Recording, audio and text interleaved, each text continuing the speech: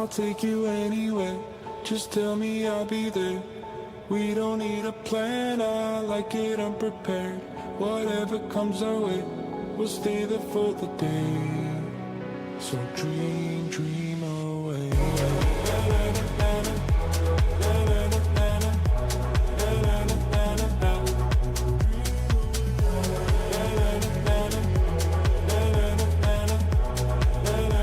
So dream, dream away. Clear up my vision.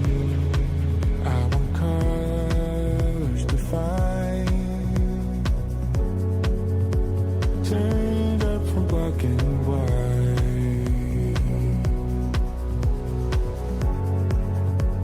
Find what I'm seeking. Leave my troubles behind. Stars from another time. We're leaving now.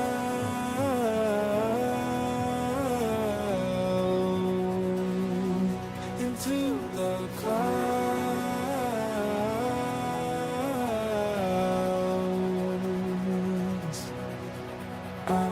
I'll take you anywhere. Just tell me I'll be there.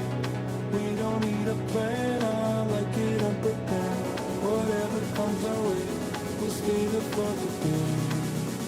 So dream, dream away.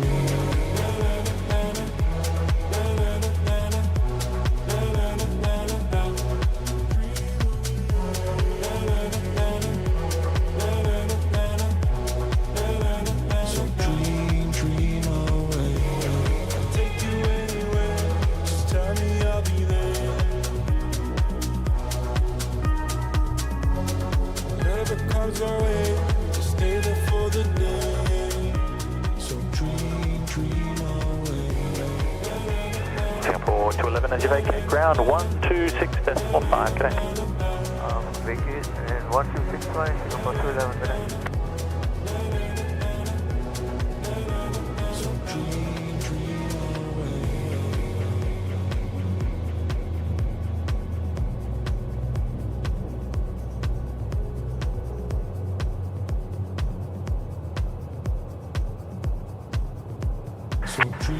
It's 531, runway 16 right, clear for takeoff. Runway 16 right, clear for takeoff, just start 531. Hello, ladies and gentlemen. Welcome back. Welcome back. Welcome back to another SydSquad plane spotting show. How are you all? Let me know if we're 5x5 there in the chat. Give me a shout out. And we will get right into things. We will get right into things. How's your Friday? How's your Friday evening going, ladies and gents, boys and girls? Welcome back. Hopefully you're all doing well. You're hanging out with Kurt here on the host of the SydSquad show this evening on this beautiful Friday evening. Stars are out, the moon is out, not a cloud in the sky, and we've just had Paddy land captaining the Mustard Duck, the 777 there from Singapore Airlines, coming in. He's currently on taxiway Bravo, making his way down to the northern end of the field, having just landed there, runway 16 right. 5x5 there in the chat. The chat has been painted. Hello there to Graham from 16 Right Media. How are we? Emirates A380 now, short finals, runway 16 right. It's all happening. A bit of a heavy metal start to the show today. And lovely to see all your beautiful faces there in the chat. Geez, have we got a show in store for you tonight? Couple of tech difficulties while we've been setting up. Oh, we've been having fun. Right, it is time for the big boy, the A380 from Emirates. And we've got Kenny Thompson from New Zealand on board at the moment as well. So we welcome him to Sydney, and we might even see him a little bit later on. But here we go. Check this out.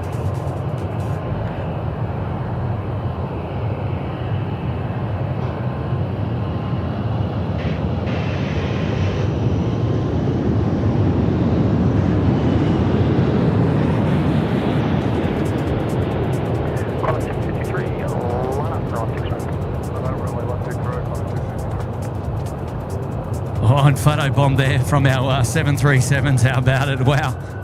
You. Nice. Right, well, might be time to bring in the cavalry. Big shout out to you, Will. How are you? Good, thanks, Kurt. How are you going? Mate, I'm doing well. Mate, what a great... What a great start. Got a great start, apart from the technical difficulties, but... No, we don't need to talk about that. What are you talking about? What are we talking? Lucky you have me here, isn't it? Oh, the engineer in you, mate, comes out. But wasn't that spectacular? Great way to start the show. The Emirates A380 never gets tired, does it? It's a sensational thing. Andrew, you're here tonight as well. G'day, Kurt. G'day, Will. Thanks for having me back.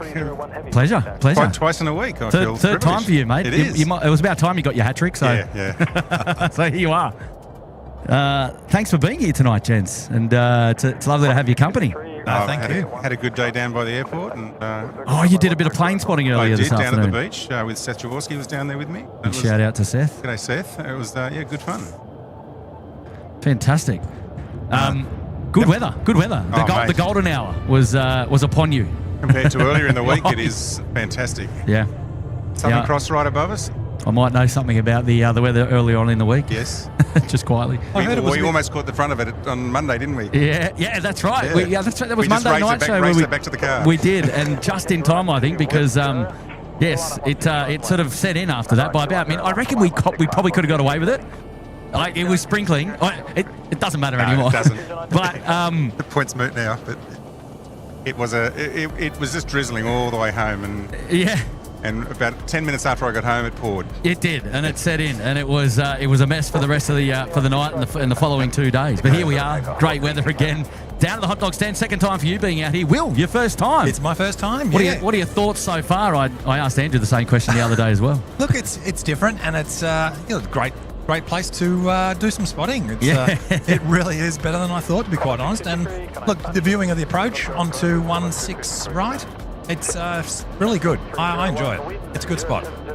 Well, there's plenty more action to come your way. We're just getting started. We're welcoming on the mustard duck onto the 80s base. So here we go, Andrew. You actually did get to enjoy your 777 in that of the Emirates 777 on Monday. It was, that's right. And now we've got the old custard duck here now. We just missed the FedEx triple going out. I think it went out about 20 minutes before we started. So, yeah, right. But Seth and I saw it land at about 4:30. So I think we've got a China Southern just coming in now, and there's Paddy up in the front.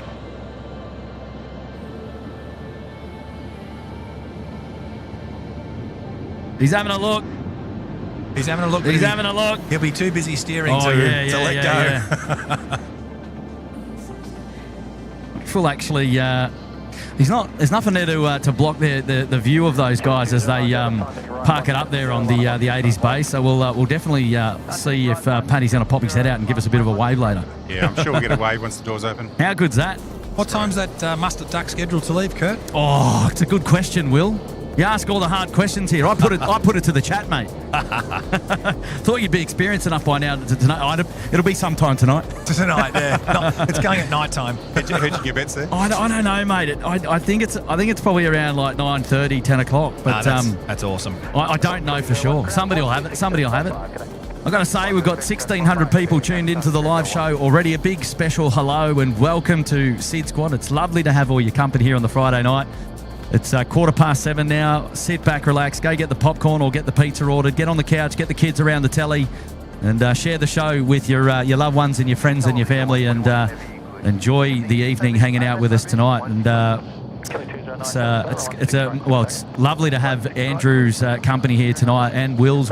You've been dying to get up here for a show, Will. I know. Look, I've been really busy, and then I find a little spot, and I go, Kurt, look, can you do a show? And we can't.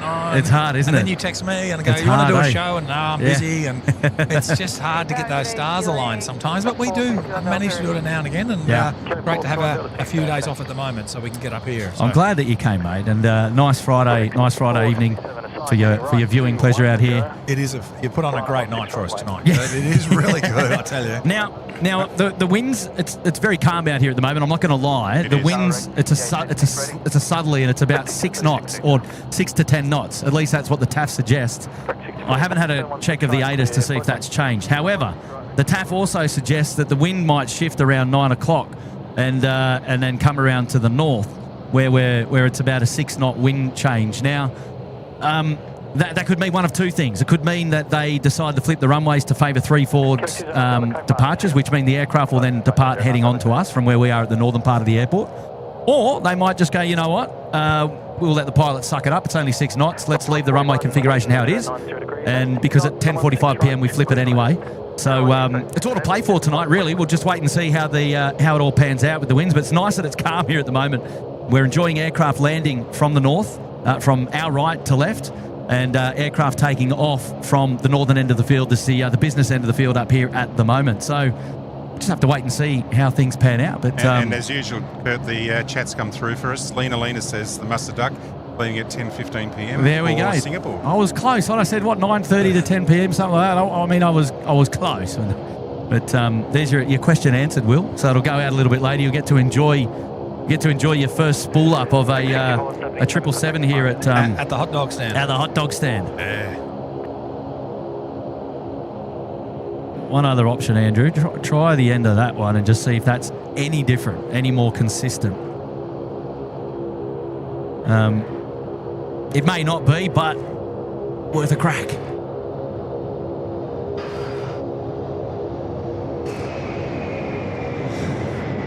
Catching the Malaysian there, Kurt?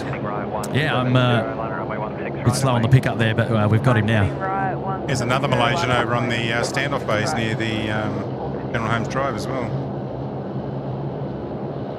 Oh, is that southwestern sector there, 70s base? Is that where you're thinking? Southwestern, that's right. Yep. Southwest, yeah. Yeah, it's the One World one. One World. It's interesting.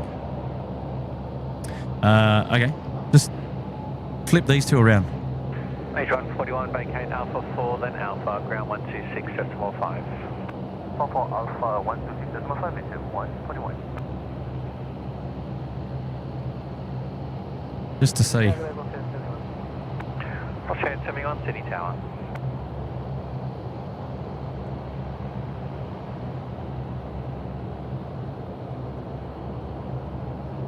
Now, we just got to keep an eye on these guys. Are they? 41 Delta, runway 16 right, clear for takeoff. They're not out of the door's not open yet. They're just putting on the or trying to work out to put the stairs on. There's a lot of people gathered around at the bottom of that aircraft, ready to get in there and service it, mind you. Back 6836, assigned heading right 210, liner runway 16 right. Yeah, they're hand pulling those stairs in, so they're not driven in. So, yeah, it takes a couple of blokes to move them, but yeah, they're getting there. Realigning it appropriately, which is good. Yeah. It's quite awkward actually putting the stairs on the aeroplane because you've really got to get them in the right spot and the right angle, and sometimes it just takes a couple of goes. And yeah, they're doing a good job. Good on them.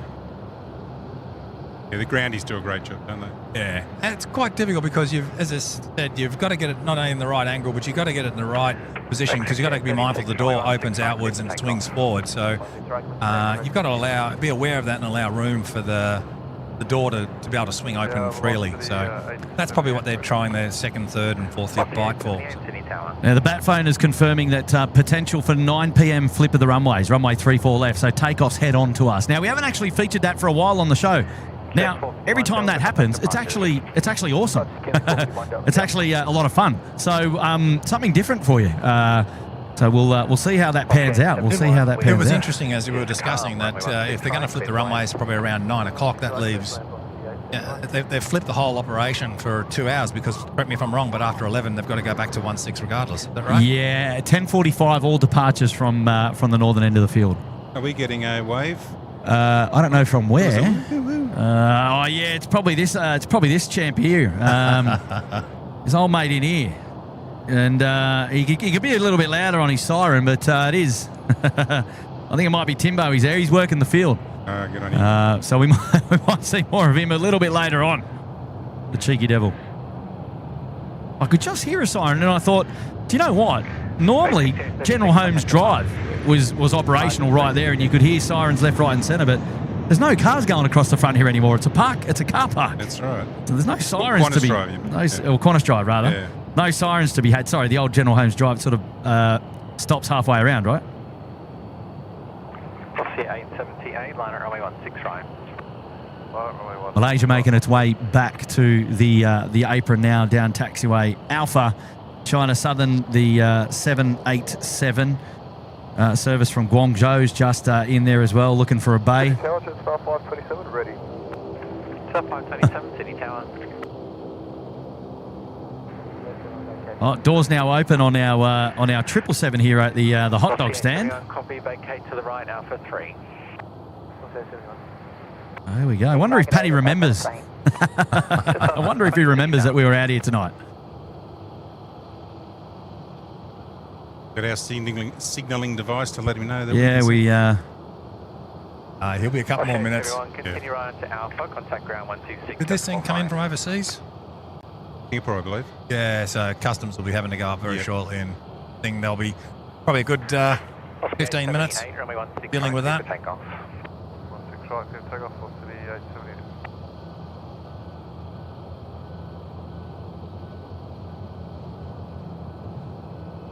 Nice little view into the front door of the old Mustard Duck. Jetstar 720 service coming in from Hobart now on finals runway 16 right here tonight.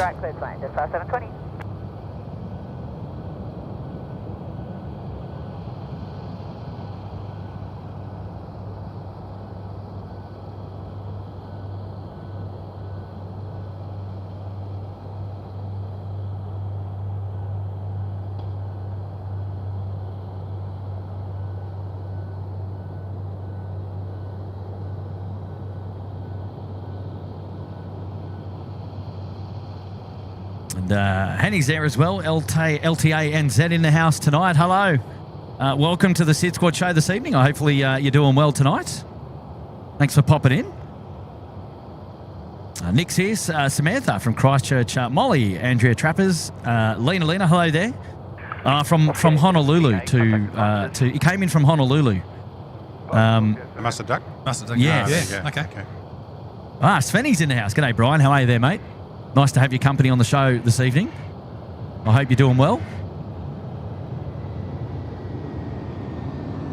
Can I take a little indulgence?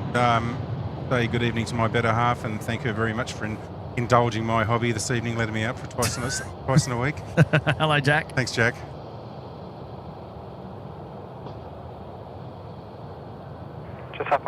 So you didn't leave unannounced? Oh, no. There was negotiation to be had. A negotiation to be had. No, it was good. Very, very patient.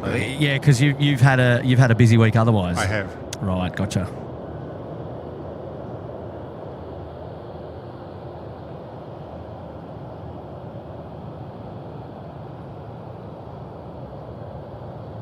How was the drive up, Will? Yeah, no, it was really good. We had a little hiccup about halfway, and thank goodness What does that mean? Well, the road was kind of blocked and completely stopped, but thank goodness for Waze. It redirected me around that. This is on the major run from Canberra to Sydney? Yeah, I don't know whether it was works or an accident. But was that Marilyn by any chance? No, I think it was the Beam Barrel somewhere around there, but yeah, it was... They just don't seem to use the crossovers. They built all these crossovers so they can do single lane on either side, and they just don't seem to use them. Yeah, look, I don't know what the congestion was, but my Waze went crazy and said, turn off at this road here, and...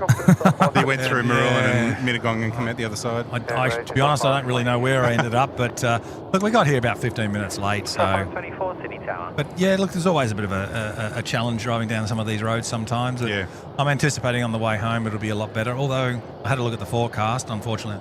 About halfway home, they're forecasting fog. So outstanding. That'll slow things down getting home tonight. Oh, you're driving back to Canberra tonight? Outstanding. Yeah. Oh, that's commitment. Yeah, no, I quite enjoy it. So yeah, I hate driving at night from Canberra. I try and time my runs so that I can get out of Canberra and get through the area with the most animal impact before I lose my vision, night vision, and then pull over and have dinner, and by then I miss the peak hour when I hit the M7. Yeah, no, that's always the challenge, is the kangaroos on the way home. The wombats are even... But no, we've done it a few times, and living in Canberra, you tend to drive to Sydney every now and again, so now you get quite used to it, and you set yourself up for it. So yeah, no, enjoy it, and any excuse to come out plane spotting, I'm there. So we got Jetstar 524 from Melbourne. Next to come in, and followed behind that we got Hawaiian Airlines. But I got a feeling Hawaiian I think Hawaiian's over on the other side. Yeah, Maybe. 1-6 left. might be on 1.6 left, which will disappoint me because that's one of my favourites at the moment. Is the Hawaiian 330-200 with the Rolls-Royce Trents. But probably the best combo of aeroplane around, I reckon. A shout out now coming into Michelle Wright. Welcome to the Gold Coast Penthouse. Hello, Michelle. How are you? Welcome back. Maxine is here as well. Hello there, Maxine. 2 years since I discovered SydSquad. You. Welcome back, Maxine. 2 years already. Time is flying. And hopefully you're having a great evening before the weekend there, Maxine. I've got Francis Waite popping in and saying hello. 2 years. He's dropped in one gifted membership there from Francis. Hello, Francis, up there in Darwin. And yeah, g'day, Francis. How you going? Appreciate your company, Francis. Hopefully you're doing well. There's that Jetstar aircraft you were speaking of there, Will. Yep. And we've just got an aircraft coming in over the top. Who? I don't know. I was just looking up.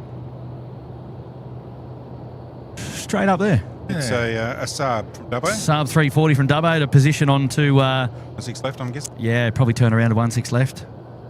Yeah, and we've got Hawaiian Airlines, unfortunately, going into 1.6 left. So is that Hawaiian out the back there? Yeah.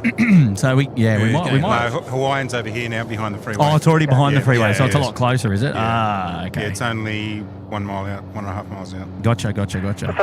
Now you got to see the new Qantas A321 Neo. Well, we all did, if you watched the show. Oh, I did. I was more implying in the flesh. But I was watching the show. Well, I was wiping the water out of my eyes to see it, but yeah, I did see it. I must confess, I was a little busy, but I did go back and watch the replay and watched a very wet A321 come in and get re-wet again. Yeah, got saluted after already being washed once. It was hilarious. And it was beautiful. It was. And thanks to you, Kurt, too, for letting us use some pictures for the story that we put on region.com.au. Yeah, absolutely, we mate. had the story up within about half an hour of the arrival, and with a couple of screenshots from that, which is good. We managed to get the good screenshot back on the cover, which is good. Yeah. Oh, I thought it actually was pretty good with all the titles, given the fact that it had the time of the day. Exactly. Yeah. It had the aircraft type, the registration, where it was landing, the winds at the time. I mean, we've got all that informative detail. Why would you crop that out? Well, that's what I thought. But I think someone wanted to make the photo a little clearer because it was pouring with rain at the time. So, well, you're not going to make it much clearer though. But no. Anyway, good article, well done, and thanks for putting that out there. That was pretty cool. That was good. Samantha, Aviation is popping in to say hello now as well. 1 month up there in the suite. I can't believe I've been a member already for 1 month. And can't wait to hang out and spend more time here and hope I can get to Sydney one day soon. Oh, lovely, Samantha. And then, wow, while she's at it, she's just dropped in 10 gifted memberships. Sam, thank you so much. Wow, that is a huge amount of support there from Samantha. And thank you very much. And we really, really, really do appreciate it. And hopefully you're having a good day today. And congratulations to all the new members, in fact, here at SydSquad, courtesy of Samantha. And Ali is now here as well. Hello there, Ali. And she's saying, you. Well done, Ali. Thank you so much. Bye-bye 006. Welcome to the Gold Coast Penthouse. Thank you so much. Sardi's there with the 8. Evening, Kurt, one and all. And great night, fun and planes. Pam's at home watching on the 75-inch, and I'm on the iPhone. We are flying in Monday PM and out on Tuesday PM. We'll wave. Well done, Sardi. We'll look for you if we're out here. Actually, I don't know what's happening next week. We'll have to wait and see. Now, we just had a question in go for it. Joe A, and it's actually a non-aviation question. But Joe A is asking what the weather's been like in Canberra. And can I say, Joe, it's been absolutely sensational. It is cold, but the sun comes out most days and it is absolutely glorious. So, yeah, your son's going on school camp there next term. I'd suggest he bring some warm clothes, but yeah, it certainly hasn't been that wet or rainy. Did you get much of the cell on the Tuesday? No, was it Tuesday, Wednesday? We actually got a bit of wind, light sort of sprinkling of rain, not much at all, barely what we call a path paver. Yeah.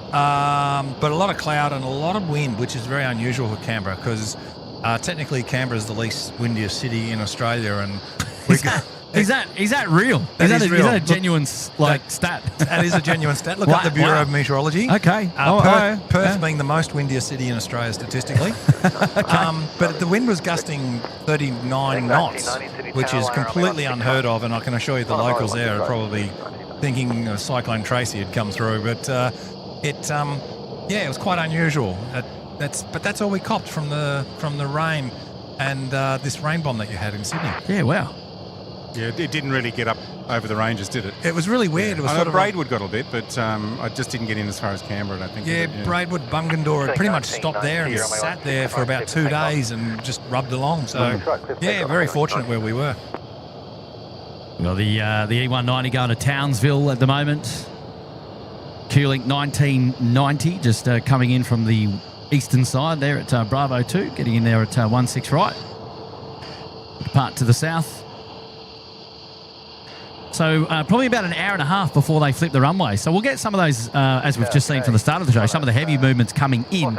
And then the hour of power and everything else that goes around with it will depart head on to us, likely, is the call that we've been told there on the bat phone regarding a flip of the runway. So now, Kurt, we've been wanting to ask you about your trip to Hobart 2 weeks ago. How was the A220? What was your verdict? It was really good. I mean, I'm what am I? I'm 6'50". So the leg room was something I was a bit concerned about. Spacious. Like immediately, I felt space. I felt comfortable. The seats are a little bit thin, as in narrow, I should say, rather than thin. They actually are thin seats too, but comfortable. And I had plenty of leg room, and the noticeable difference in the cabin, obviously the material of the seating, no in-flight entertainment, no seatback TVs or anything like that. The product that Qantas is bringing out now throughout their domestic line is bring your own device, yes, and connect to the in-flight Wi-Fi, and you'll be away that way. So everyone was pulling out their tablets, and there's like connecting options to put your tablet on the seat in front through the tray, and so it seems to work okay. And there's USB-A and USB-C chargers correct. in each seat, right? Yeah. Every seat. Yeah, correct. Same in the 321, the new 321. Yeah, so I think it's the same product. I think it's the same seat, and the difference. Well, as we were talking about that from the 7.3 to the 321, those that have been replaced. You've got obviously more seats in business class now in the 321. So an additional 8 seats up from 12, and I think it's additional 17 seats in economy, because the A321 is about 5 metres longer in the fuselage, and they've been able to put some additional seats in. But 197 in total. The A220, Will, to answer your question, loved it. We had a really good flight down to Hobart. They were on time. It was comfortable. I mean, it's still got that brand new sort of aircraft smell and feeling about it. It was fresh, and they got the famous Wookiee sound on takeoff. I mean, it's hard. Well, it's when they actually give it a little bit of beans, you hear it. Like if they're going up a portion of the taxiway that's a little bit hilly and they need a bit more power, they'll apply some breakaway power. And that's when you hear that Wookiee. Now, when you're at Shep's Mound, you actually hear that quite prominently. But on board, I was like really trying to listen out for it. I couldn't pick it. Where were you sitting? On the way down, it was after the wing. No forward. I was 11 Alpha. Okay. So I was pretty much right on it. Yeah, you probably, to get the full Wookiee, you probably need to be forward of the engine. So is that a feature of the gear turbofan? Just the architecture of the engine, the sounds that it makes. They're all got their own sort of peculiarities, but yeah, look, the 220 is just everyone's nicknamed the Wookiee. Oh, right. It does. I haven't heard that. Yeah, and it just howls when it accelerates. You'll know the sound though when you hear it. You'll be like, yeah. Is that what you call the Wookiee? I've not been one near or close enough to one yet at taxi speed to hear it, but I've seen a couple take off and they climb like rocket ships. Generally, when you're at Shep's Mound and they're coming along Charlie, they go around and then they just behind the trees as they climb up that hill. Yeah. As they climb up the Johnny Big Mac kicker, which is the bit that goes over General Holmes Drive. Yes. They just chuck on a little bit of power and it just spools them up and it's woo. And I suppose it's a fun feature to look out for. But look, I hate to say it, Kurt. I mean, I don't really they haven't really kicked for me, but I guess I'm getting too old. I miss the 727s and the DC9s, and You did say that pre-show, didn't you? They just don't cut it. And then I was with Oscar the other day, and I was showing him some old YouTube footage of the DC-10 taking off and the growl that thing used to make when it spooled up, and yeah, that brought back some nice memories. Oh, that's awesome. Now, have we seen anyone come off, or have we missed the guys? I wonder. Think 13 Delta, runway 16 right, clear for Can't see any takeoff. movement in the cockpit, but you never know. You never know. Hard to tell. So when you came back Yeah. in business, did you? Yeah, Was that so the plan? yeah, absolutely was the plan. I wanted to experience the product in both that of economy and business in the one on the one return flight, which was good. And yeah, mate, was right at the front, and it was comfortable. The service was amazing, but that could vary depending on who's looking after you in the cabin at the time. But just like any other sort of normal domestic business class flight, I guess. I'm just trying to remember the seat. It was comfortable. plenty of room. As I always say, I missed my 727s and my DC-10s and that. But I had my first A350, my first Nifty 50 ride a couple of weeks ago. Yeah. And, for a modern aeroplane, God, that was nice. Yeah. They've really got it together, the Airbus. I really love it. Were you up the pointy end? I was up the pointy end. Yeah, it's an experience on the 359. I've done the same. It was row one. So Doesn't get much more point. Unless you're in the flight deck. Or the galley. Yeah. Minor detail. Minor detail. But no, look, it was nice to experience the product, and I flew on an 8-week-old Nifty 50. So 8 weeks. Wow. Yeah, she was 8 weeks old. So fresh out of the factory, still running the rings in.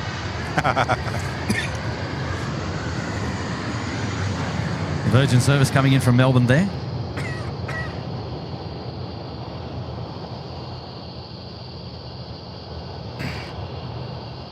Yeah, it's a beautiful aircraft, the A350-900. I look forward to my next flight. Actually, I was playing with the idea of perhaps going to Fiji because, it's short run, it's a daily flight, and it's accessible. It's only a 3-hour flight. You don't have to go to Singapore on the A350 to try it. How will you do it? Will you go over on the Max and come back on the 350? Well, that's the other option as well. Could do that. Go one way, one aircraft type, and one on the other.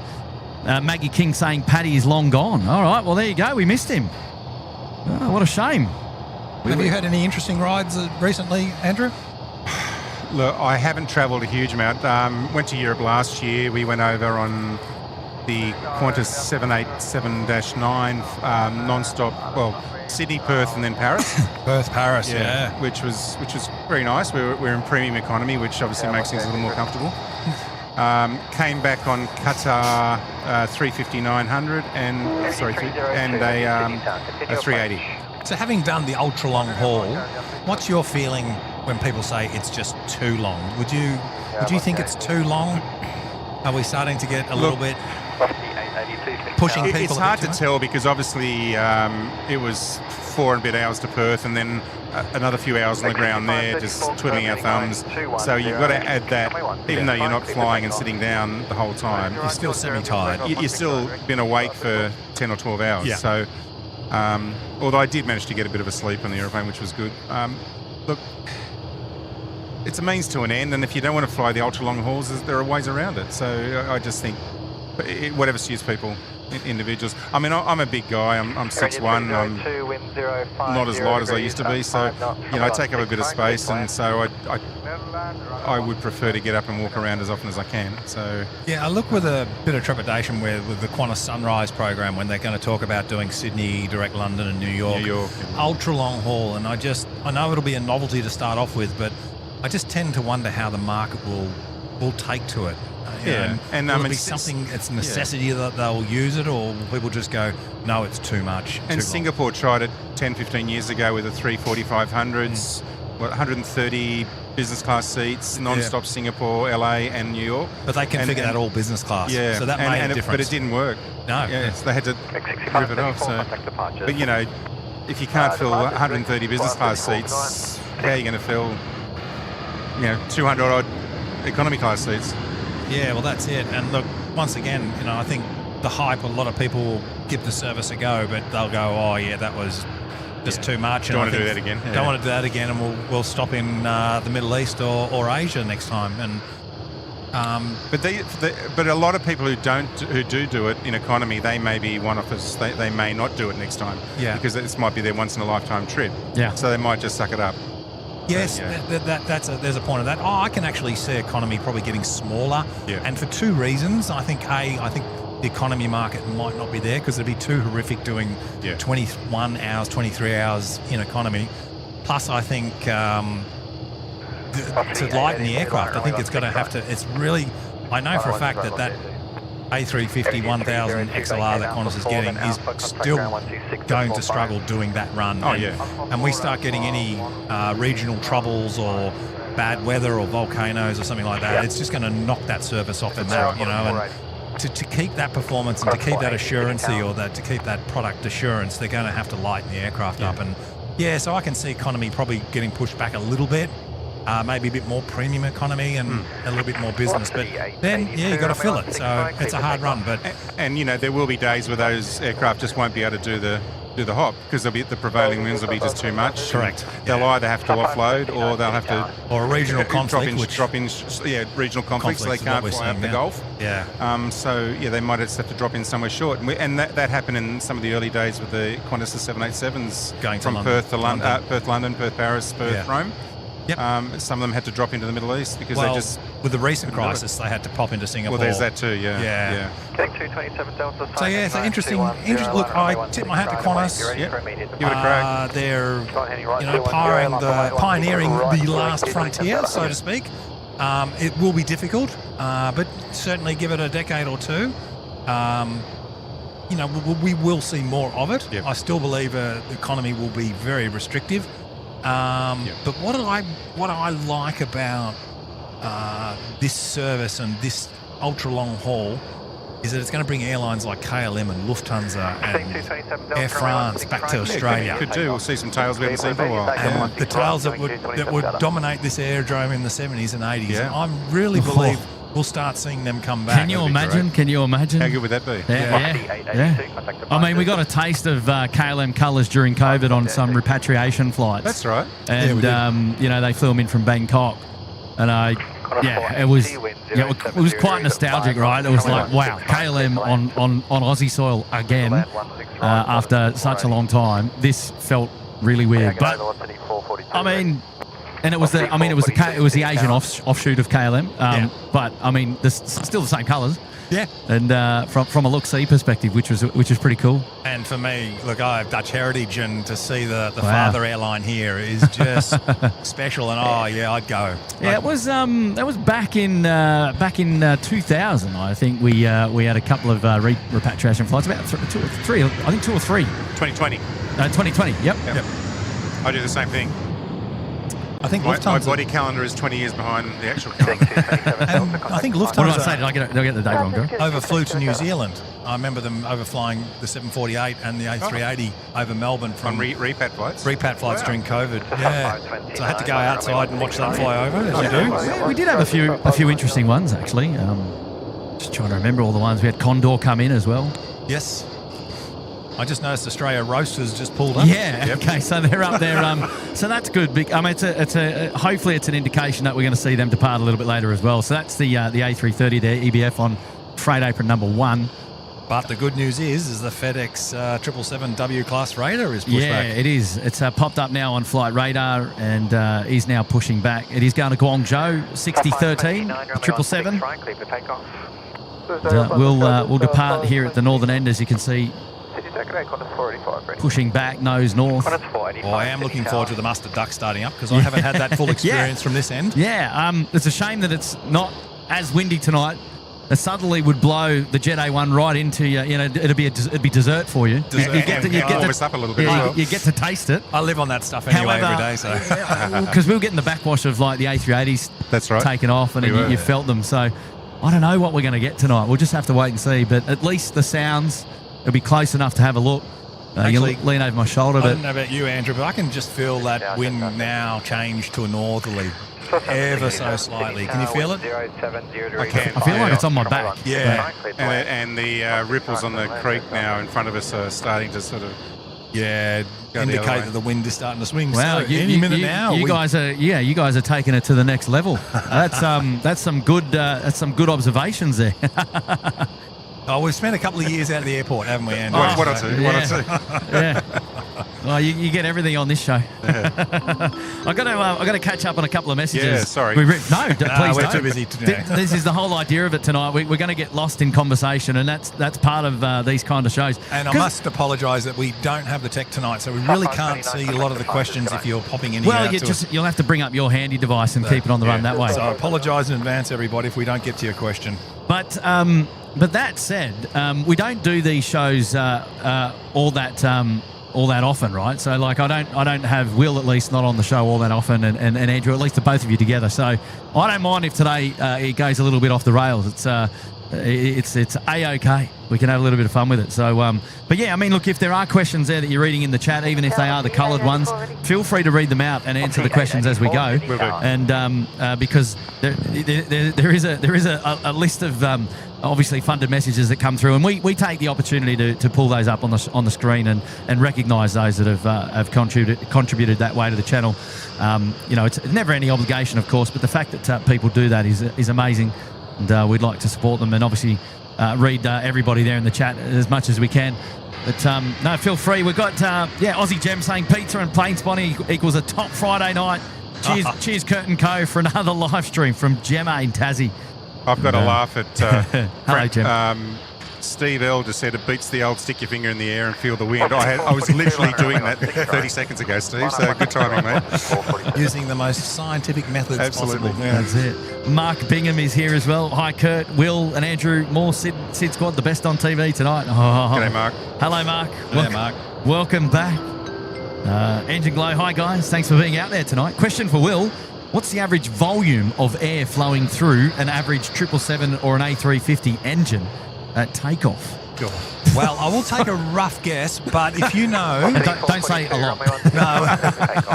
Look, I won't quote in Litres. in cubic metres, but a CF6 on a 767, that will suck all the air out of the Melbourne Exhibition Centre every 3 seconds. That's how much air she will gulp. Melbourne Exhibition Centre, that's where they film MasterChef, isn't it? It's the industry halls there. Yeah, one of the old Melbourne Exhibition buildings. Not Jeff's Shed, but the old one. No, not Jeff's Shed. But okay, so that's still a basketball court. Yeah, so a 777 would probably suck the air out of Jeff's Shed every 3 to 4 seconds. So a lot, in other words, yes. No, very good question. Well, there you go. Well, a GE90 would be double a CF6, wouldn't it? Yeah, pretty much. Yeah. Duck line, drop it in there in the Bondi Beach. Good on your duck line. Marjorie Wood, pop it in a 2. Good on you, Marjorie. Welcome back to the show tonight. It's lovely to see you here tonight. And Pat to the white as well. Wow, cheeky Pat to the white there with a tenner. Oh, sorry, a 20. And, big night tonight. Looking forward to it. Let's get it. Thank you, Pat. Hopefully you're doing well. And Nick is here tonight as well. Hello, Nick. Nice to have your company. Evening, Kurt, Will, and Andrew. Shout out to a work colleague flying in on China Eastern 736 flying out, rather, on China Eastern 736 to Shanghai, 60 Delta Isle. So no shine the light. No shine or shine? You'll have to let me know. Cathay 139 coming in, 16 right there. We just heard on the old comms. Kyle's here, 5 months. Hello, SydSquad. Hello, Kyle. And Jaden as well is here as well. Hello, Jaden. Hey, Kurt. And Will and Andrew, looking forward to the show. Just reminding you, Kurt, about your 767 quietness question from last night. Well, there you go. We were just talking about that. Well, actually, we did talk about it slightly off air, and I said we'll save it for the show. Sometimes I feel like, at least here on Startup, if you compare the 767 to the 777, 2 different engine types, right? Yeah. But the 767 just feels so much less, more quiet, as in just say quiet, compared to what I always remembered it from the yesteryear. I don't know why. Well, probably the best way to explain that is that the older generation 767s had older generation engines. So Qantas on their 76200s had the old Pratt & Whitney JD9s, and the Ansett 767s had the old CF680A. The 767s we see nowadays either have Pratt 4000s or CF680C2s. So if you're... Let me just get my notebook out. So they're slightly different generation engines. So if you're reflecting back, 20 years ago, yeah, they're probably slightly quieter than then, but I certainly probably couldn't really hear the difference. But they've certainly done nothing to the aircraft over the last 10 years to make them anything quieter. Yeah. And it's the more modern CF680 C2s or Pratt 4000s that we've been having around for the last couple of decades. Yeah, wow. Oh, well, there you go. And the C2, is that common to the 330s as well? No, the 330's got the 80E, and it's bigger. basically the same, but it's a bigger fan. Gotcha. And they've also put the 80E on the Galaxy. That's right. Yeah. Yes. And the 80C2, that's on quite a lot of aircraft. That's on the 747-400, the 80C2. And oddly, the Air Force One, which is a 747-200, has the modern 80C2 on it as well. Okay. So that's a real oddball with being a classic Bit of a hybrid, 747 with a modern engine. Yeah. So there you go, Jaden. Thanks for reminding me about that question. We got that one answered after all. Andrew actually reminded me when he arrived as well. And now I am a bit disappointed with Cathay Pacific. Oh, yeah. Nifty 50 no, grand. 777, big girl in tonight. We got the W class instead.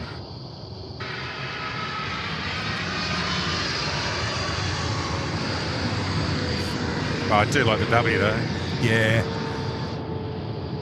I did a delivery flight of a Cathay 777-300ER from Seattle to Hong Kong.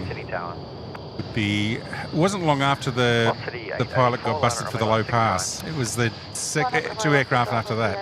Gotcha. And that was a fun flight because I had about 5 hours in the flight deck because we had quite severe turbulence over Alaska, and so I couldn't go back. So, hey, I was stuck there. It was great. Well, there's your windsock, Will. Not much doing at the moment. No, she's not speaking much to us, is No. it? But we can just feel the ever so slight breeze from the north, but it'd be barely a knot. It is pointing south, but it's on the southern side of the pole. But as you said, Kurt, are they going to disrupt the flow of air traffic just for a knot or two? Yeah, we'll find out. And We'll find especially if out. they've got to flip it back in a few hours' time. So I think we might stick with 1.6. I'm going for the bet. We'll stick with 1.6. You're gonna hedge your bets on the business end up here, eh? I like it. What do you reckon, Andrew? Do you reckon we'll stick to 1.6 or she'll flip the Well, if it stays the same, I don't reckon they'll flip. I reckon they'll stick. So Trevor Sampson says Master Chief is filmed at the Showgrounds in Melbourne, not the exhibition centre. No, so he's thank right. you, Trevor. Appreciate that. No, you are correct. I wasn't sure. I don't have a lot of Melbourne time. FedEx 6013 Heavy Sydney Tower. Mel Cruz is saying shout out to my wife who's booked the Ridges on Monday to watch the planes, and hopefully she sees you guys. We still get a discount if we mention SydSquad. Well, you've actually got to use the corporate code SydSquad, and when you book the room on the website, there is a box for corporate code, and if you put SydSquad in, you'll automatically apply the discount and guarantee yourself a high floor room on the airport side, looking over the airfield. So that's how you're able to take advantage of the discount. So yeah. It's got to be done on the actual website. Amanda Woodgie livery just coming down here. This is a 737 that was flown in from Brisbane this evening, and just making its way into the domestic terminal there. Lit up brilliantly. The nice blue interior.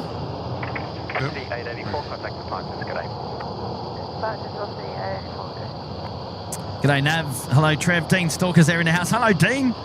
Vanessa's here.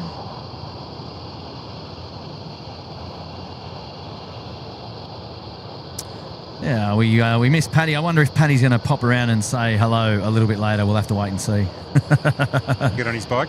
Yeah. Peyton Prod wants to know if one of our guys was at the Mound this morning. No, it just says at Sydney. It doesn't say the Mound. I don't know. Someone with a Sydney SydSquad shirt. But could have been anyone. They are available online too. They are, yeah, to purchase. So. I'm not too sure. It wasn't myself. Was it you, Dougie? Could have been Dougie. Dougie is wearing an LS white SydSquad shirt, so it probably was Dougie. You got found out, mate. Somebody found you. He didn't actually say the Mound. He just said it's Sid. So I don't know why I said Mound. Sorry about that. There you go. 321neo now from Jetstar. And I like the refresh of the livery there on the 320 on it. It just suits. It's quite nice. It is. Yeah, I think they've done a nice job at that. I hope the Dayglow orange doesn't lose its luster like a lot of the early Virgin jets did when they were red. Remember, they faded very quickly. Yeah. So hopefully they sort of That's put a clear That's coat on it. right. Put a clear coat on it. It should stay. Get some paint protection There you going. go. The old Virgin Blue Retro. Yes. Imagine them doing a Max in a Virgin Blue Retro. Peyton did say it was a mount, so there you go. Came back. David Jones is joined. Great name for a department store there. 34 months in the suite. And thanks for the 34 and off plane spotting at Brisbane while watching the stream. Well, how's Brisbane treating you? Hopefully you're doing well up there, and thanks for popping in and on the SydSquad show and saying hello tonight. We've got Casey Burke here as well. G'day, Kurt, Will and Andrew. The IQ has gone through the roof. I saw a 737 or an A330 with a blue tail taxi into the Qantas domestic bays. What was it? It actually went down south of the Terminal 2. It was just before we came on air. That was the A330. Yeah. Corporate special VIP A330, I think it was. But yeah, I think it went down. It went down Gulf. I don't know if it went through domestic here. Did it go through domestic, or it went? It was I thought further it went below. Yeah. Yeah, further back, Over out towards the corporate base. Yeah, down to the Eastern Park, I would imagine. Do you know whose it was? I don't. Private VIP A330. Yeah, is that right at the very start of the show? Wasn't it the Dutch It royal might family? be. Well, geez. Kingdom of the Netherlands. Kingdom of the Netherlands, is it? Yeah. Oh, there you go. Look at the W-class freighter. Just lining coming up. out here nicely. What a beauty. What a beauty. 40 City Tower.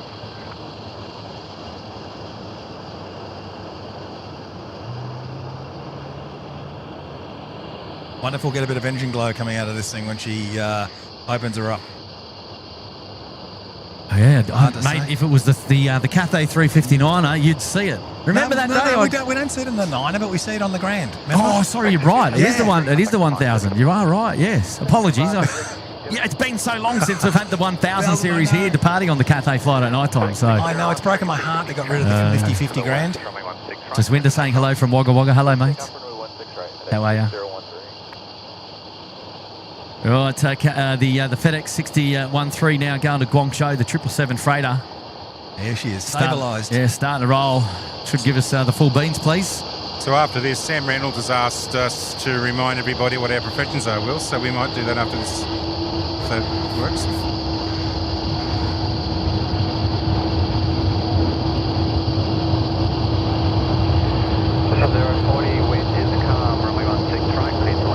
Wind is calm. The call from ATC.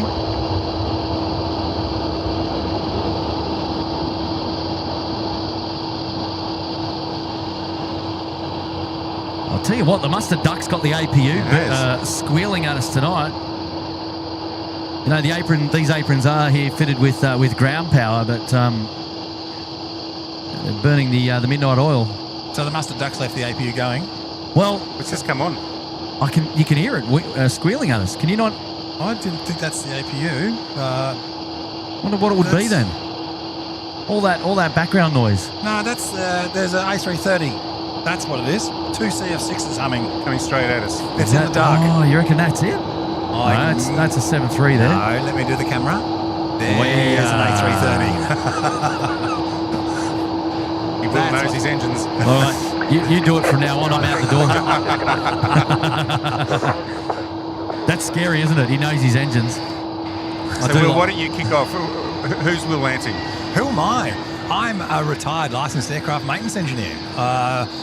Over 30 years in the industry, licensed on 737s from 300 series classics all the way through to the Max, A320s, 18s, 19s, 20s, 21 with the V2500, and I have the A330 license and with the GE and the Rolls-Royce Trent 700 license on that. There you go. So if you have any technical questions about 737s or A320 series, Will's your man. And but now I'm sort of getting into media and podcasting, and I do a little bit of work for the union, so still, and support the industry there, and trying to encourage young people to join aviation, especially engineering, which is one of my passions. The industry's really suffering talent and interest. Yeah. So it's one of my goals, and one of the reasons why I'm on the show tonight is to promote my industry and promote engineering and get young people to give them the encouragement to apply and become an apprentice and have a rich career like I've had. Yeah. And yourself, Andrew? Well, just on engineering for a moment. My son is now in aerospace engineering. He started as a mechanical engineer, but he's sort of deviated into the aerospace domain. But it's a little bit higher than the atmosphere. I'll just leave it at that. But so. Oh, okay. He's in the rockets, mate. He carries his own oxygen. Yeah. Well, pretty much. I don't think he'll physically be going up there, but he does a lot of the grunt work on the engines for them. So beautiful. I'll keep it short. I'm just an aerospace journalist, basically, of nearly 30 years experience now, bit of defence, and I've worked on the dark side doing public relations and communications for industry and defence as well. So, yeah, it's excellent. and at the moment I'm part-time with Region Media in Canberra and doing a bit of freelance work as well.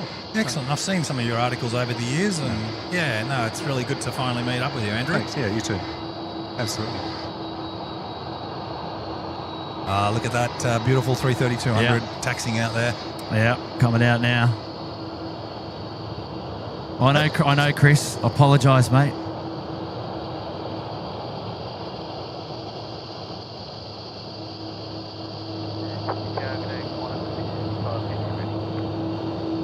Got 655 Sydney Tower. Yeah, wow, what a shot. Yeah, where's he off to, Perth, is it?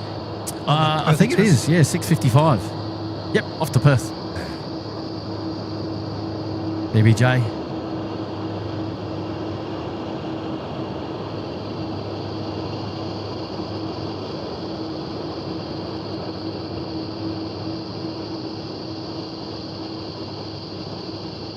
That's 288 Golf and the crossing are available. Wind is 05 degrees at 5 Yep. knots. Runway 16 right, clear to land. 6 right, clear to land.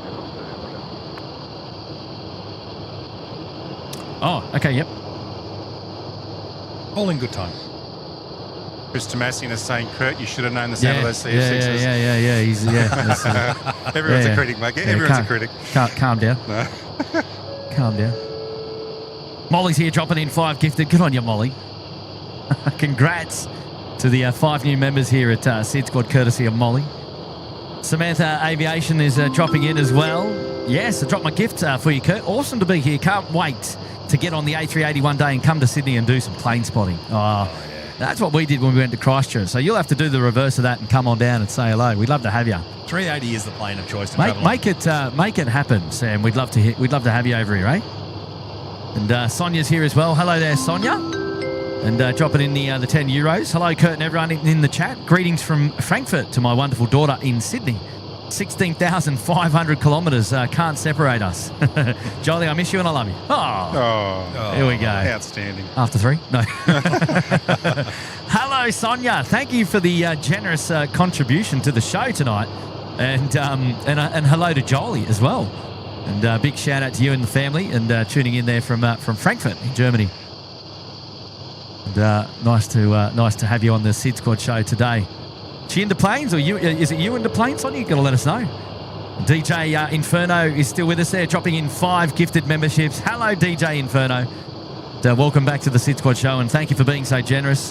Mr. X300ER also doing the beers with 1 gifted.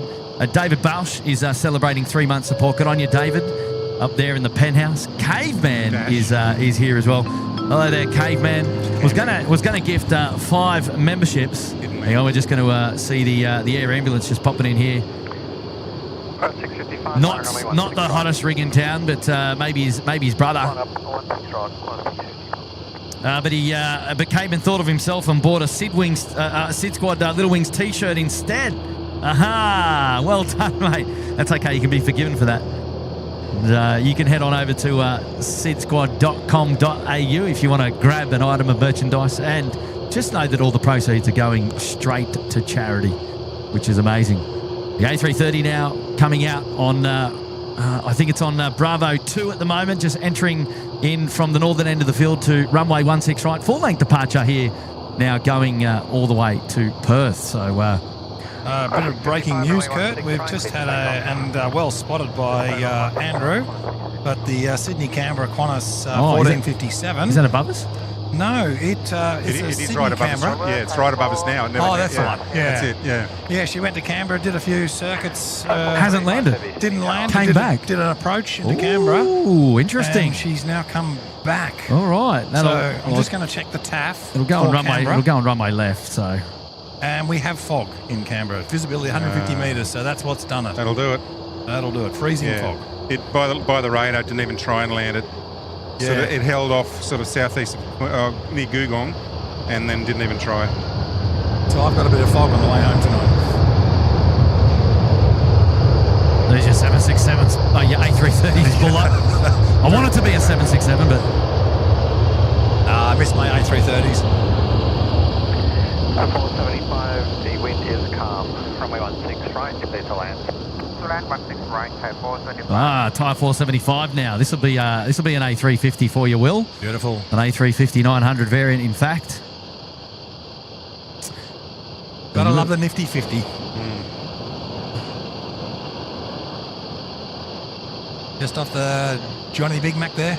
Yeah, he's taken it nicely, hasn't he? Yeah. Give a bit of a kinetic boost. 6 metre difference from the high end to the low end. Is it really 6 metres? Yeah, that's what Nigel tells us. So Now, do we the last show you did at the hot dog stand? You had a Monday li- with Andrew. Monday, yes, with Andrew. And you had that light in the Oh, background. yeah. Did we manage to work out what that was? So I reckon there's something down on the Kurnell Peninsula there, which because Isn't when it you the look at it Cronulla? in Google Maps, Yeah. you don't really get an idea of the It's still- terrain. it's But still today there. I was looking at it from the beach, Yeah. and there's actually a little bit of terrain there. So it's higher up than it's not at sea level, shall we say? So that might be exaggerating the light, but yeah, it's still there, isn't it? It's still there. I can't really. I can see it on the camera. When yeah, Kurt flings around to it. it is still there. I thought it might have been the Cronulla Stadium. No, that's further to the Gotcha. the west. We'll go back to it. Yeah, Here we go. Thai Airways now. Is Nifty 50. Andrew waving his hand right in front of the camera. Real pro. Airbus have got it right with that aeroplane, I tell you. They have.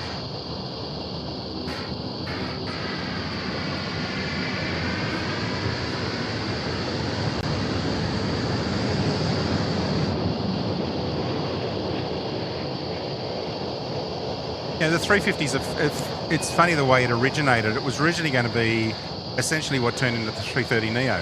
They were just going to rework the 330, put that up against the 787, and then the marketing people came back and said, no, you need to go a little bit further. Yep. So then they went to the composite fuselage panels on the... Oh, still no, on the thank you, aluminium mate. Did you lithium bring them? frame. Did you bring them? Did you bring them?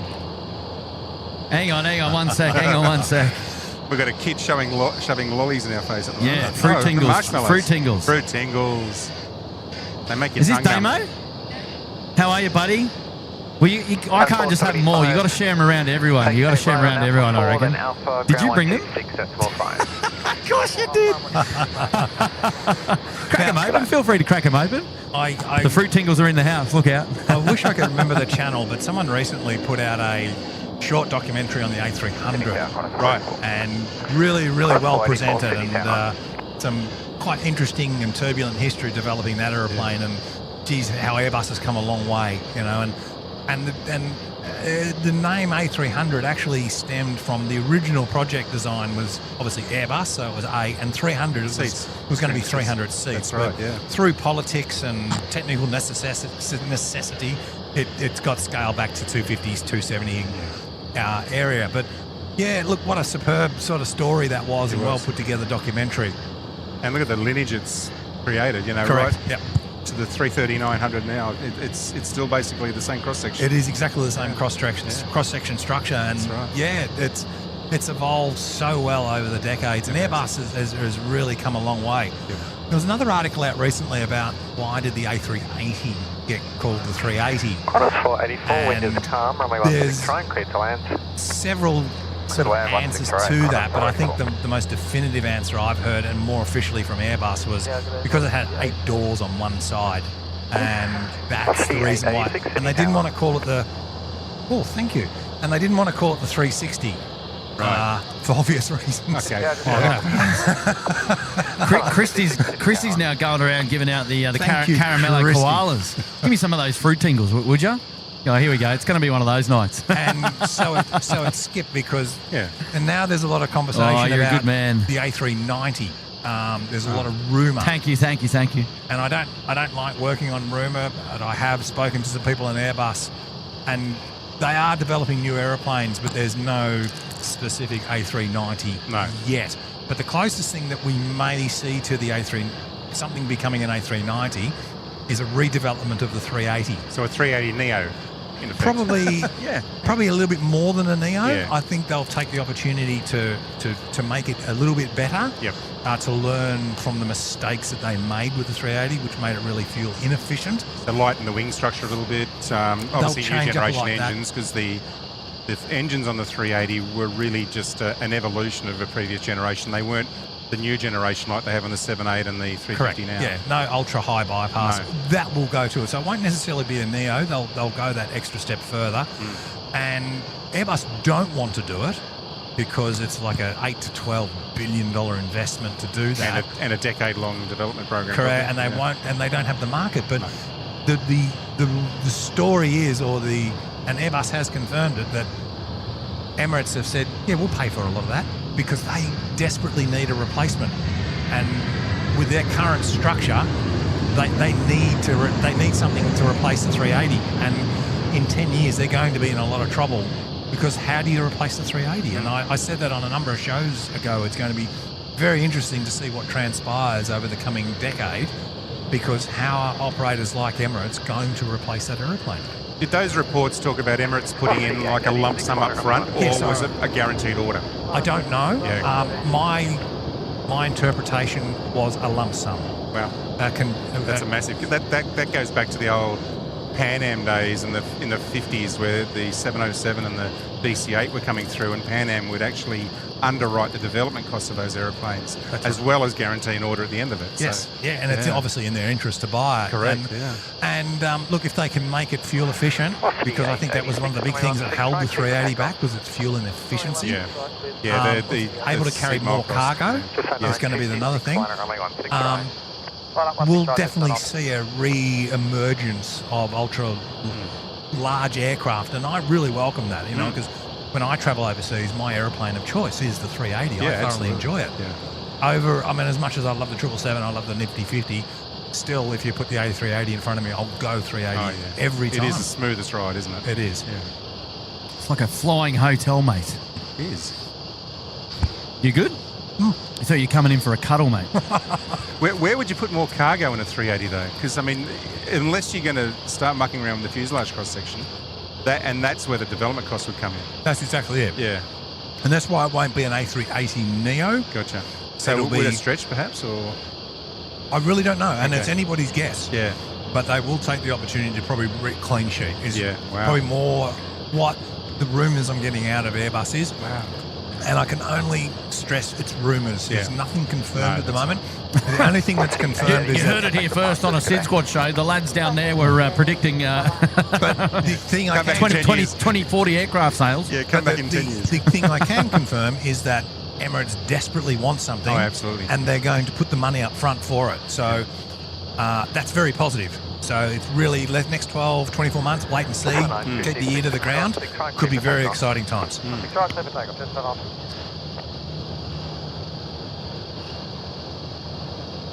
I'm eating, Will. Yeah, sorry. I'm doing the old radio hand over to you next. I realise you're eating. I was going to say, where the 380 excels is on those medium haul legs, isn't it? Because you don't need to fill it up with fuel. Whereas it's the long haul, it's the Middle East to the US and the Middle East to Auckland. That's where, even though it can do it, it struggles. For every pound of fuel you put in, you need to put 2 pounds of fuel in to lift it. Kind of thing. Yeah. Look, I haven't personally gotten into the science and the business science of how they do that and how they make their money and all that. But at the end of the day, it obviously works for Emirates. Yeah. And if they're willing to put several billions down on the table, it definitely works for them, Yeah. But what I would hope is that if Airbus do go down that line, they do learn from their mistakes. They change the architecture to make it more efficient.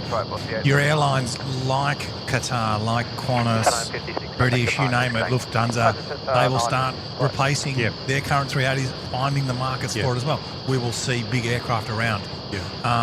I love it. And for a spotter or an aviation enthusiast, there's nothing better coming out than seeing a 380 come and go. It's the highlights of the show all the time, you know.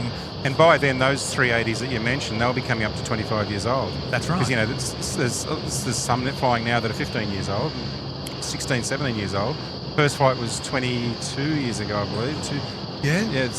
And the Nifty 50 was 12 years ago. I know. First flight. I mean, they seem so brand new now, but who would have thought 12 years ago that had the first flight? So time flights, they've got to get on top of it, and they've got to get on top of it sooner rather than later. But yeah, watch this space, everybody. It's the only, and I would dread the day that it was not replaced and they were all phased out, and it was all just narrow body or medium twins flying in and out of here all day. I would be devastated. Oh, Greg up here now. He's put himself up there in the Bondi Beach Cabana. Welcome, Greg. How are you? Thanks for popping in to the show. Ian W. is here as well. Hello there, Ian. Evening, Captain Curtin, Canberra boys. Go the Raiders. Look at the Raiders, rather. Go the Raiders. Former Canberra boy, just saying.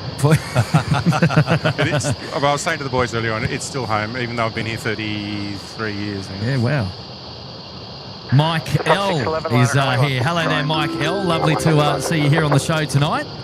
As we've just got the QantasLink A320, X-Ray 4, A220 rather. A220, yeah. Yep, X-Ray 4 Bravo just coming out here in front of us. It's no 727, I'm sorry. On a Hobart. It's a lovely aeroplane, mate. It is. The other thing I wanted to mention about, you asked me about earlier about the experience on board, bigger windows. Yes. Yeah, much bigger windows. And the cabin lighting, I like the LED lighting and how they've all set that architecture up. It's really nice. Let's take off 16 right. Do we get the Wookiee howl? I don't know if we're going to hear it from here. If I've got to be honest. Amelia Briscoe, hello there, Amelia. How are you? Hi, Kurt, Andrew, and Will. Great way to spend a Friday night.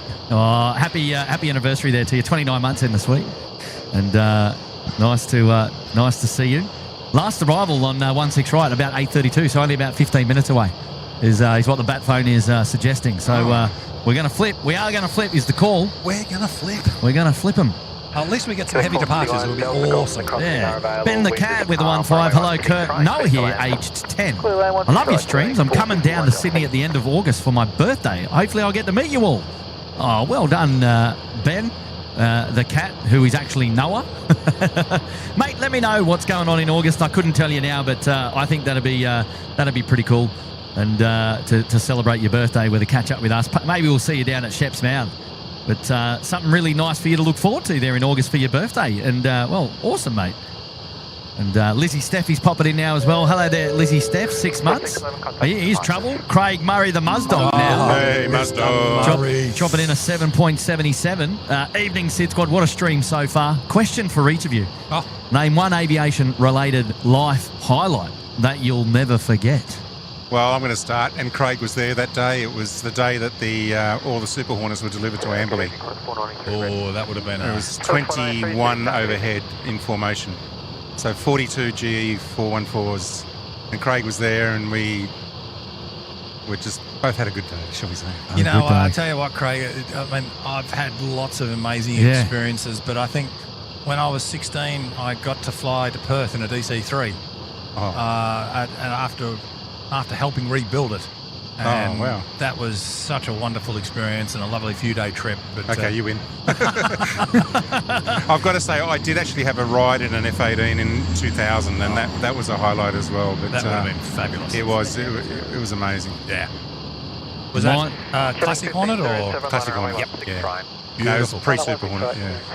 Look, I was pretty young at the time, but I got to enjoy sitting in the cockpit, jump seated on Echo Alpha Juliet 767-200. You might remember. Oh yeah. For Qantas, from about Adelaide to Perth across the Nullarbor, and very then nice. So the Sea of Red out in front, and then dropping in nicely for the landing in Perth. And I tell you what, I'll never ever forget it, because it obviously it wasn't long after that security measures tightened, and the cockpit visits were no longer.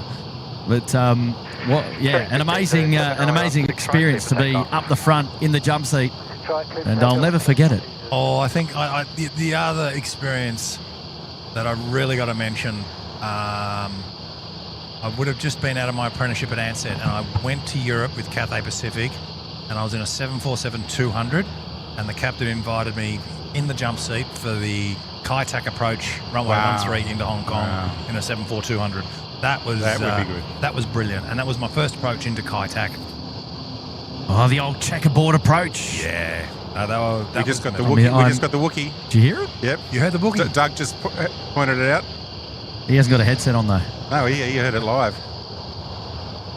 And here's your Emirates A380, the first of 3 departing on the show tonight. Looks like he's going to get out at 16 right. Probably the other 2 will do 3-4. So that's good because we'll get a bit of variety. Yeah.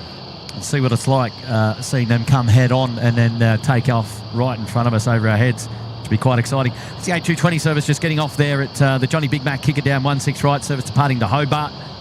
And Kurt, the Q400 that went to Canberra and back is just coming up Bravo now. Oh, so right it has made it. It has landed coming back. So plane full of disappointed Canberra people. Yeah, probably. Not going home tonight. And on a Friday night too.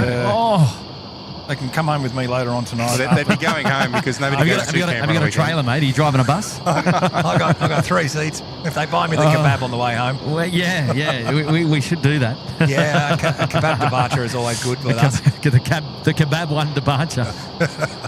The Courier Express livery there for the Emirates A380, as you can see right here, Andrew. Yes. Coming down taxiway Alpha now on the western side. This is the first of 3 A380 departures we're expecting to see on the show tonight.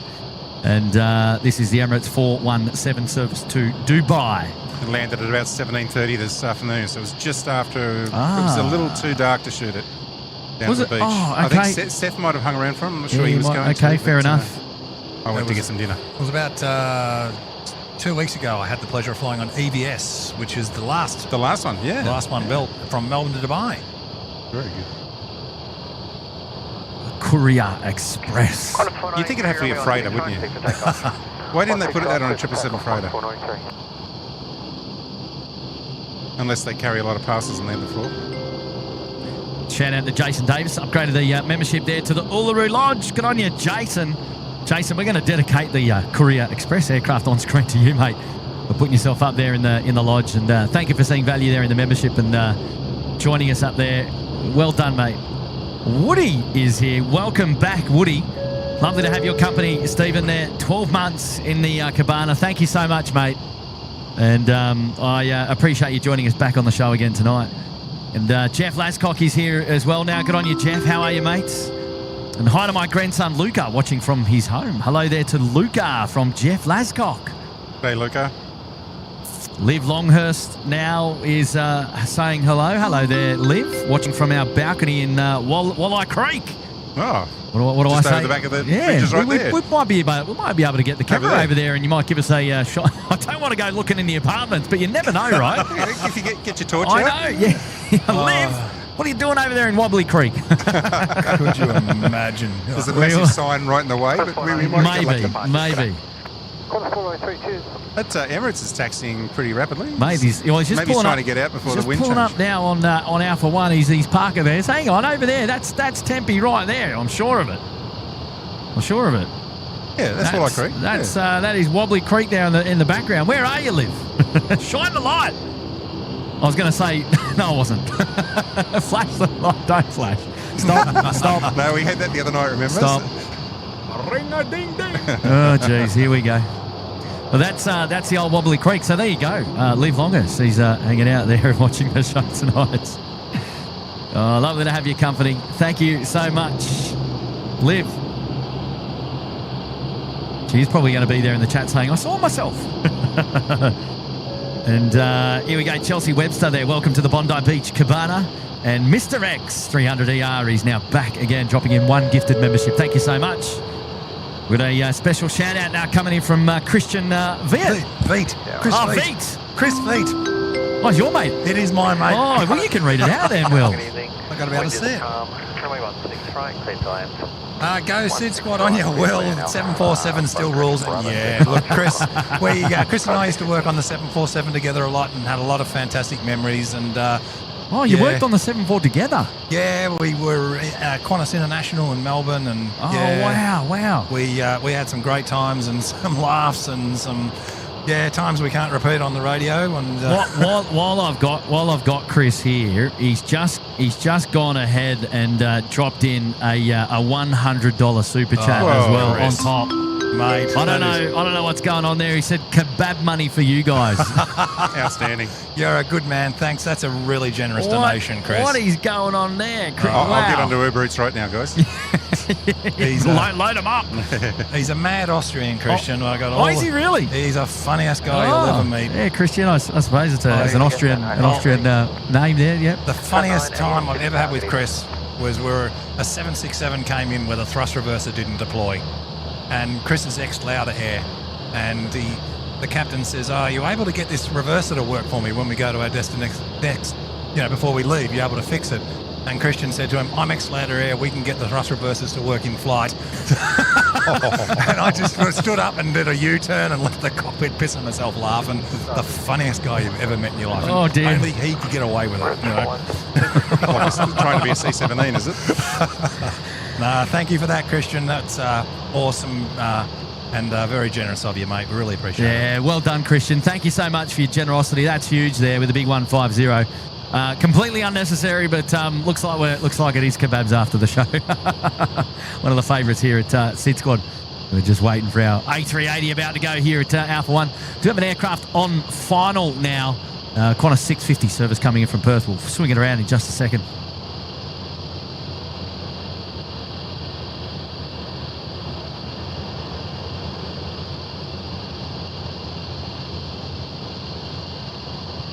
Here we go. Well, yeah, these are, well, bright lights. Bright lights. Yeah. All the lights. Qantas 650.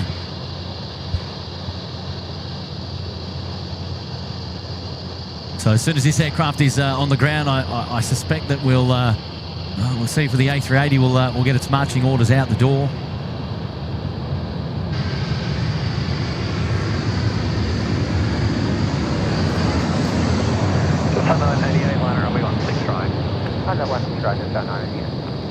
What's the rego on that 7.3? Is that one of the later ones that has the LED lights? No, I can tell straight away. It's one of the older models. I know it's still an 800, but is it the VZ series? VXU, that was. Okay, so it's one of the original series. Yep.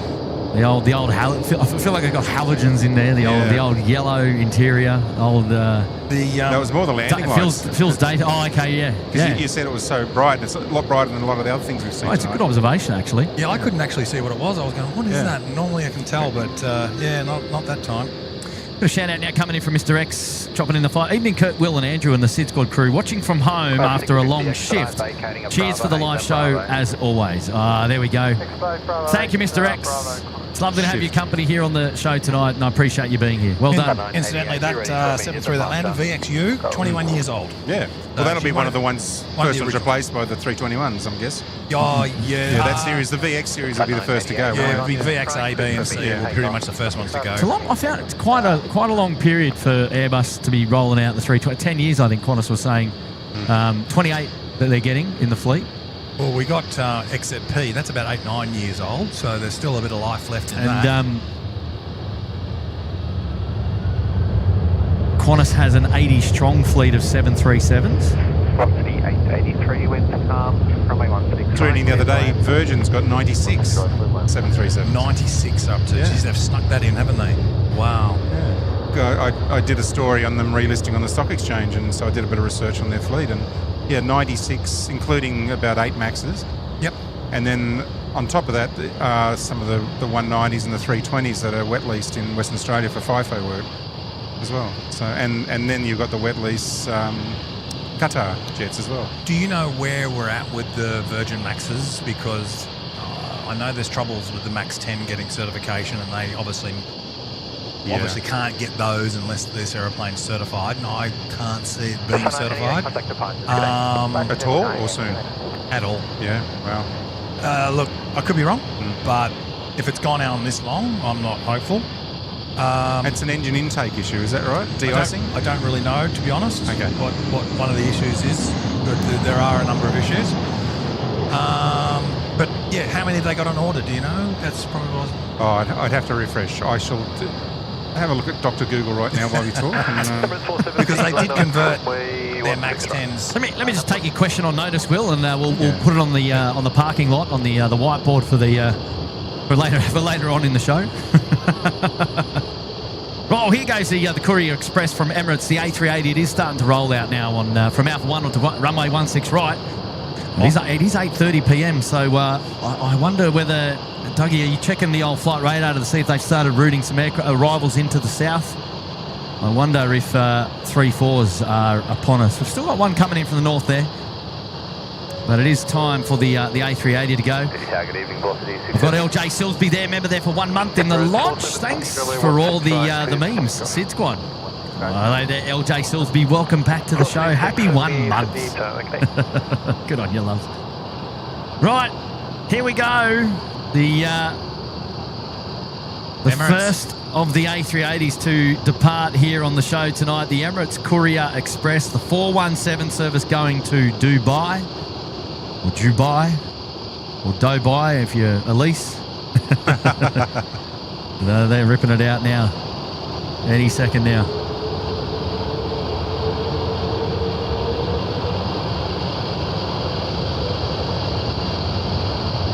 Velocity 670, wind is calm, runway 16 right, clear to land. Land 16 right, velocity 670. Wow, look at that thrust coming out of those engines there. Yeah, she's it's working. jelly there. Yeah, looking great. Even with the naked eye, it's quite remarkable. I guess it's because there's no wind. Yeah, It's just not being blown away or cooled down. I wonder when we'll fill that thrust, maybe in about 10 minutes. Yeah, well, may not at all, because we're not right behind it. So according to a Virgin Australia press release from late 2023, they've got 25 MAX 10s on order, and they remained in place at the time that they ordered some additional MAX 8s.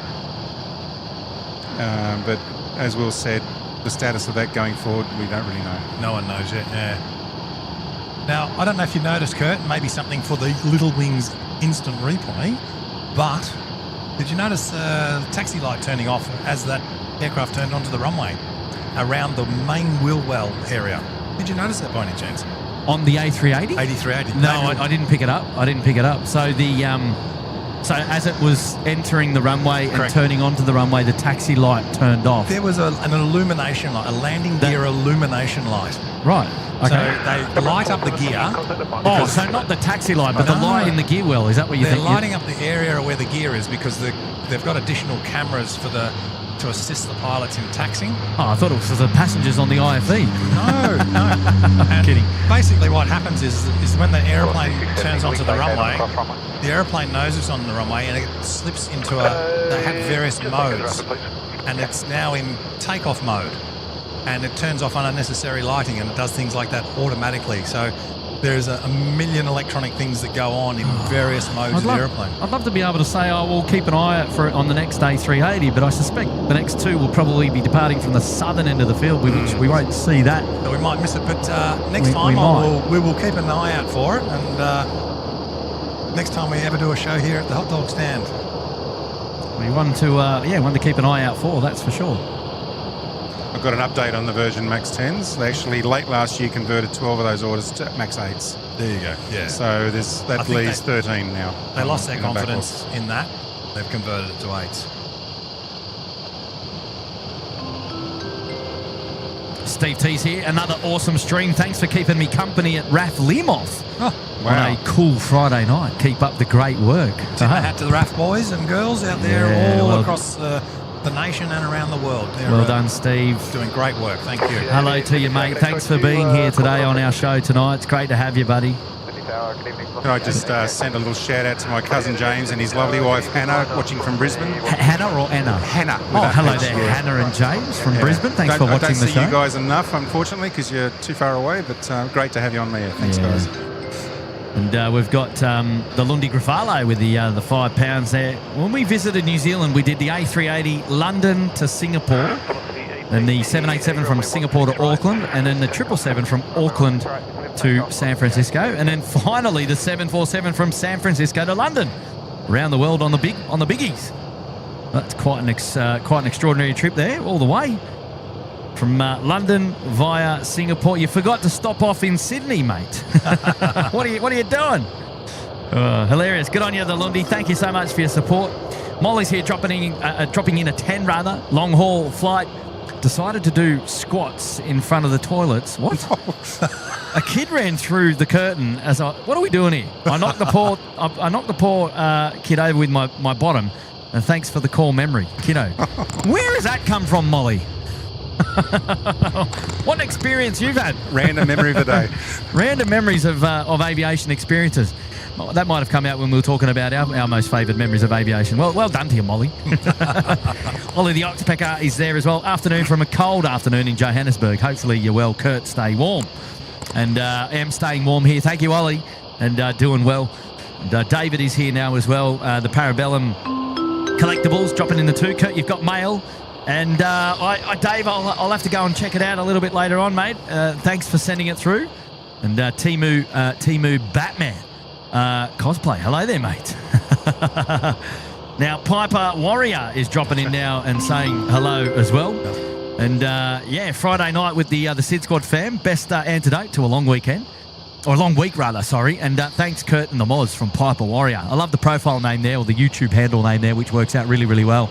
So thanks for saying g'day. Hello, buddy. How are you, mate? Welcome. How are you? You good? Hello, mate. What's your name? Hello, Daniel. Good to see you, mate. Velocity 888, combat departures. And Shona G is here tonight as well. I had a massive DVT after a Europe trip in 2017. Oh. Yeah. And on that conversation of long-haul travel, will we start seeing that coming back again? Yes. Yeah. And what liability will the airlines own? Yeah. There's one thing I always talk about on the show, Andrew, and it'll be good to get your input. And Kurt and I have had this discussion on a number of occasions. And we've been in the aviation industry for a good 3 decades and enthusiasts for 4. And I look back 6. on the... 6. Yeah, well, I'm probably 6 now, Mate, too. you shouldn't have said that. Now everyone knows, mate. Don't hide it. Don't hide it. But I got told I look younger, so that's hilarious. But I reflect on the 80s and the 90s and what aviation was, and obviously I can reflect on the 70s as well, but we won't go there. But when you reflect on the 80s and 90s and you see what it was like then, and then we look at what it's been like the last 10 years, certainly in the teens and 20s, what do you anticipate the 30s and 40s will be looking like? You know, what's your gut feeling? I mean, it's so hard to know and it's so hard to gauge, but I give it a lot of thought. The problem is, the consolidation of the industry has played a major part in that there's a lot fewer aircraft being developed now. In the 50s, 60s, 70s, we had 7 or 8 different aircraft manufacturers, and the companies that came together to form Airbus. There was Boeing, there was McDonnell Douglas, there was Lockheed, there was Convair. So just off the top of my head, and these days there's two major airframers in the world, and that's it. Bombardier's sold off to Airbus, obviously. Embraer's still hanging in there, and they make lovely aeroplanes. I don't know if they can go much bigger than a regional jet, though. So, and then whether a lot of the Chinese and the Russian airliners can ever get certified in the West remains to be seen, both, I guess, engineering-wise and politically. So, I think on that note, I think you will definitely have your Airbus. I think Boeing has some problems, and I think they maybe will manifest a little bit worse in the coming decades if they don't correct themselves. I think Boeing's recognised. I think Boeing has recognised its problems, but it's going to be a long road back to what Boeing used to be. It breaks my heart to say it. Yeah. But I think what we may see is the rise of the Chinese aviation industry. We may not see it predominantly in the Western areas, but we'll certainly the markets of India. Maybe there's political issues there, but Certainly in those markets and other markets in Africa and that, you'll probably see a bigger rise of the Comac Absolutely, aircraft. yeah, absolutely. Africa. Yeah, I can and see South that, America maybe too. that coming. You know, I look at Sydney Airport. Someone raised the topic with me today. They said, Western Sydney Airport, how's that going to affect Sydney Airport? And for me, I cannot see any change here at all. No. Whatever gap there is to be filled, an airline will fill It'll come from growth. Correct. Yeah, it won't take away from Sydney's traffic. It'll be growth. That's right. Yeah. And Western Sydney Airport, I believe, will grow quite well, but it'll just take time. Yeah. You know, I think one of the biggest changes we'll start seeing, and I'm a little bit of a believer in the development of the XLR, and I hope Boeing catches up within that long-range narrow body, because of markets like Canberra to Singapore and Hong Kong, which will offload or allow the markets here to develop themselves to Sydney. Places like Canberra and Darwin to have long-haul hub runs, and I can see that being a bit of a game changer coming in the future. Absolutely. That I'm quite optimistic about. But yeah, it's always a beautiful discussion to have, and you know, we're trying to reflect back on what it was like for us and what we think it'll be in the future. And the one thing that there will be is opportunity. And if you want to get involved in the aviation industry, Absolutely. if you want to be a pilot, that is fantastic. But engineering and aviation management, working at the airports, on airports, and anyone out there who thinks they'd want to be involved in aviation, there's a lot of rich opportunity out there, and that's something that it's close to my heart to promote to people. Yeah. I'm certain there will still always be that human factor. I can't see a jet just taxiing in, plugging in, downloading everything, and everything being fixed or uploaded automatically to make it serviceable for the next leg. There will be the human element, but at least in our lifetime and probably beyond, I reckon. So. No, that's right. Yeah. And I actually had someone the other day, they say, do you think AI will replace your job? And I said, the day I see AI put its hand down a toilet and fix that. Yep, exactly. Well, the day AI looks after maintenance on my aircraft is the day I stop flying.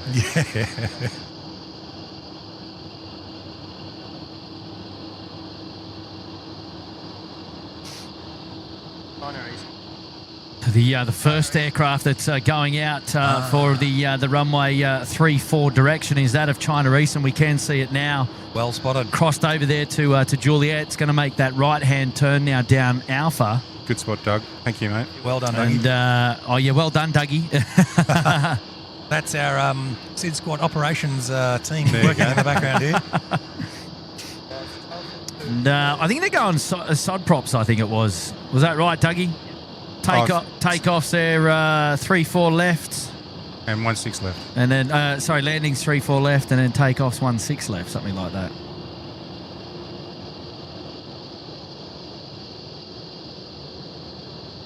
So, Kurt, from your Sydney Airport experience, is that just a case of sharing the noise love around?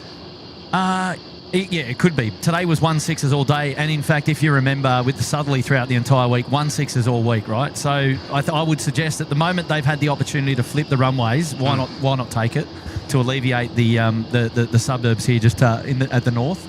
And in fact, it shouldn't be an issue tonight because the winds are calm. They can operate SOD props, which stands for simultaneous opposite direction parallel runways in progress. Yep. Try and say that one 10 times fast. Go on. So what that means is all takeoffs would usually go down for runway 16 left unless operationally required. The heavies will still take 3-4 left. All arrivals 3-4. So normally everything in over the bay and then out over the bay. So all the domestic movements will go down for 16 left. Friday night, generally speaking, is not as busy as some of the other nights during the week. So they get a little bit of breathing space to manoeuvre the flow gets a little bit of a breathing space to manoeuvre those aircraft around for departures. And having a single runway at this time of the night for domestics is usually not an issue. So they'll be able to utilise runway 16 left.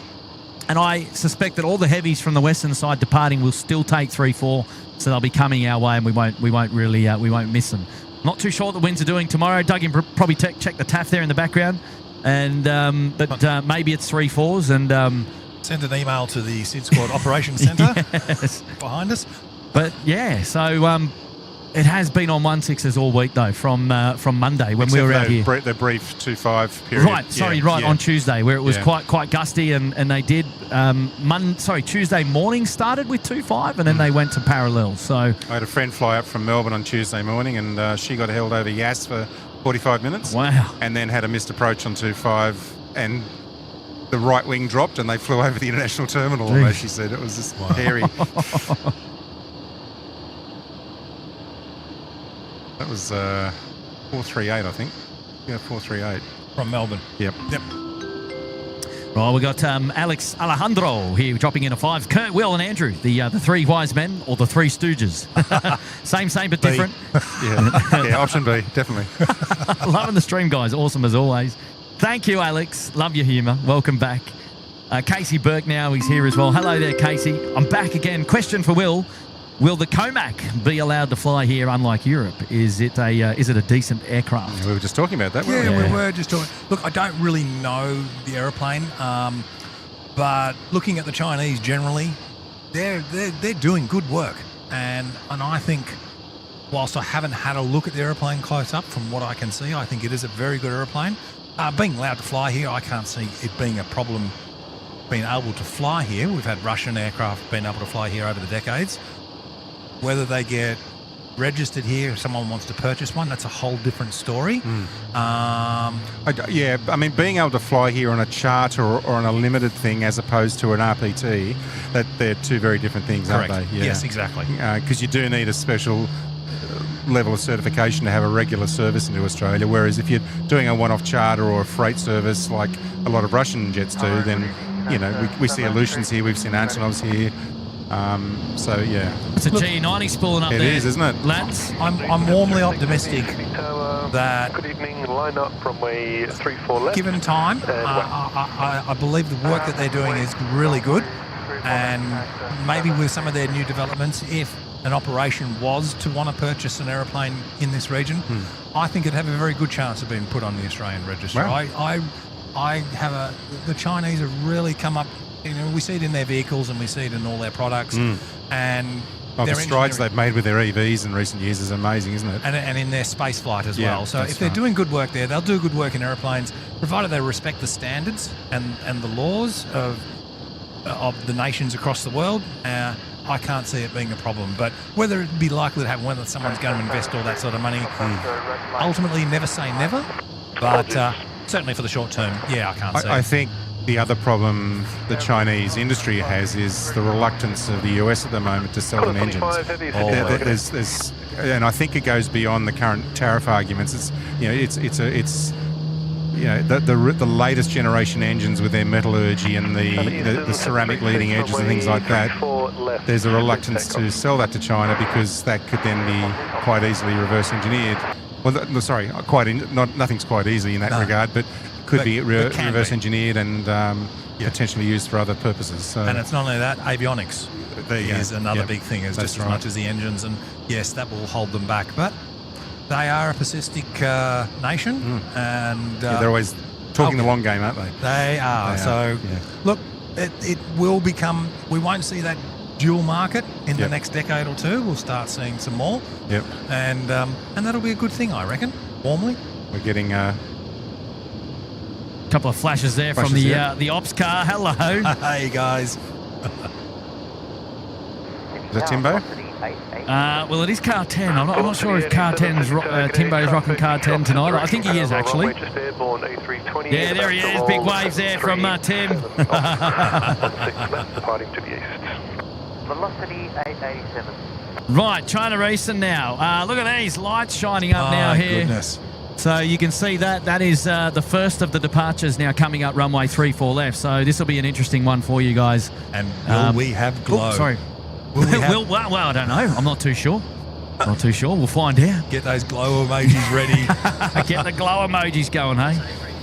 Well, it'll be coming straight over our head in just a moment's time. So let's check it out. Runway 34 left. And the SydSquad operations director said there's an A330 behind it, which we can see there on the screen.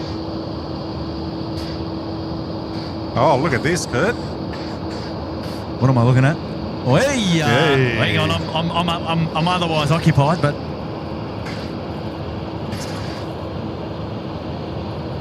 Yeah, because that's what I need. Tim Tams are in the house. The sponsorship has arrived.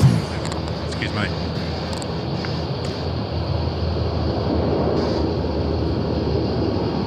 And that camera is so much good compared to the naked eye.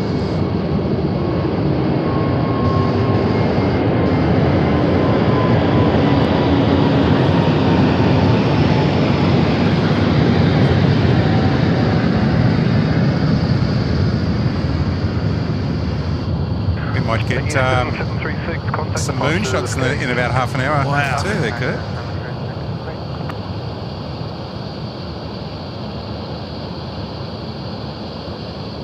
Nothing on the 350, Will. Nothing there. No, she's running cool. That's what we say about the Nifty 50. She is cool. She is very cool.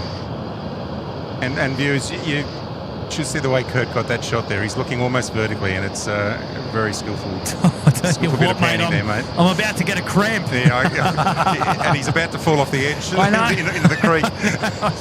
I wasn't quite prepared for that, to be No. honest. I've had to change my stance and everything because now the aircraft will be going overhead. I've got to manoeuvre a little bit differently. Yeah. You see. Do we but, need to adjust that tripod leg? And a slight. No, the leg's fine. Just the arm. I'll have to do a bit of creative work so we don't knock any of the gear. But it's all in a bit of fun. It was a great effort, mate. Look, you did well. Right. But yes, you did tie yourself up in knots doing it. It was good to see. At least we got that there, and you can have a look.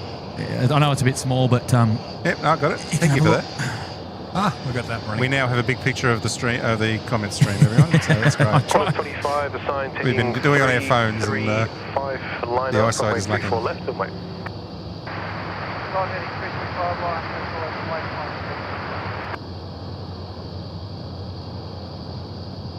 oh, Back to us. oh, okay. Yeah. Sorry, I did that. Cool. I think it times out. No, okay. Oh, well done. Okay, Yeah, so yeah. mine wouldn't do that. Oh, look at all those nifty 50 emojis coming. Yeah, that's great. I love that's my favourite emoji, by the way. Oh, it's not playing though. It doesn't need to, does it? Nah, it doesn't. No, 'cause it's it's fine. bit- yeah. It's fine. We've got the comments, and that's the important part. And it is Qantas 25 service to Haneda down there. It's the 330, and then also going down there is the 787, which we saw push back a little bit earlier.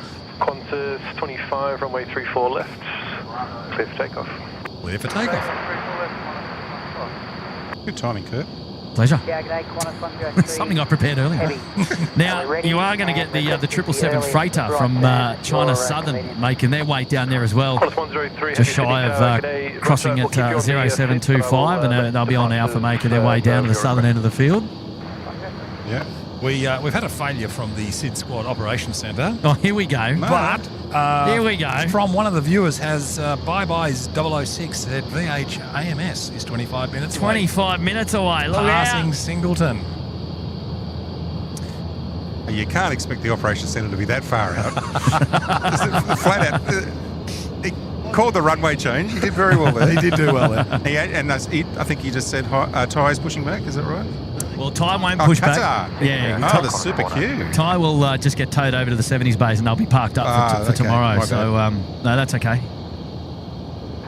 The more you're on the show, Andrew, you learn that one. 737 getting airborne, A320 lining up, departing to the east. He said 737 getting airborne. This is an A330. Last time I It looked, might have been the other runway. Well, it's a big 737. oh, it might have been the other runway. Don't say that. But there's not a 737 on the other runway. China Southern 416 heavy Sydney Tower connect.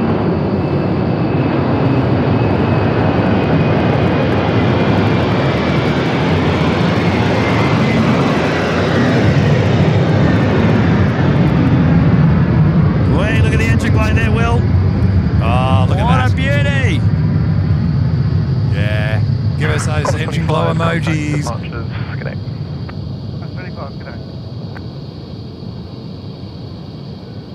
There's even a bit with the naked eye there.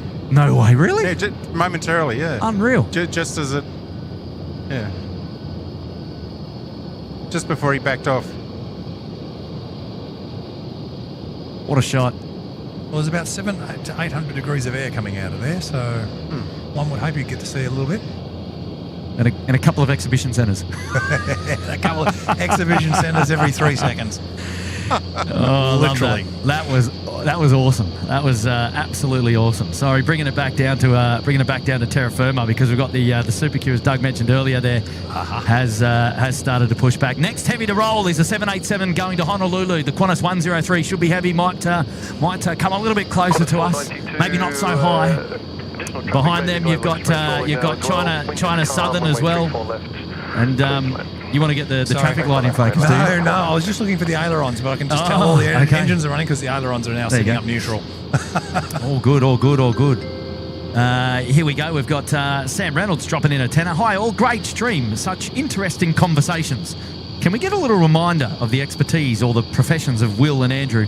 And thank you both for joining and sharing your knowledge. I think we went through that one a little bit earlier, did you? Steve? It was Sam Reynolds asking. Oh, yeah, Sam. So there you go. Yeah. We're just catching up with that one. Thank you, Sam.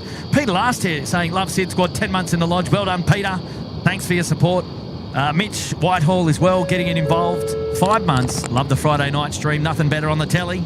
I've booked the cheeky night at the Ridges, rather, using the SydSquad next Wednesday, and can't wait. Oh, next Wednesday, Mitch. Sounds good.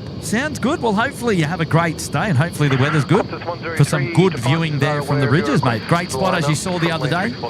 Andrea Trappers is here now as well. Good on you, Andrea Trappers. 1 gifted membership. Thank you so much. Anthony D popping in as well. Hello there, Anthony D, with the $3 super chat. Thank you, mate. Cool Cat Telly for the 12 months happy anniversary. Welcome. 1 year in the lodge. Great support. And Kathy Mama Spills is here as well. Good on you, Kathy. And hi, Kurt. What a great way to end our night after a big day of celebrations for little Chloe. Can't believe it's been a year. Great stream as always. I'm actually quite surprised you're tuning into the show, Kathy. But I'll see you on Sunday. And I can't wait to party with you and the rest of the family in celebration for Chloe turning 1, which is fantastic. So good on you, Kathy. Mama Spills in the house tonight. Oh, here's trouble. We've got Kurt's lost slipper coming in. Kurt's lost slipper. Is that the one you lost when you were running? Yeah, I did the pajama party out here at night time. Could you believe that one night? And he's saying, I see you walked by me once again. It's okay. At least I can hear spool ups every single night from the canal, unlike you. Oh, that was the night. That was the night I ran out here and lost me slipper on the way to the live show. But did you get the jet? We got an hour's worth of plane spotting after 11 p.m. Could you believe? That's worth a spot. That's worth a slipper. Mate, it was hilarious. Right, here we go. The 103. It's a 787.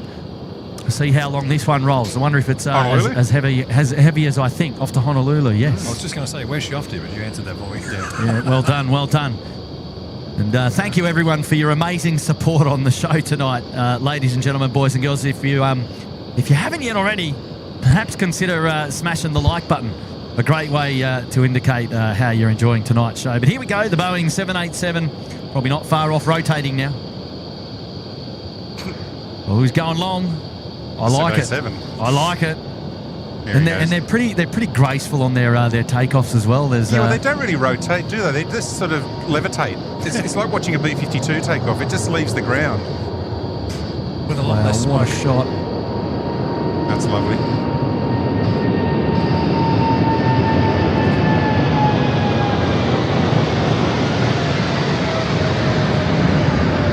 Look at that wing.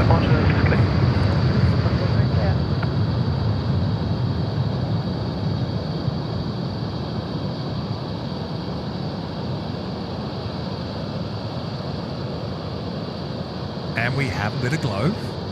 Do we? We do. Are you sure it's not the reflection of the beacon? Because I can see that, obviously, every beacon flash you see, like... No, I can definitely see a bit of glow. Oh, not now. Now, here's a little bit of interesting walking into the defence world here, Andrew. I've got you here. And you... here we go. You jogged my memory with the B-52. Yes. And you may know the answer to this. A lot of people have been asking me that now they're doing a re-engineering program, as you're well aware. A lot of people are well aware of that. Why are they doing 8 engines and not 4? Because I suspect you know the answer. I don't know.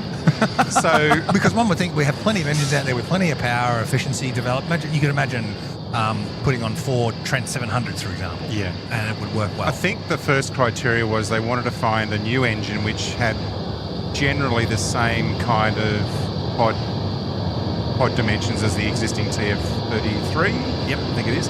China's open here, guys. The freighter. Cool. There we go. I'll come back to that. Oh, isn't that...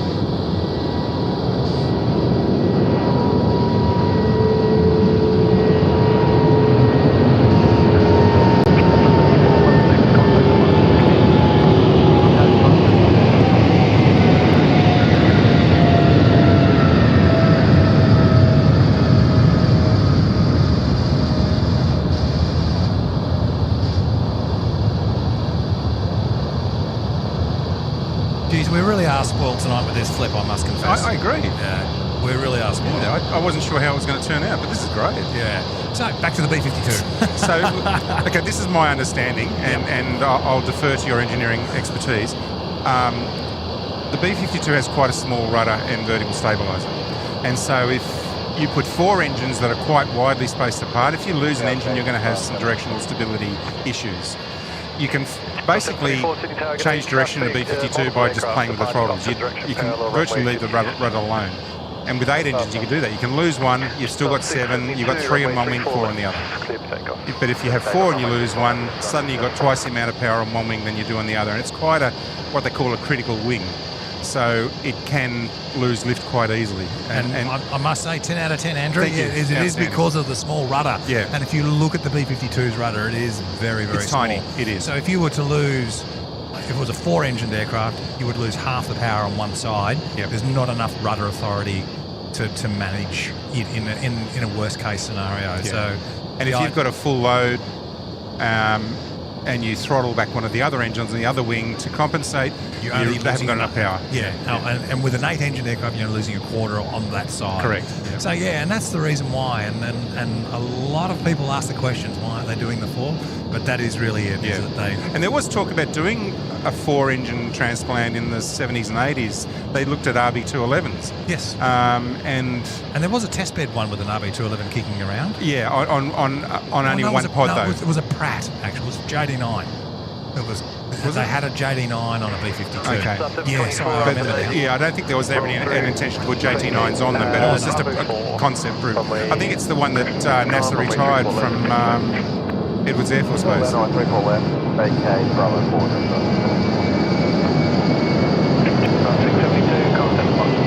Transiting the moon? Oh, yes. Beautiful.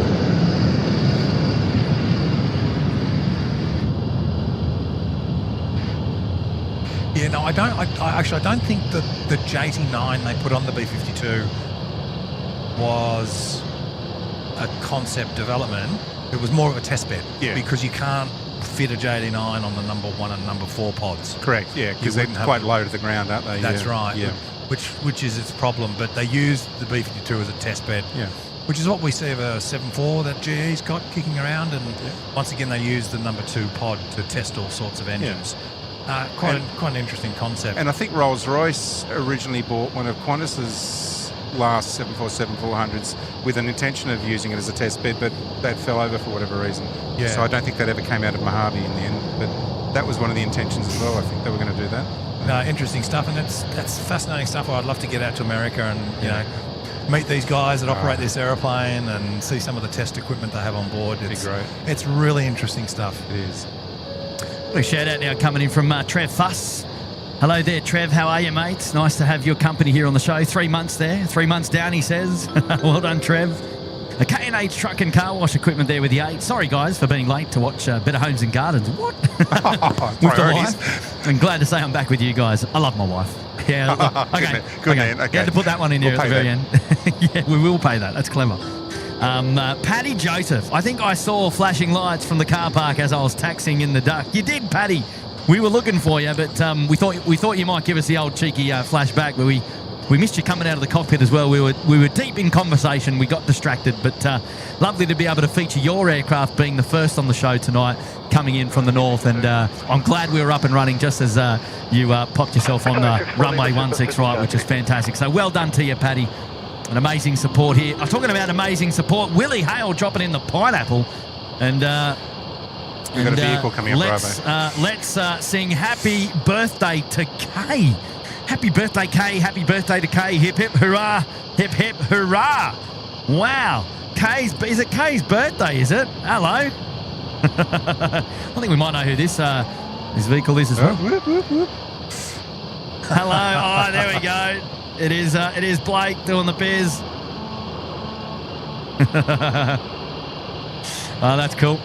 So Blake, the ops there in, I think that was car 3. I think Is that the bird scaring siren? yeah, car 3 wildlife. Yeah, one of many, by the way. Yeah. Now, who's down there? We're waiting for the big Super Q to take off in just a moment's time. So won't be a minute. Yeah, I was just going to ask, where is the Super Q? Yeah, it's She's down currently near the end of the runway. it's down in Alpha, just past Alpha 4 Lima direction. So it'll be not far away, a couple of minutes. She's nice and heavy, and she is going to be spectacular. Coming I'm our watching way her. very Yeah. soon. But Will, mate, thank you very much for dropping in that big 50. Very generous of you, buddy. And happy birthday to Kay and the big 50 there for your support. And we really do appreciate it. So, what are you doing? Sorry, 64 Lima. What are you doing? Oh, the ops centre has got control of the camera. What's going We're on? in trouble. No, that's all right. Keep doing it now. You started. I'm going to read through a couple of messages. I've got Johnny Vogel there as well. One gifted. Good on you, Johnny. And they're just recognising Willie's mate Christian there with a big double pineapple, which is amazing support, by That's the awesome. way. And thank you again, Christian. McDougall Jr. there. Hello, fellas. Jumping on. G'day, McDougall Jr. Thank you so much for your support. And we've got, Eric Ferrari. Now, what a great name, Eric Ferrari, with a 2-0. Good on you, Eric. Look at the A&A going in the background there, just ripping up. Look how fast he's going. Oh, my goodness. He's putting on a bit of speed there. Where's car 3? Of course, as soon as we talk about Eric Ferrari, then the plane's flying. And he's saying his daughter got accepted today in QGPA in Toowoomba. So I think that's Qantas Group Pilot Academy. There we go, Well Pilot Academy in Toowoomba. Outstanding. And flying starts in September. So watch this space. #proud dad moment.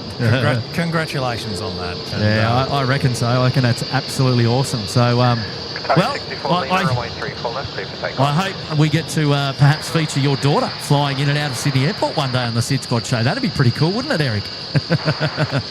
Now, Johnny Vogel's back with a 5 this time, and he's saying, "G'day, gentlemen. I had 4 jump seat flights. 2 of my favourites were on the 727 from Melbourne to Gold Coast on VH Alpha November Bravo, which you might remember as being the one of the 747s, I believe, right? Is that right, A&B? A&B was a 74, but it was also a 727 200 so there we go, on the 727 when it was a 72, the A&B. Yep. And Melbourne to Sydney on the 767 on Romeo Mike Hotel. Oh, yes. And Ansets, many simulator flights at Garden Ave and Talla. Garden Drive. Garden Drive, DVE. I thought it might have been AVE. Did you go in the 7? You were with Qantas. No, I was with Ansett. You were. And I started my apprenticeship with Ansett, and I started the engine shop at Garden Drive. There you go. I know it well. You know it well. Now, we went to the Sim Centre a lot and played with the planes and had good times there. Fantastic. Now, look at this, ladies and gentlemen. The Super Q now rolling. Runway 34 left. Oh, this is going to be great. The big king coming up. The main active runway. Let's have a look. What was the question there, Will? I was just going to say, at Melbourne Airport, we'd be watching the 380 take off and we'd feel the wash of the wing vortices as it went by. I'm just wondering if we'll get the same experience here. Should get it. They're a staple, aren't they? They're on, even in the driest air, you get the vortices. You just can feel that breeze as it goes by. There you go. Oh, and you hear that. Here we go. Well. Oh, he's big. He's heavy.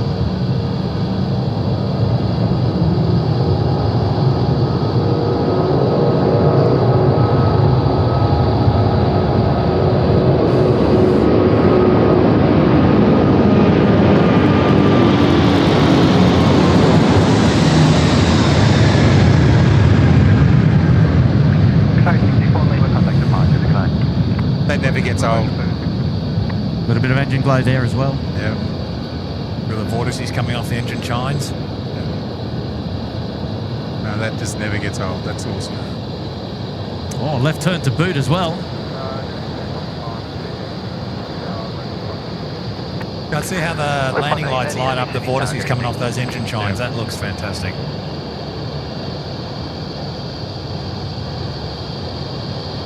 Wow, what a shot. That is magic. I reckon that's nearly a thumbnail.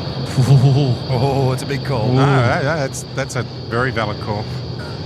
Well, there's still another Emirates to come.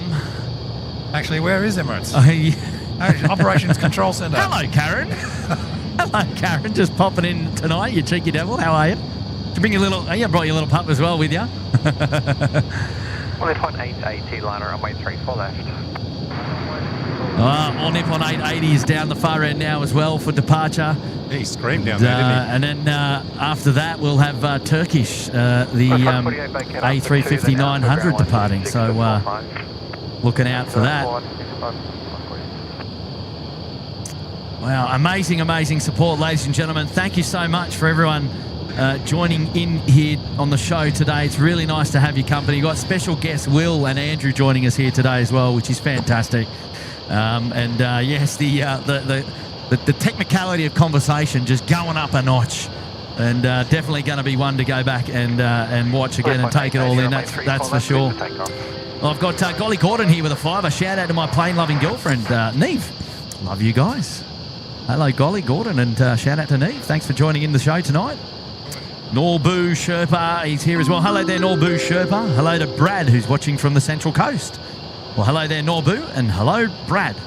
Thanks for popping in tonight and saying hello. Tommy's there for 4 months. Hello there, Tom. Welcome back to the show up there in the Bondi Beach. And Glenn Poyser now is joining us up there in the Uluru Lodge on the SydSquad show tonight. And Glenn, for your travels, mate, we're going to dedicate the All Nippon Airways aircraft, which is the Boeing 787-9, down there at Alpha 6, just popping in onto the runway. We have flipped the runways here tonight now, ladies and gentlemen. We're enjoying aircraft taking off from the south to the north, and that is from the left to the right.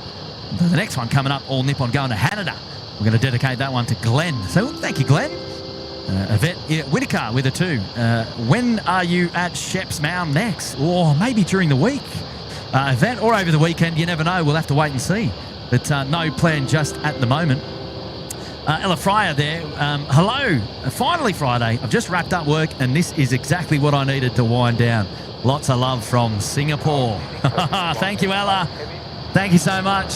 As we just enjoy All Nippon Airways 880 Sydney to Haneda, the 787-9 now. Rolling down runway 34 left. Here we go. G'day there, Scotty Battle. How are you, mate? Nice to have your company on the show. Devron is there as well. Devon, sorry. Canberra Queen and Gemma the Angel. Come on. Patrick White, hello. The All Nippon, let's rip it up. Here we go.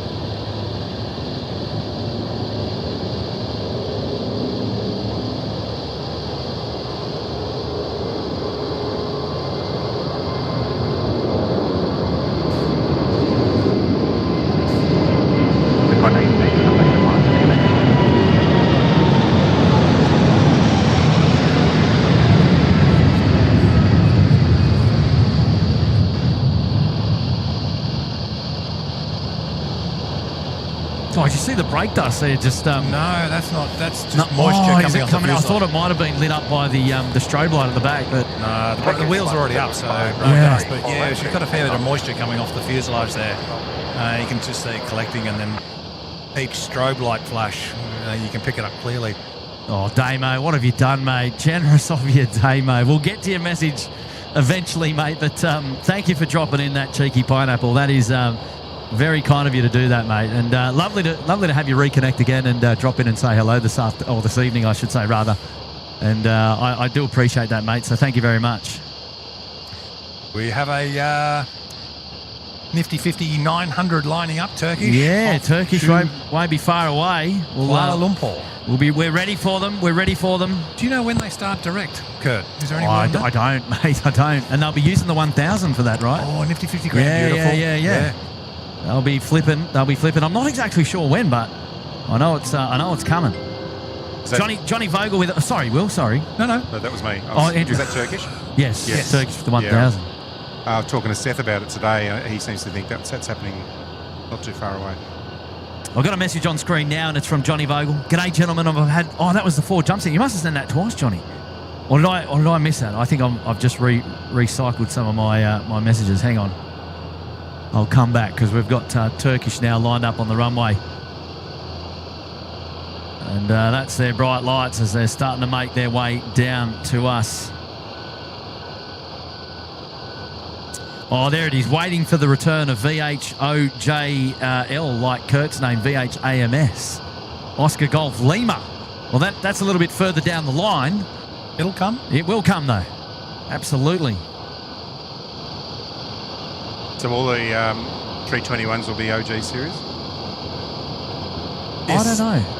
They will be. They will? Obviously, yeah. Obviously, you can only get 28 of them. 28, but yeah, it'll be interesting to see what Well done. what they will pick up next. Will Yeah. be the interesting one. How they'll roll with it next. Yeah. Oh, and, wow, and look at Jetstar's that. getting them as well. He's taking the Johnny Big Mac kicker from reverse. The reverse kicker. Surely that's a skateboarding move. Well, look at the intakes, just taking in all that humidity there. Yeah, it has got a little damper, hasn't it, in the last hour or so? Contact the flight. Good night.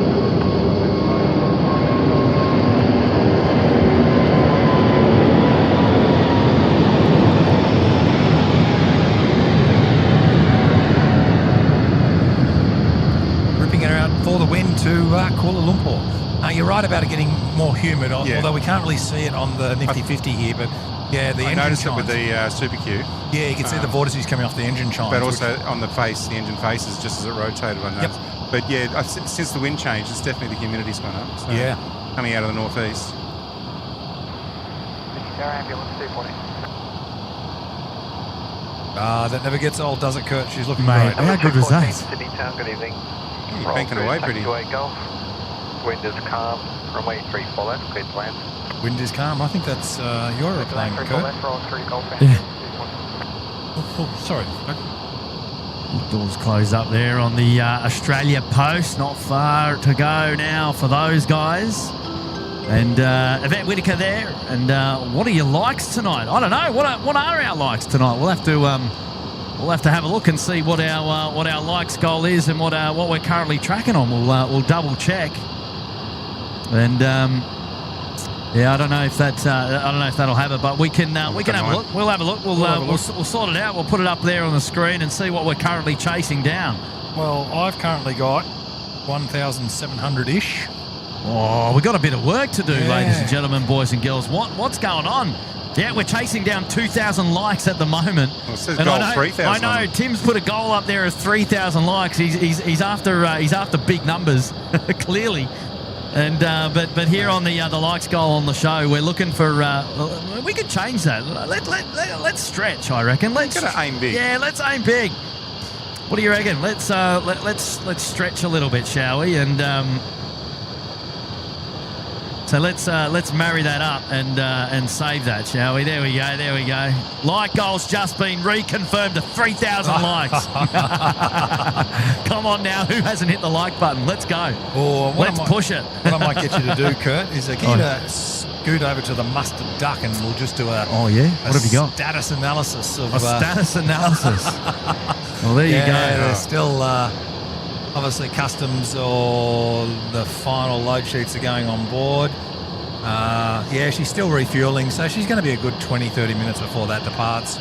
By the time they're finished, packed up and the paperwork's done. But we can see that the cargo door is shut, so yeah, pretty much just waiting on refueling, which I imagine wouldn't be too much longer now. And we'll be seeing that rip out, and we'll be listening to all the G90 howls. Mate, we'll be ready. Here's a great spot to take advantage of that, that's for sure. K&H Truck and Car Wash Equipment getting it again. And my uncle owns his own yak. Now, that's a cockpit. And his front yard is his runway. He lives in Christchurch. Used to be a 747 pilot for years with Air New Zealand. Imagine flying your yak into your own front yard, hey? That'd be quite fun, wouldn't it? It would. Yak. Oh, I love that. Dean Stalker popping in. The next Velocity Boeing 738 MAX. Is that 8 India has just started testing with the most recent flight this morning. Well, there we go. 738 MAX for Virgin Australia. Yeah, so it'll be another 3 weeks away if that's the case, if all goes well with that aeroplane. That's in Seattle. Yeah, that would be in Seattle, yeah. So Jay Hoggard's there. Hi guys, I love the feed. Love seeing the Qantas freighters on the feed as I can show my family what I get to work on. And well done on a great live feed. Oh, well done, Jay Hoggard. Thank you so much for tuning into the show again tonight. I hope the family appreciate where you work, mate. And also how cold it gets out here from time to time. Well done, you, Jay Hoggard. Robert Williamson, he's here. Welcome to the Bondi Beach Cabana. Thank you so much, Robert. Ryan Alford there with a 2. Hi, I just discovered the stream and I'm already hooked, which is brilliant. Well, thank you so much, Ryan, and welcome to SydSquad, mate. We're out here just doing some live plane spotting, and we're out here, I don't know, maybe once, twice a week on average, and we put the show on for people of all ages to tune into, and a lovely aviation show here at Sydney Airport. So thanks for tuning in, mate, and it's nice to have your company. There's a rig on the airfield, Kurt. There is a rig, is it? Oh, right at the intersection. So it's just popped in, has it? Tamworth. Yeah, it's about to turn onto either Gulf or onto 2. The old cheeky Alpha Mike Sierra 214. There it is. I like it. We might. Geez, he's a long way away, isn't he? But there it is in all its glory. I mean, you can't miss it. Best rig on the airfield. Yep. Don't worry about Tim being on the airfield tonight. This trumps that. Because he'll have... Yeah, he reckons he'll... Well, see, Car 10.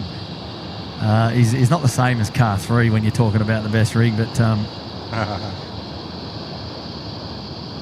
Now, while Kurt is admiring his aeroplane... Yes. Andrew, you would have had the privilege of touring the Boeing factory throughout your career. Would I be correct in surmising that? I've been to 3 Boeing factories. So the big one in Seattle, then the 737 line in Renton. Okay. And the military factory at St. Louis. And so, what were they doing there at St. Louis? St. Louis, so that was F-18s and F-15s. They're building F-15s there again, and the new F-47, which is the new Gen 6 next generation air dominance aircraft, so a fighter. And so they've built a new, dedicated new building for that, with several layers of security around it. Of course, yeah. But yeah, so I saw the F-18 factory there. I spent about 6 weeks in St. Louis in 2004 when I was writing a book about the F-18. Yep. And so I was very lucky to get a lot of access to the factory there. Escorted, supervised access, of course. But yeah. Kurt's got something he's looking at. I was just saying, I'm looking to my right, back to the north, Qantas 555. We've got Rocky on board, and who's the cabin supervisor on board that aircraft, and there might be a cheeky notification to us as they come down here at Domestic Alley to say hello. So we'll have to keep an eye. Will, you're intrigued? Oh no, I am. You're waiting. You're waiting. He wants them to go. I do. You're excited, mate. First day at the hot dog stand, and he's just... Give me the W class any day. He's overwhelmed. It's like, what's going on? What are you taking so long fueling, guys? Come on. Too funny, too funny. But yeah, well, the Boeing factory at Everett, biggest building in the world by volume or air volume inside. When I was there, the first 787s were coming through. They did the triples there.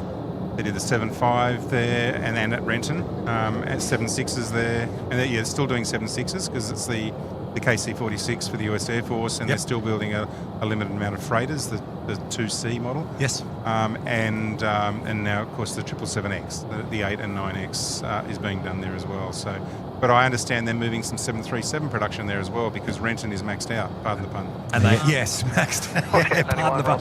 And yes, obviously overflow, and they're utilising the space to run another production because there is line. space there. I think they can run 6 lines simultaneously there. Yeah. And with most of the 787 production now being done out of Charleston in South Carolina, yes, I think that's given them some floor space. They just run one 787 line at Everett next to the 76, the 777, and so there's space for the 73.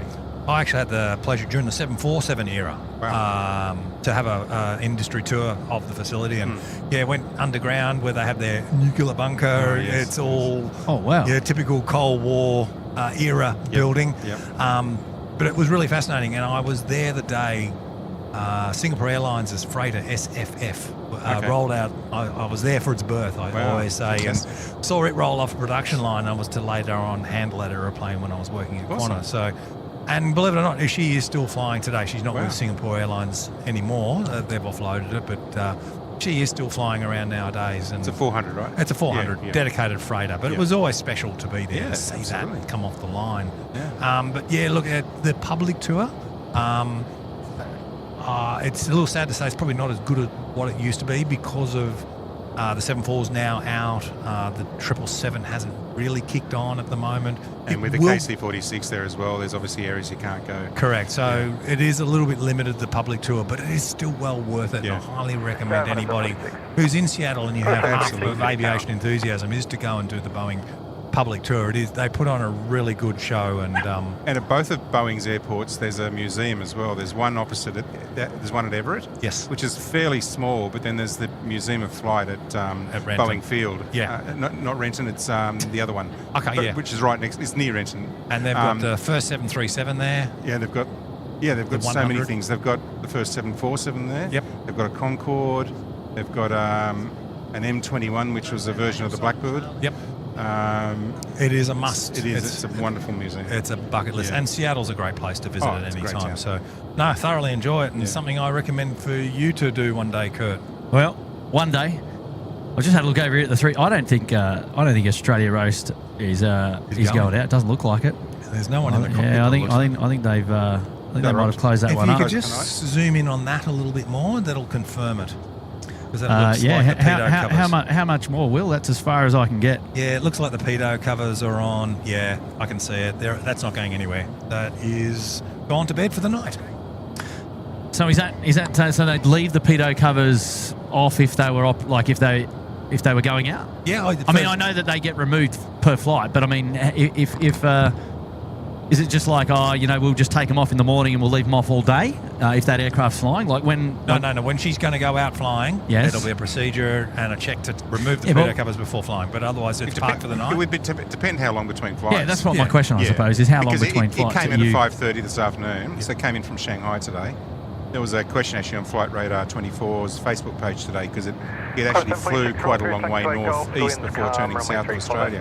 So it overflew the southern islands of Japan. So generally speaking, Kurt, pedo covers aren't really fitted during a turnaround. So like Cathay come Right, in. okay, so that's probably... Yeah, so but it is a signal to Thank me. you for that it's reading been- my mind. But it's a signal to me that it's been put to bed for Yeah, the yeah, night. yeah, She's not yeah, going yeah. anywhere overnight. Yeah. Now, there is a little caveat to that. Airports like Brisbane, certain times of the year, they have a bug problem. Yeah. They will fit the covers Between movements. during a turnaround, Got it, which yeah. has caused problems because they've Yeah. been forgotten. Well, that makes complete sense. But generally speaking, yeah, no, it is for me. And now that was an indication that the aeroplane's staying for the night. I gotta get in now. I've got Kathy Mama Spills, who we just mentioned earlier on the show, has just dropped in $1,582 to our Little Wings support page. By the way, That's terrific.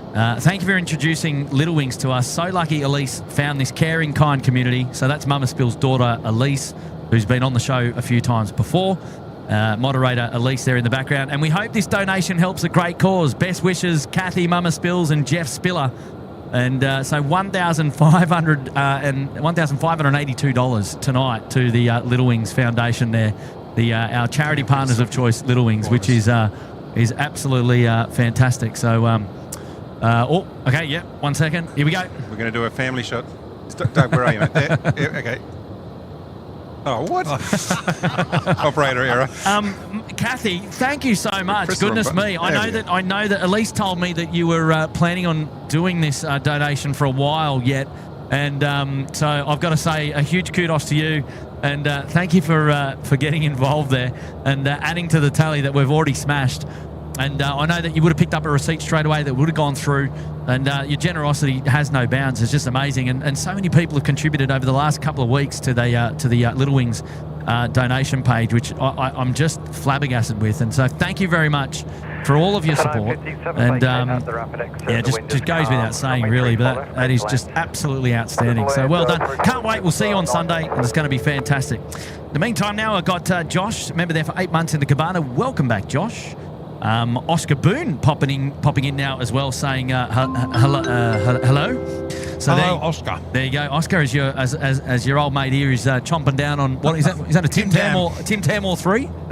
No, it's Tim Tam number 1, but that will grow. And thank you. And we have quite a crowd out here tonight joining us for the show, and it is great to see. I did ask whether Oscar was going to make the trip up. In fact, You did ask. but he couldn't. Oscar's a good kid. He has a job, and he fair enough. has to honour that. And but it would have been great to have Oscar here tonight. Yeah. But next time we'll be up with you, buddy, and we'll be out there spotting again in Canberra very soon. Sure, my mate. indeed. Skinner Goblin is in the house tonight as well, and sitting by the fire pit in the cold Rockhampton. Question mark? What? Having a beverage or two. Just found you mob last night. Love it. Oh, good on you, Skinner. Thank you so much for your support, and I appreciate your company. Well done. And a campfire in Rockhampton. What's that all about? That is uncalled for, surely.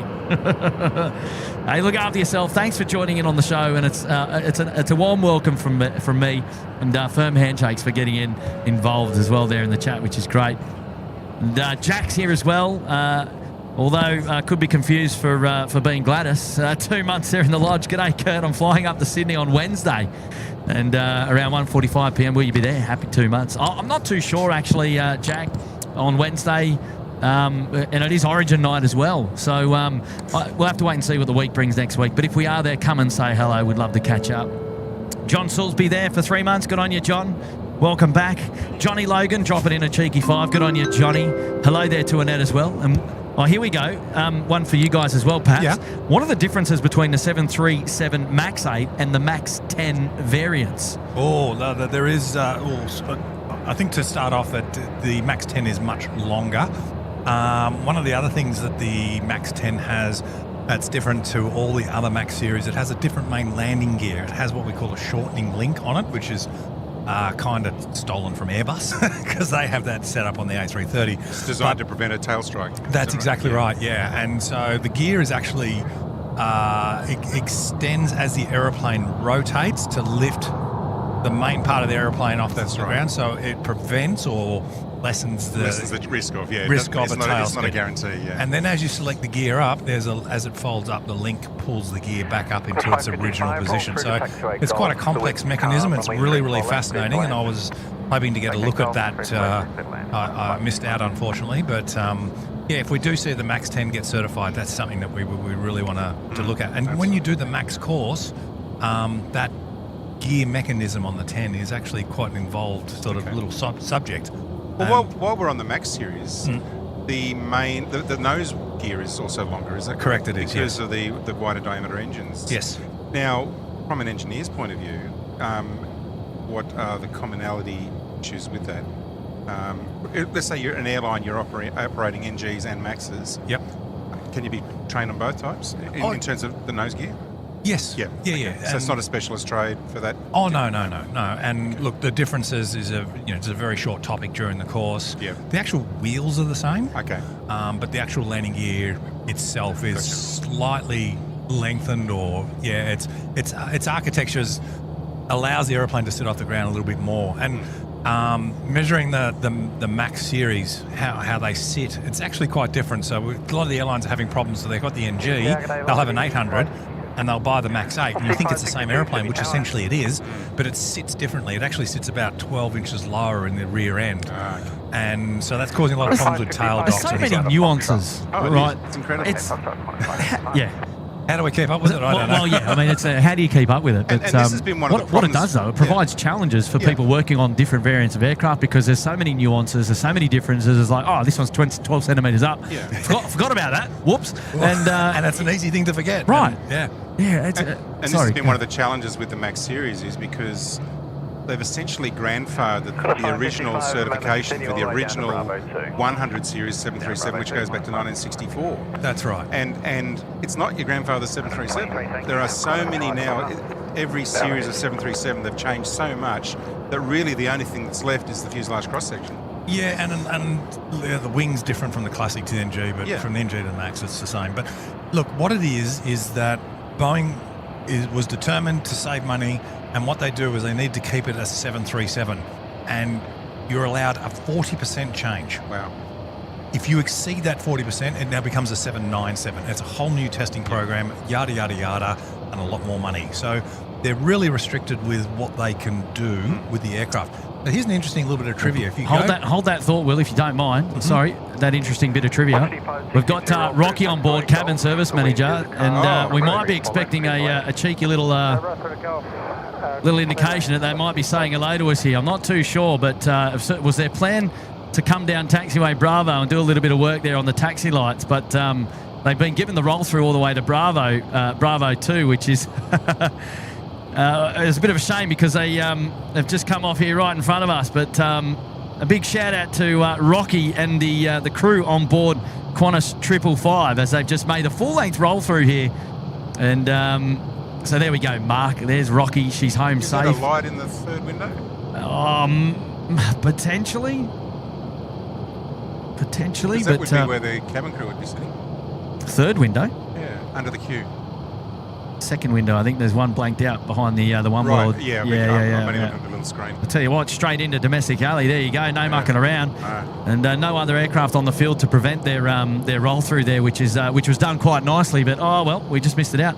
Sorry, a little bit of trivia there before I interrupted you, Will, because I mean, like your storytelling is just beyond anything we've ever heard on the show. So we remember the 737 Classic, which is a 34500. Yep. And they wanted to build the NG series, which was 6789. Yep. And a lot of the change was in the wing. They wanted the same profile as the 777, and once again, you've got to keep in mind they're only allowed 40% change, so they really redesigned the whole wing. And they run out of percent. Yeah. And if you look at the NG's ailerons, if you ever sit beside any NG, the ailerons for an aircraft actually sit quite inboard. Yes, they do. And the reason that is because they ran out of percentage, the flight control cables, they couldn't change it. So it's the same mechanism, it's the same cable, same part number from a 737-300 all the way through to the 900. And that's why the ailerons actually sit quite inboard. And when you say inboard, compared to the wingspan. Correct. Yeah, So you want your ailerons to sit out as far as possible that's right. for your best control. Yeah. But if you look at an NG, they're actually quite inboard for a wing. And those who regularly fly in a 737 and have done a bit of turbulence, you'll get a lot of rock and roll in the 737 in roll. That's right. As opposed to pitch. Yeah, pretty much so. And look, it's amazing, when you do training on Classic and then you do the NG series and then you do the Max, there is a lot of carryover. Even from the 1-200, there is still lots of little bits and pieces, even on the Max, that really haven't had that opportunity to be changed. And when they built the Max, one of the things I said, oh, please change the door, because the door on the 737 is just painful to it. Now, they've improved the door over the series, but I would have rather, like what we have on that 777 Mustard Duck over there, something that swings open and nice and it's simple and pops out. Pops out, has mechanisms that fold, flaps and louvers, and then it kicks in left and right and all that, and it's heavy and the flight attendants struggle to open it and all that, but they didn't, and that to me was one of the biggest disappointments about the Max. Okay. So, but remember, it's only allowed a 40% change, otherwise it becomes a new type. Gotcha.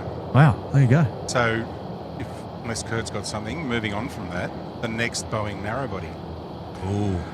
Okay, go, because there is a question coming up, but not narrowbody. You go with that, Kurt, because we'll probably amble along. Well, I had John Salisbury saying, do you think planes will get much bigger, and if so, how? Great stream, fellas, and roll until the end of curfew. We'll be here. So, well, if you'd asked me 20 years ago, the answer would have been yes, because 380 was coming, and Airbus and Boeing had two different philosophies. Airbus was hub to hub, whereas Boeing was hub to point. So Boeing wanted to go from the big cities to the medium-sized cities, whereas Airbus were talking big city to big city, and then you'll have the 320s and the 737s doing the hub and spoke stuff. Now, the 380 wasn't a commercial success, but I don't think it's because the hub-to-hub model was necessarily wrong. It's because, as we spoke about earlier on, it was a little bit too heavy. The wing was probably over-engineered. It was engineered for a larger stretch, which never happened, and the engines may not have been as modern as they could have been. So I don't think the hub-to-hub model is wrong. No. I just don't know if they had the right aeroplane for it. Now, that question has a bit of intrigue to me, and one of the things I will say is I'm going to say yes, but I'm also going to say no, It's because when the A380 was built, a lot of airports had to put a lot of infrastructure in to modify to fit the aeroplane. Yeah, so and that was a big wider problem. runways, wider taxiways. And the Aero three bridges. bridges. Yeah. So international airports all around the world said, that's it. None of this, we're not having this anymore. Yeah. You have an 80-metre box. That's it. And you can only build an aeroplane within the 80-metre box. Which killed the stretch. Correct. Yeah. And it's just now makes it very difficult. You can't really go fatter because you go inefficient. Yeah. So we're trapped in a box, pardon the pun. But Literally. I think we'll see A380 again, an enhanced A380. I'm a big believer in it. I'm very optimistic that will come out a new A380 or something there like it. It won't be much bigger, but we definitely have to have bigger planes. We've got more people with disposable income, more people access to airfares are getting cheaper. We're going to have more travel. So the problem has to be addressed somehow, somewhere down the line. That's right. Yeah, bigger planes, they will come, but probably not as big as what we've got now in the 380. Well, there you go. And I think the 777X may address some of those issues because it's longer than the current 777. It's still just in that 80-metre Box. length box. Yep. It's got the folding wingtips, which I think, That's why it fits in the 80-metre box. personally, I think that's a bit of a... Oh, look, I've had a lot of people say to me, It just seems unnecessary for the amount of wingtip that actually folds. I know Yeah. it gets it in the box, but... it gets it in the box, but the thing is, they've been doing it for decades on fighter aircraft. They've got Yeah. that technology nutted out. I'm quite confident with it. Yeah. You know? I just think it adds cost and complexity. I mean, if you're doing it on an aircraft carrier, then you have to, because otherwise you can't carry the airplanes. Yeah, a lot of people have concern about the safety of it and all that. And But I don't think it can still fly. If it does fail, it can still fly, though. they leave them up. Yeah. There's that too. I've got Juan Velasco. Hello, mate. How are you? And just popping in and saying hello there. G'day. Great night for a Sid Squad show. Well, you bet. And I thought we might catch you down here tonight, Juan. I thought you were going to pop your head around. Thanks for popping in tonight, though. Roderick there with a big pineapple. Wow, the 5-0. Best live plane spotting show, without a doubt. Oh, you cheeky devil. And love the Qantas close-up on takeoff, the 330 and the 787. That was moments earlier. And I appreciate that, Roderick. And thank you for your generous message tonight and generous contribution to the show as well. And really do appreciate that. So the pineapple there from Roderick. And, well done, mate. And Juan Velasco as well, coming back in now, this time with the 5 gifted memberships. Congratulations to all the new members here today at the Sid Squad channel. You've all been gifted a courtesy 1 month up there in the Uluru Lodge, of course, with an invitation to return after the fact. So it gives you access to all the emojis there in the chat when we say paint the chat, have a bit of fun there. And also access to the members-only content shows that we put on from time to time. Now, with school holidays just around the corner, Tim has promised a couple of Jetstream shows. So if you want to catch those Jetstream shows, make sure you've got your notifications on, as the membership shows will be just around the corner. Got JP Mac Aviation over there in New Zealand. He's saying, I stayed a night at the Ridges, Sydney, and used the corporate code. Staff were quite excited that I was a Sid Squad fan. I'll tell you what, when we walk in there, they love having our company and our presence, and they all know us there now, which is great. It's a great relationship that we maintain with our hotel friends of choice, the Ridges. And as you know, we were just up there earlier this week to see or to welcome rather, the brand new aircraft from Qantas, the A321 XLR, and the best views in town from the elevated perspective there on the western side of the field, of course. That the Ridge is doing a wonderful job hooking us up there with the exclusive views. And so there you go, JP. And you're in good company when you're at the Ridges, that's for sure, mate. So Absolutely. thanks for letting us know about that, actually. And speaking of fans, Kurt, I am delighted to see the amount of fans that have turned up here tonight at the hot dog stand. Oh, my God. Hello, everyone. To say g'day, everybody. Welcome. Lovely to see everyone here. It's great support, and it just shows that it is the best channel out there for aviation spotting. Oh, there you go. And while Will and I have been riffing, Riff and I? Riff and I have been Who's riffing. Will and I have been riffing. EK413 is almost ready to line up. Almost. I tell you what, they're doing a slow taxi down It is, Alpha isn't it? tonight. I don't know what are they doing. Are they just warming up the feet heaters or something? But yeah, the And then Emirates. right behind it is Etihad's 777 as well. Yeah, 2 heavies in a row to come. This is the final A380 takeoff on tonight's live show. The 5 Charlie Lima service going to Dubai. Behind that, you're right, it is the Etihad 455 service going to Abu Dhabi. So 2 heavies there. We're still expecting the 414 service from Emirates to land. It'll obviously come in from the south, so we'll see it. We won't see the touchdown, perhaps, but we'll see it roll through in the end. But Moving here, we've got Bryson Lozinski as well. Welcome to the Bondi Beach Cabana. Thank you, Bryson. 5 Charlie Lima. Here we go. Runway 34 left. Lining up 3-4 left for the Emirates A380 there. Mitch Rogers with the 3, and have a look on top of the ridge's rooftop bar. Well, that was a while ago, and I think they actually closed the rooftop bar anyway at this time because lights are on up there, and I think they might have already manoeuvred whoever was up there. Oh, well, that's a movement there. Yeah, that's probably the barman doing the cleaning. And I would know that because normally I'm the last. Kicking you out by now? Normally I'm the last man standing up there. So that's yes, there's places you can go for support for that, Kurt. Thank you. Thank you, Andrew. Oh yeah. Thank you, mate. I mean, being spotter. Yes. Well done. Well played there. The Air New Zealand 109 Cuz bus from Auckland. It is. He's just popped in there. Yeah. And the Cuz bus. The Cuz bus. Emirates 5 Charlie Lima. Runway 34 left. Clear for takeoff. 5 Charlie Lima clear for takeoff. 3-4 left. Here we go. I'm still excited for this spool up if this 777 here. Where are we at? See, they better go out tonight. They are due to go. So lights are on. The fuel truck's done. Yeah. Stairs are still there. Doors open. 5 Charlie Lima now. Just rounding up there at Alpha 6, ready to go. We've got Fuzz from WA with a 5er. Blake, he's so handsome. Oh, that's Blake on the airfield. Easy, Tiger. Grant Mustard Duck Miller dropping in 5 gifted. Good on you, Grant. One of the most prolific giftees, or gifters rather, on the show. Thank you. He's the king of the gifters, isn't he? He is. Cooper now, who's actually here in the person. Good on you, mate. Well done. Good to see you, buddy. Thanks for joining in. And I think we finally found the right spot. You have. And he's not going anywhere. Could you hear the A380 spool up there? It's coming up now. And this is the final A380 movement on tonight's live show, departing. So let's capture it in all its glory right now and enjoy this one together. Here we go.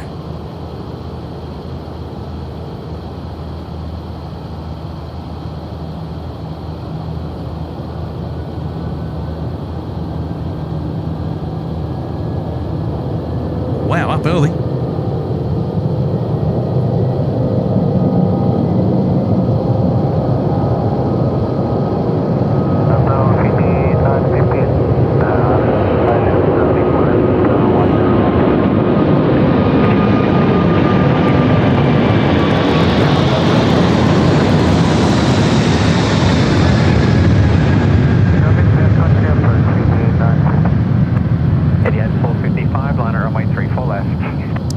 Glow there, Will. Yeah, and we got some orders off the Giants. Lima, contact departures. Good night. Oh, give us those glow emojis. I have an engineering question for you, Will. You do? What are those vortex generators for? It's to correct the airflow from the engine over the leading edge of the wing. Otherwise, what would it be doing? It'd be just fluffy? Yeah, it would be fluffing. I think that's a technical term. Is that a technical term, Andrew? There, and with the hand actions as well, just a little bit fluffy. Fluffy, but interrupted airflow. Yep. You can actually fly without the engine chime, but you have a lot of speed restrictions, so you have to increase your takeoff speed by 5 or 8 or 10. Really that big a difference? Yes, depending on the airplane type. Some you can't have them gone. But quite an important feature of the engine chimes. It really keeps the airflow tight and over that part of the wing. And reduces drag as well, obviously. Of course, yeah. But more for the stall characteristics and performance, Interesting. And would they have been designed on, or would they have been added on as a result of wind tunnel testing? Yeah, wind tunnel testing, Yep. We have the mustard duck. Beacons on. Yeah, the action doesn't happen until they push back, don't you worry. We've got Etihad now pumping down the runway. This is the 777W, Will. Yep. One of your, your favourite of the series, yeah. The W class, yeah, she's gorgeous. Well, I'll tell you what, Dougie, we're not going to miss it because we're going to hear it. Vacated Alpha 2, the wind is calm. Light ops is getting excited. Clear to land. Vacated Alpha 2, runway 34 left, clear to land. Fiji 915, the Boeing 738. Just there in the background, top left, cleared to land. That's going to be after the takeoff now here of the Etihad 777. Here we go. Let's enjoy this one. It's going to rip out hard. Hello there, Billy Goat. Justine Marie Knight is there. Hello there. Oh, she wants to know more about the rats, the RAT. Yeah, we can talk about that.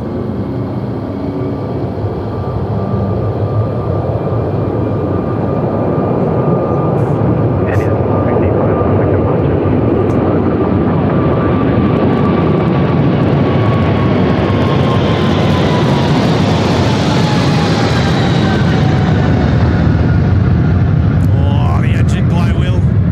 Check it. Oh, look at that. Ew.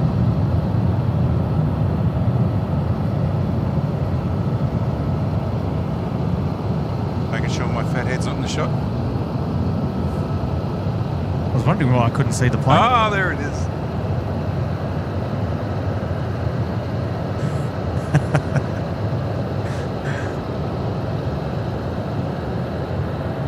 Oh, wow.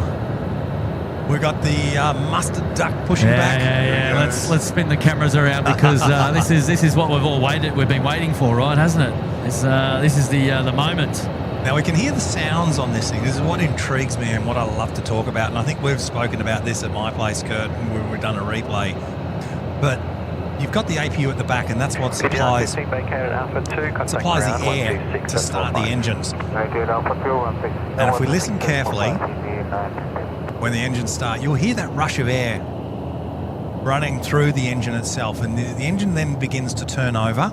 And once it's up to a certain speed, the flight crew will introduce the fuel and the fire, as you would want to call it. You're going to commentate this as it takes place. The howl. And That's the howling noise. Then you'll get Because that. it kind of squeals after, yeah. Yeah. Then no. Well, now what'll happen then is you'll get that rumble of the start, and then after a while, the start valve shuts, and then because the APU is still supplying a lot of air, you want to offload that air, and you tend to hear a rush. Yes. A rush of air come out of the rear of the APU, and that's the surge valve opening to relieve the pressure until the other engine is selected to start. I've got to get my notebook again. And then you'll hear that surge valve is that little door under the rudder, isn't it? No, that's the inlet for the surge valve's actually in the exhaust. Oh, of the, gotcha. Okay. So we can hear the Here we go. engine. Oh, not yet. So we're starting number 2 now. You'll see a heat, and then you'll hear the rain. There we go. And now she's lit up. And when it gets to the stop, the start valve will close, and you'll hear the surge valve open in the APU.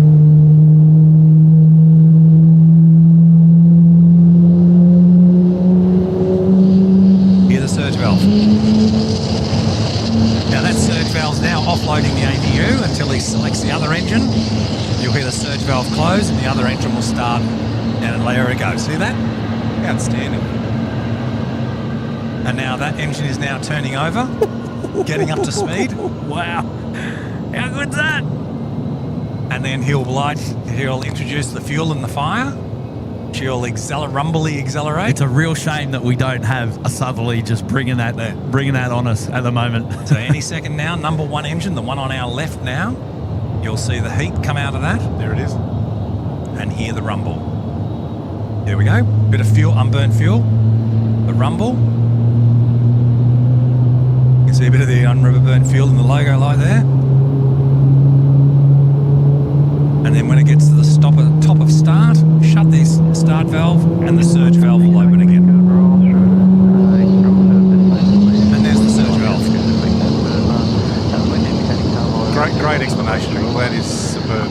And now what will happen is the engines will become online, the APU will be offloaded, and it will start to cool down, and it will go through its process of it cooling down, and it will then automatically shut down, and that little inlet door just right of the rudder Up the top, yeah. will close. But that'll take about 3 or 4 minutes to do that. Oh, wow. That's great. I'm going to have to go back and relive that moment. I probably Little talked too much during it. No, not at all, perfect. mate. Not at all. And that'll make a really Unreal. good little short like a YouTube short. Oh, we're not that clever. Yeah. We need an What are editor. you talking about? Yeah. Oh, jeez. But as an engineer, these are the things that we listen for and look for, and when we get problems with engines starting, it's That was incredible. I've got to agree with you, Daniel Lee. That was absolutely incredible. Now the engineer's walking away. He'll have the nose steering bypass pin in hand, so the pilot can now steer the aeroplane. And he'll salute and then bow. Oh no, that's Haneda. Sorry. That's Haneda will do the bow. Yeah, But, or Nippon or Japan rather. Qantas go to Haneda too, but there's no bowing there. He should. Oh, in Haneda. No, sorry, in Haneda, but not here. Waving the pin goodbye. We get there, yeah, bottom left. See you, No, mate. the engine they do bow here, Yeah? but only for Japan and Oh, or okay, I Nippon didn't know here that. in Sydney. Yeah. Oh, okay. And the captain will acknowledge it, and the engineer will continue to walk to the coffee shop. So, see you, mate. Gotcha. That's it. Not And done. How many times I've done that over the years? That's awesome.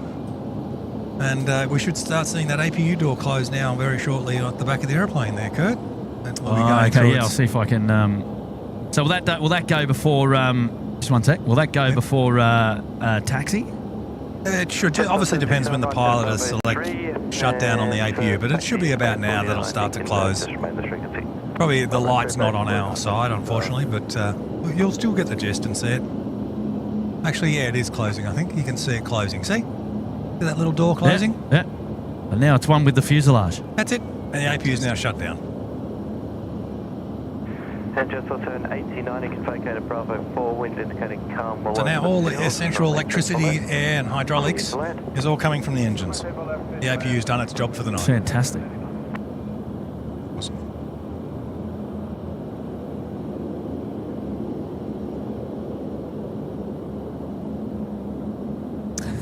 David Hall, thank you for the explanation. My wife will love it when I constantly tell her every time we watch the planes. Should we sit as there? Damn you, SydSquad. Yeah. What have you done? Created a monster. Now, he's going across the top and then he's going to go down Yeah, Alpha. so it's likely he'll get across at Bravo 1 to head on to Alpha, as you've just said, and start to head on down for a full-length departure there at Alpha 6. So they've got one of two options here. They could send him up Charlie and then bring him across at Lima. Yep. Or even go a little bit like sort of from here, we could go up to Foxtrot and go across. Straight out here to Bravo, probably easier because what they can do is they could vacate, say, a domestic service coming in at the moment, say Jetstar, take the Rapid. Once he's ashore of the Rapid, you can pretty much guarantee this guy to get going and cross. Gotcha. I think it'll be a little bit quicker. Yeah. Before the next one. Now, how are we going for likes, Kurt? Is everyone... Yeah, I tell you what, we're close. Is everyone- I think we're at 2,000. Well, actually, no, we're about 700 shy of our target. What's going on there, ladies and gentlemen, boys and girls? 2,300. With over 3,000 people tuned into the live show, ladies and gentlemen. I don't know if I have yet. I thought And, my explanation might have got a like. did you forget to hit the like button? No, I hit the like button. Don't you worry about that. Right. If you're enjoying tonight's show, ladies and gentlemen, please consider hitting the like button. It's free to do, and it's the only type of advertising that we'll do on the live show. And if you're learning something, hit the like button. Apart from throwing up our Ridges logo on top of a Cathay Pacific departure, of course. It will gloss over that. That's normally me making that mistake. I've got a lot of messages I need to read there in the chat, and I've got lots to catch up on. Fear not, I will make sure that we will get through all of them before the show is out the door. But thank you for your amazing support here on the show tonight. Suzanne and Daisy dropping in a 2-0. No message there, but message received loud and clear from Suzanne and Daisy. Thank you so much. Ryder Skorpadorp is there with the tenor. Like that. Man, it's been a year since I've had my first ever overseas journey. And started from Hobart and had to stop at this airport to transfer over and landed in America. Absolutely amazing. Wow. Happy 1 year on your international travel there, Ryder. And thank you very much for a generous 10 tonight on the show. It's very kind of you to do that. Stephen Hill with a 2-0. Shout out to Tristan. Hello there, Tristan from Stephen. And he's an avid fan. He just loves you guys. Oh, that's kind. That's What's not to absolutely love? kind. What's not to love? Oh, stop it, Andrew. I'm just tearing up. Stephen, thanks, mate. And hello to Tristan. Reese Martin is joining in on the show now. I flew on a Piper 28 with the RAF on VH Alpha Sierra Yankee. Now it's on an F-35. So you could say you flew on an F-35 Rego. Oh, well, that's interesting. So there you go. VHASY. Alpha Sierra Yankee. There's no VH registered F-35s. Well, I don't know. All RAF flights are ASY. ASY, yeah, international flights. As in... That's the call sign. It'll be Aussie or something. Aussie, yeah. Yep. I don't know there, Reese. Shona G. I had many FD trips, including Kai Tak as a Qantas AME in the 1990s. And so sharing some history there with us, Shona. Yeah, just heard winds tending to the east. Brad Richardson celebrating 13 months. Hello there, Brad. Fantastic viewing tonight. Thanks, squad. Good on you, Brad. Welcome back to the show. And, really lovely to have your company. Oh, there we go. Scott Battle now. And mentioned Scott before, but he sent a few messages in tonight. And he's saying, "G'day all. I jumped in. Looking forward to the rest of my night with you all. Good on you, Scotty." And Devon up there in the Bondi Beach Cabana. Welcome back, Devon. And here we go. Finally got to your message, Damo. We're making our way down the list. Great stream from the hot dog stand, Kurt. We're blessed to have so many great spotting locations here at Sydney Airport. And great commentary from Andrew and Will too. From Damien Aiello. Thank you, Damo. Lovely to reconnect with you again this afternoon. And very generous contribution to the show tonight, mate. A bit uncalled for there, mate, but I do appreciate it all the same. So thank you very much from Damo. And we've also got Hawaiian Airlines have snuck out a little bit there from, I think it was on Taxiway Juliet. They're making their way down Taxiway Alpha as well. So you're going to have Hawaiian, and then the Mustard Duck will come in as number 2 in this set. Hawaiian is my new favourite. Grant Miller there with the 777. Awesome stream again, and thanks. Question, is there a specific reason why the RAF larger jets have what looks like hubcaps on the main gear? I wouldn't know. I don't know anything about that. I haven't really thought about that. Maybe it's just clean. Well, I mean, could be a design choice. Or the RAF operates 2 737 models, the Max VIP jet and the P8. But all 737s have those big hubcaps. Yeah. Because the they're shiny aerodynamic fairing. chromies, mate. Yeah, they're aerodynamic fairing because there's no main gear door.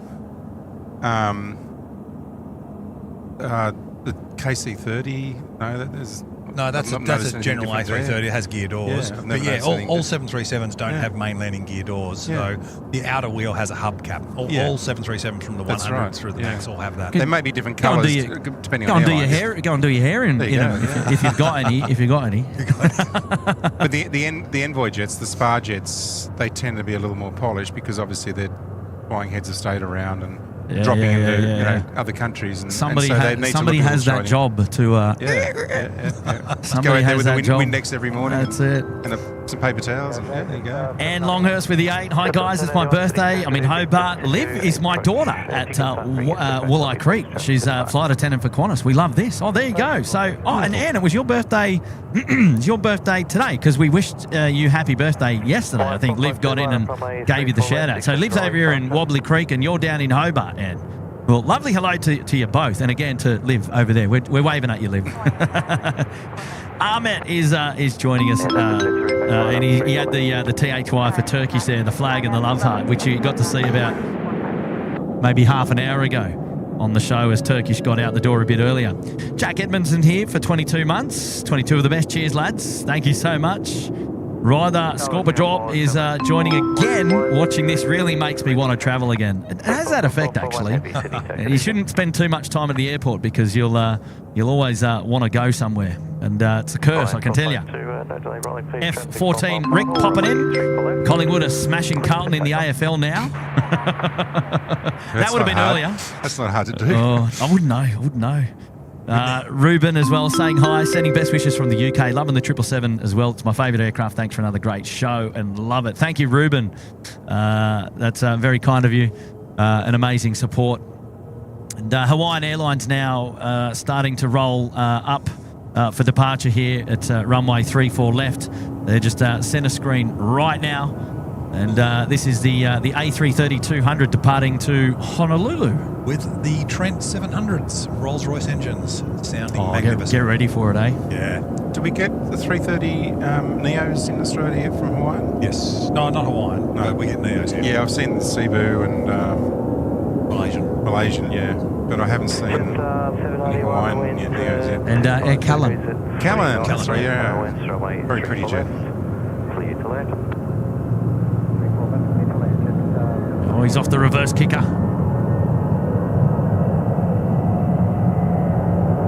Get your earplugs.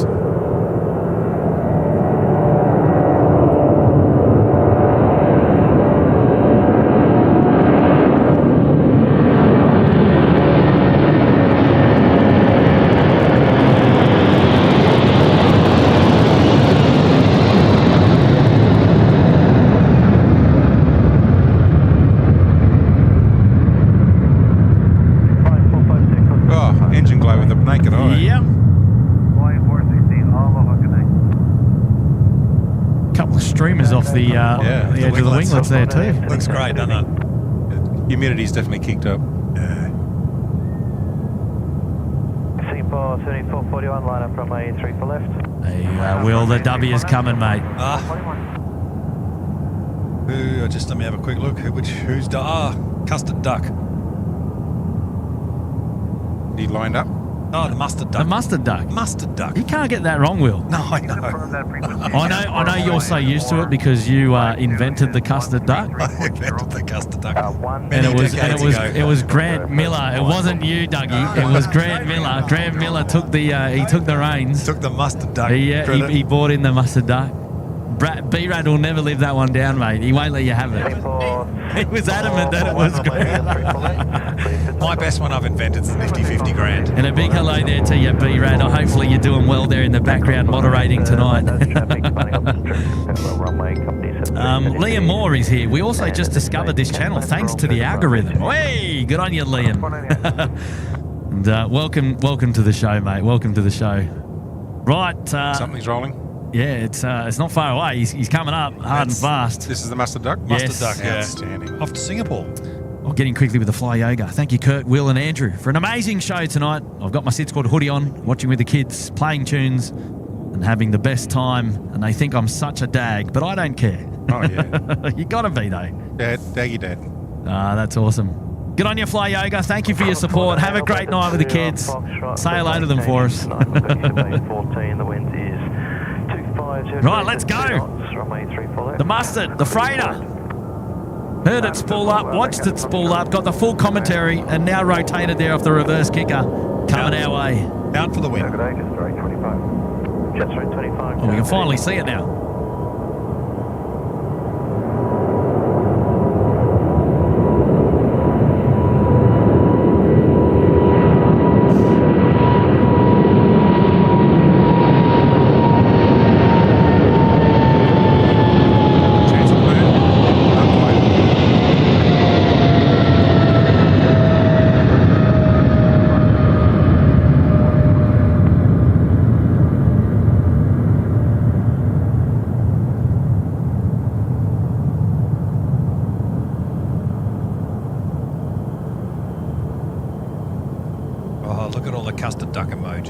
We're just flooded with What have you done, Will? What have you done?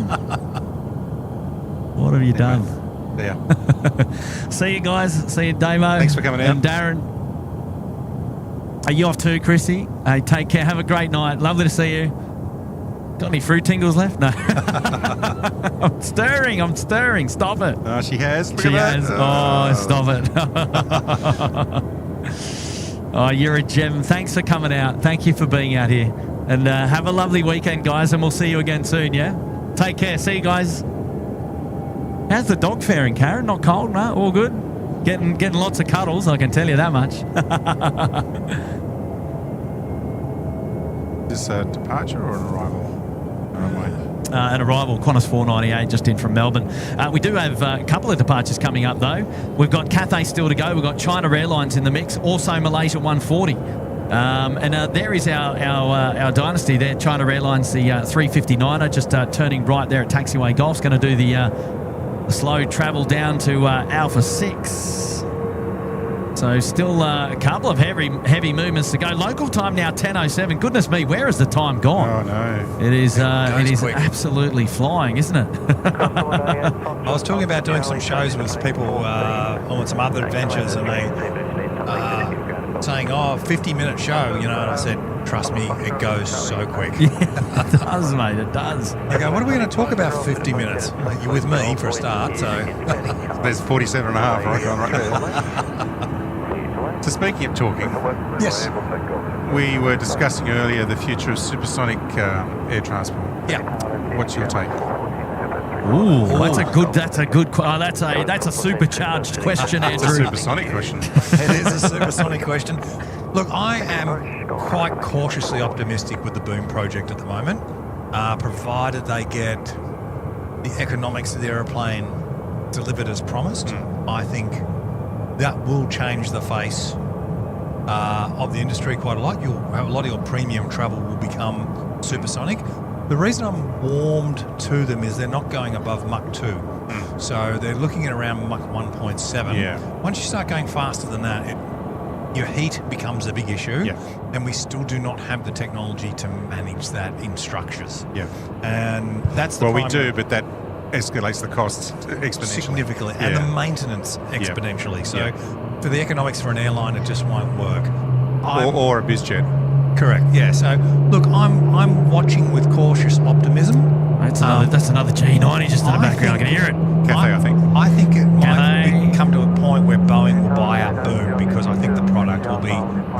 That's something to watch out for. A380. But Good evening. But yeah, look, I'm a big believer that that's also, and we're talking about frontiers. We spoke briefly about the ultimate frontier, London to Sydney. Speed's going to be the next thing that has to be conquered, and so we're starting to get people knocking on the door of it. But Yep. yeah, they just got to not be too ambitious like we were in the 60s with Concorde and that. So Because Concorde was never going to make any money in it, and it was a huge cost to the British and the French governments. that's right. Yeah. A project like that will only ever work if it's government funded, because there's no way a company such as Boeing or Airbus or anyone else, Boom, whoever can afford to fund a development or something like that. That's right. Yeah. So watch this space, I think. As I said, I'm cautiously optimistic and I have a lot of hope, and I would like to see it come out, and if they do, I would like to have a ride on it. I think it'll be a sensational experience. So recently the US government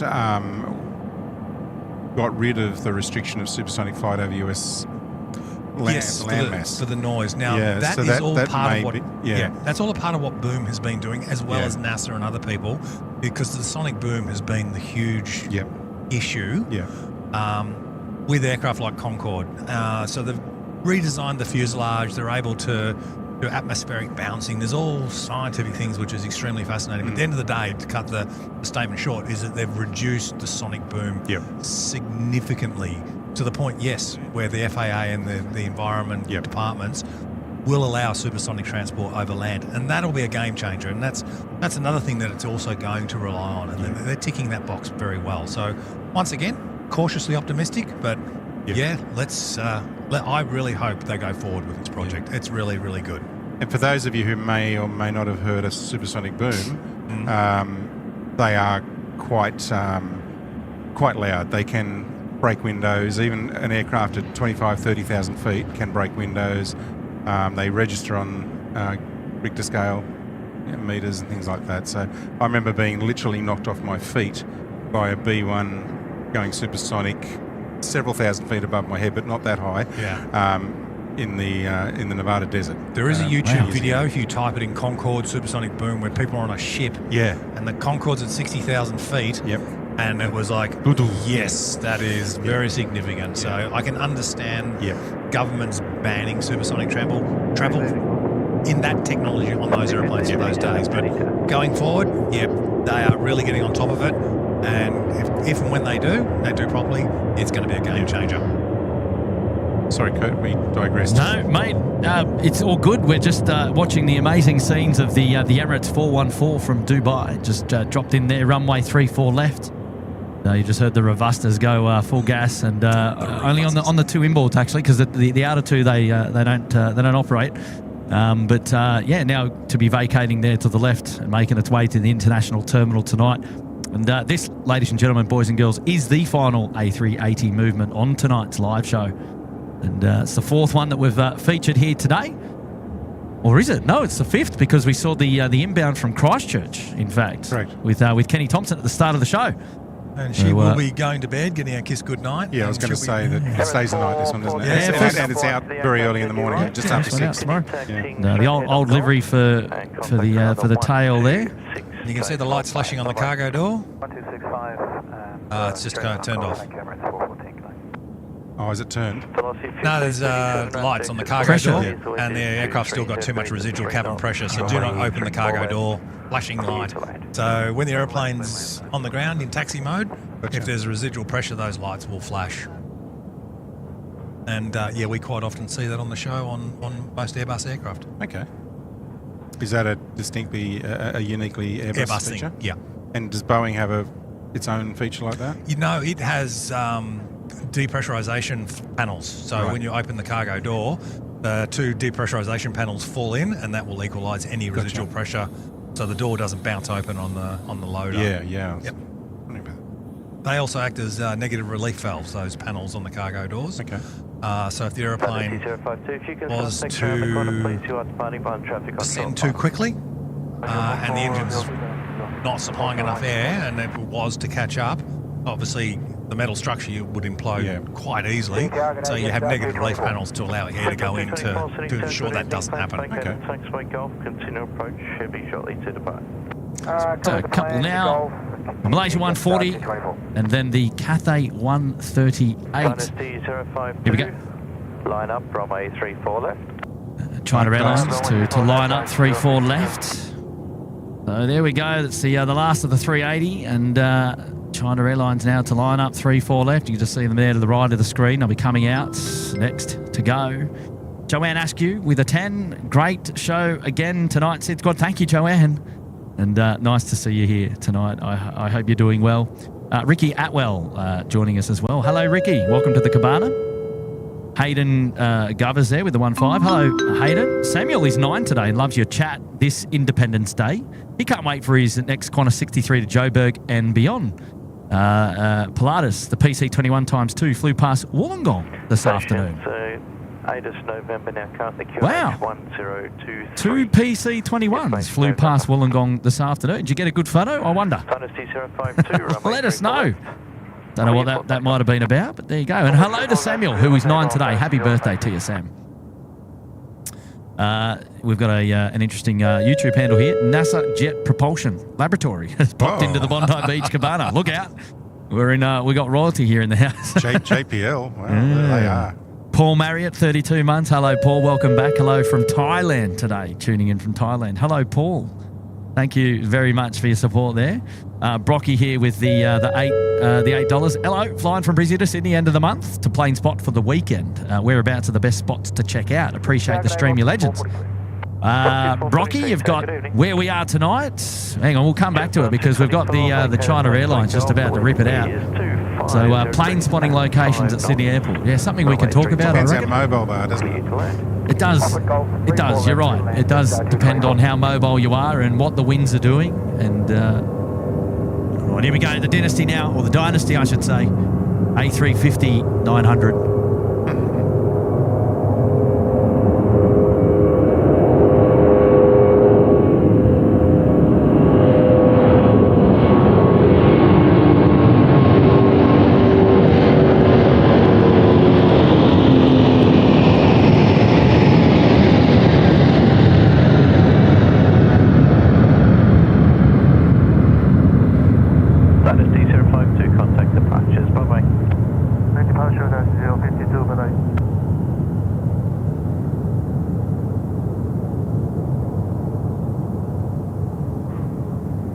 Turned left pretty early, didn't he? Yeah, I mean up early. So on the standard instrument departure, the requirement is 500 feet, finger left. I think it's at a heading of about 290 for 10 DME, and then from there you're normally tracking either Richmond or Katoomba, yeah. which is now the KDOM on the charts. Yep. So a standard departure there. And if it was going to America, it'd usually be on the Richmond departure. Wouldn't quite make Richmond, get a radar transition, fanger right, normally over your place. Over my place, yeah. And then out to Avon or wherever it's going off the coast. So there we go. The Dynasty out the door tonight. That was beautiful. Actually, really, really nice. And, 2 more heavies making their way down in that of Malaysia 140, and that is the Sydney to Kuala Lumpur service to Malaysia. And then bringing up the rear is Cathay 138, another W series there, Will. The 777 there from Cathay Pacific going to Hong Kong. So did Malaysian get the jump on Cathay tonight? Well, they're out there in front at the moment. So the 330-300, which will be a ripper.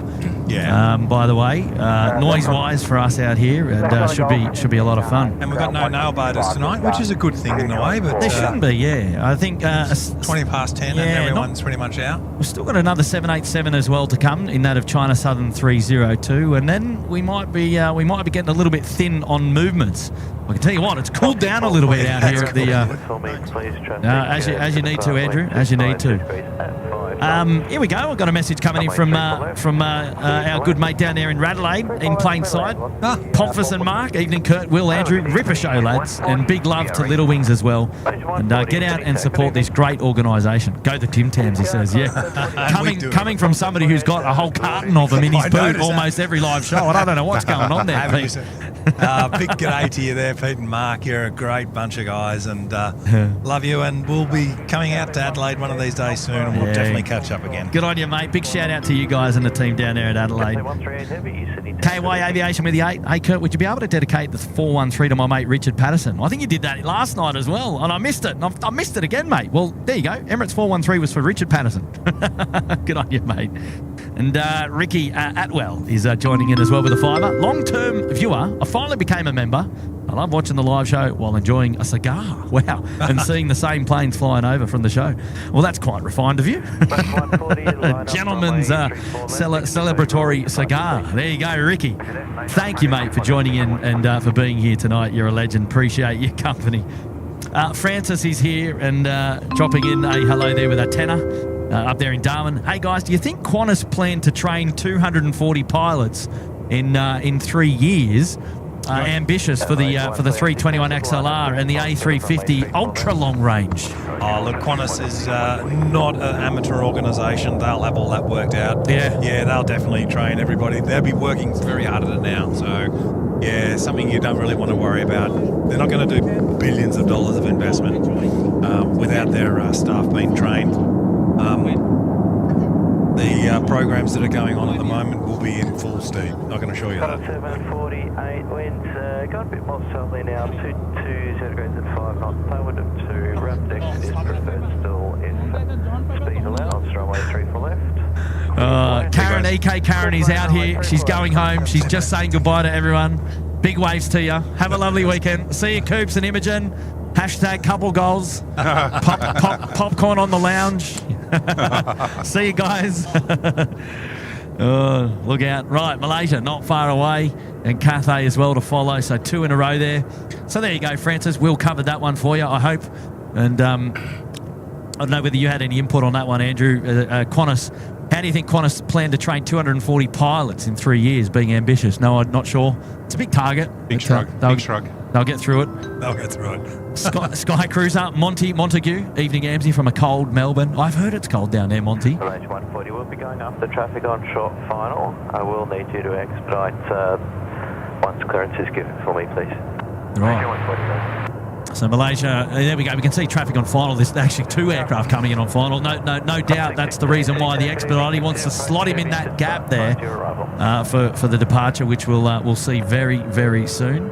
Anish Gamir is here. Welcome to the Bondi Beach Cabana. Thank you so much. And hello there to Frank Kamada as well, who's dropped in a $1 super chat there for your pleasure as well. Thank you so much with the cat. And yeah, Frank. Craig Fraser with the $8 message. G'day, Kurt and the SydSquad crew. Loving the head-on departures from 3-4 left, especially the Super Q thundering over the Johnny Big Mac kicker. Well, we can call it the reverse kicker from this direction. But I tell you what, I think success. You were a little bit concerned about being here for the 3-4s, but you just had to have faith in my confidence it was going to work out. Local area knowledge. No, you did really well there. But I did raise concern. I thought, we're going to have a swing. I'll make sure that this is not ever an issue ever again, so that you too could enjoy the full experience, because it's a bit different there to here, but especially for 3-4s. But I'll fix that up for you guys. But look, Craig, we totally agree with you, and it's a win for 3-4 left movements from this end of the runway for sure, indeed. I think it's been a win for the show tonight, because we're able to double up on the action. Yeah, absolutely. And coming forward on takeoffs like we've experienced tonight, I think it's been fabulous. For sure. Rory McNichol is popping in there, 14 months. Happy anniversary, Rory. Welcome back. And Juan Falesco replying back to me saying, I would have popped over. Got to be up early tomorrow. We'll have to coordinate a hot dog stand visit soon. You know where to find us, Juan. You know where to find us. Right. Okay. And the LJ Silsby is just popped in there to the lodge. Well, LJ will dedicate Malaysia to you right now, because they're rolling hard and fast down runway 34 left. So this one is for you, Ms. LJ Silsby, and welcome to the lodge. Let's enjoy this one together. It's going to be a ripper, Will. Turn up the volume on the TV. This is our loudest aircraft of the night. They're Pratts, aren't they? Yeah, Pratt 4000s. That'll do it. That'll do it. And he's up.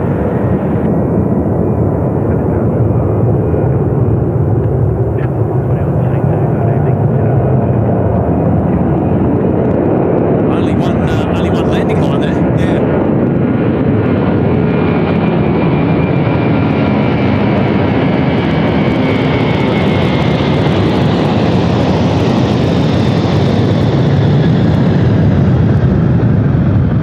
Oh, engine blow.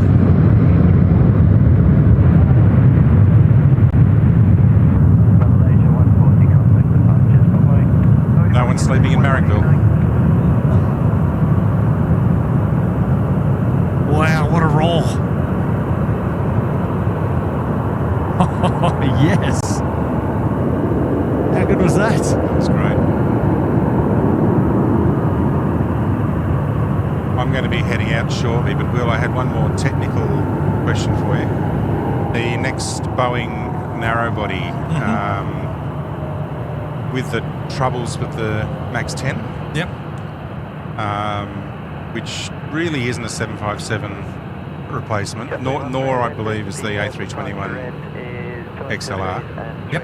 What is there a niche in the market, do you think, for a 757 replacement? Yes. Something that can do that mission, Yep. which a 321 can just, but not with the same, should we say, power. Yeah. of a 757. It is a slightly larger mid-range market, yes. And yes, there is a market for it, and the airlines are screaming for it still to this day. Boeing has to do a clean sheet with the 737. They can't make another one. How they integrate a 757 replacement into that, I don't know. Let's see what the clean sheet brings out. Yep.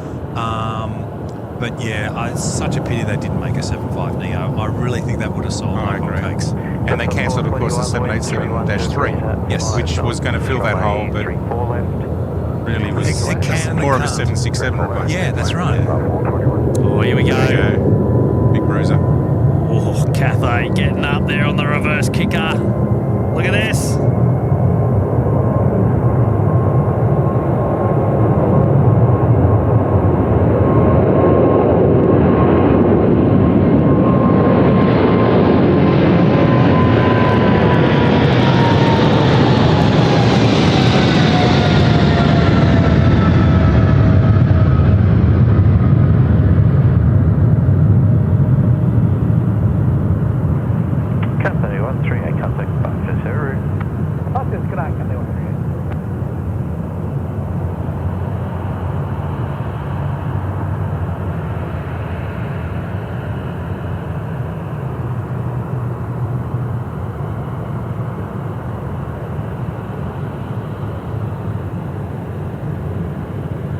Lex saying, wake up, Marrickville. That would have woken it up for sure. Yeah. No, the Malaysian would have got him before. Yeah. See you guys. Have a lovely guys. weekend. Take care. Haven't we had some visitors tonight? Oh, Yeah, we've it's had been a quite, busy- quite the fan base. 25, 30 people here, and not all at the same time. But It's been different fun. faces over the night. It's been It fantastic. just shows you the beautiful people of the community. Oh, yeah. They just love being out here and talking aeroplanes and just being together. It's fantastic. Aussie 996 rapid exit for me, please. Traffic to depart when to China Southern has made their way down there as well. This is the 302 service to Guangzhou. It's just down at Alpha 5, a Boeing 787-9 Dreamliner. And that'll be the next to go after the arriving aircraft.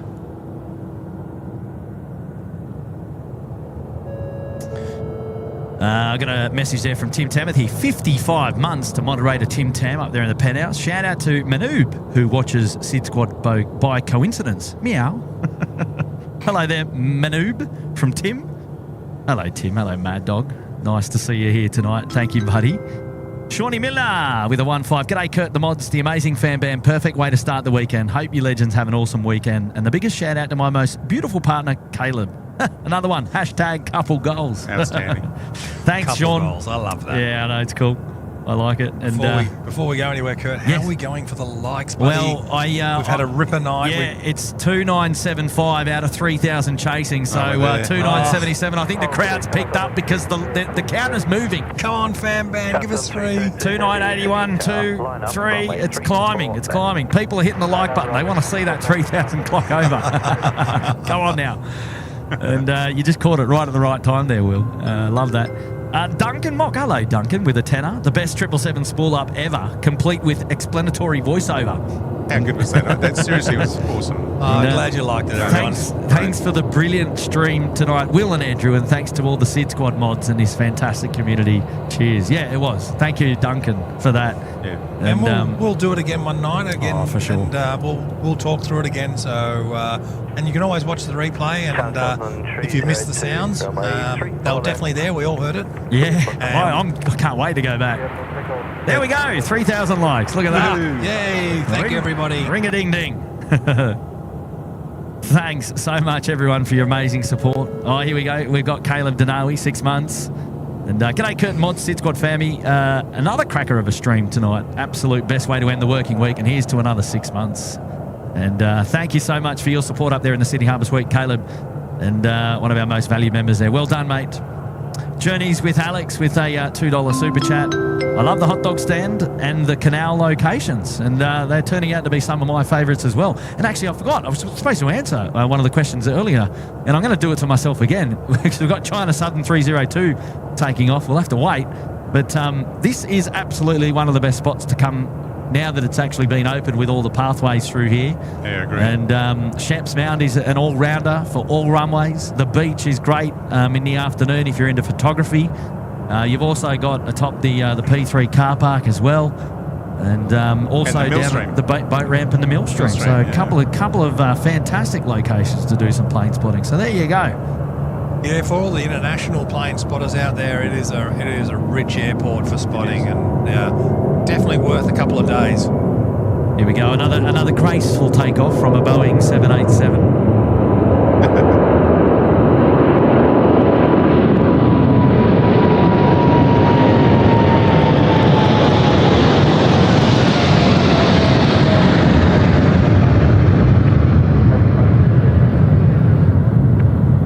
I think it's just like 2 fingers back on the yoke, just just so gently. It's like cruise control, just a couple of fingers, Yeah, I think they're permanently derated, the 7.8, aren't they? You know what? It's such a shame, right?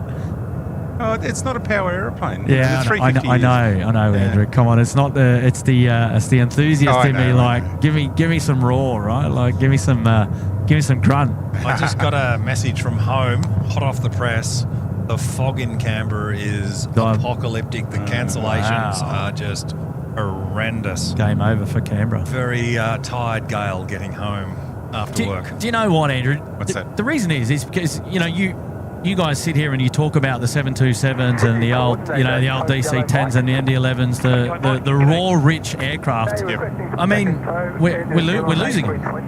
We're losing them. The aircraft are getting quieter. You look at the 321 XLR, the A350, the A220, all noticeably quieter aircraft. And I mean, it's down to the environment and the ability to burn sustainable aviation fuels. So it's going to change. It's going to change the landscape. And maybe we are just lucky that we've been alive in this era from an aviation perspective to be able to enjoy some of the aircraft that we would now call classics or from yesteryear or retired, whatever you want to say. Because in another 20, like you were saying, Will, earlier, the 30s and the 40s coming up, how is it going to change? And it's going to be really interesting to see. Obviously, aircraft are you're still going to hear them. But you often ask a diehard enthusiast, what do you love most about, aircraft and going out to watch the planes? It's like, the roar of the aircraft. And I don't necessarily think the modern engines are worse than the older engines, though, because I do like that howl and the lower pitch of the newer engines. That's 7.8. Okay, the 7.8's very quiet, but the 350 before it was great. The 380, I still think sounds fantastic. The Triple W, of course, is just. I love the G90. They sing. They're nice. Do. Yeah.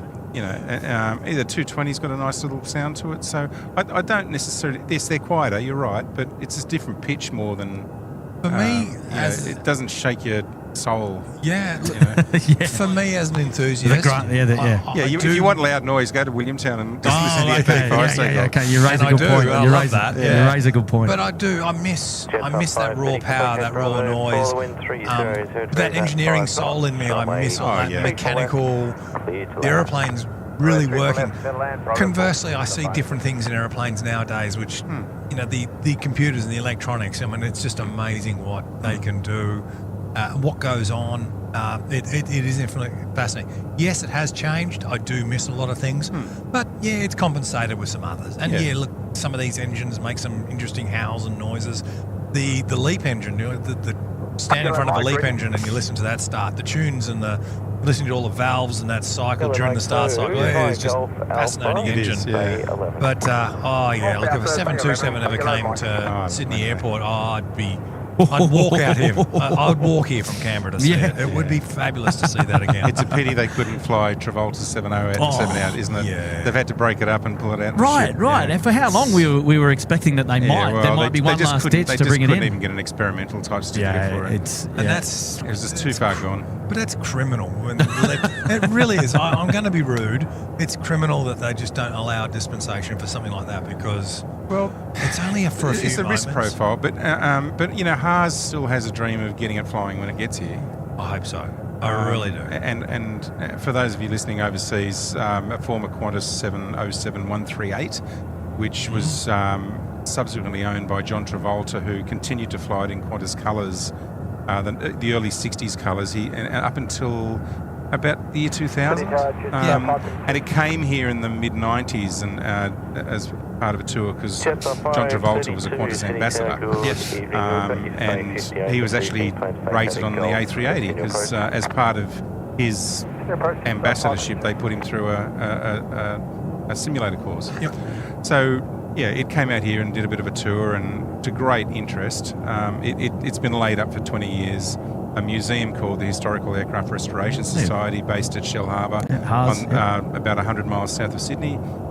They've acquired it and there was a hope I think it's in Georgia somewhere, there was a hope to be able to fly it back to Australia as a one-off, but it was considered too far gone, so they've now, I think, dismantled it and they bring it out on a ship.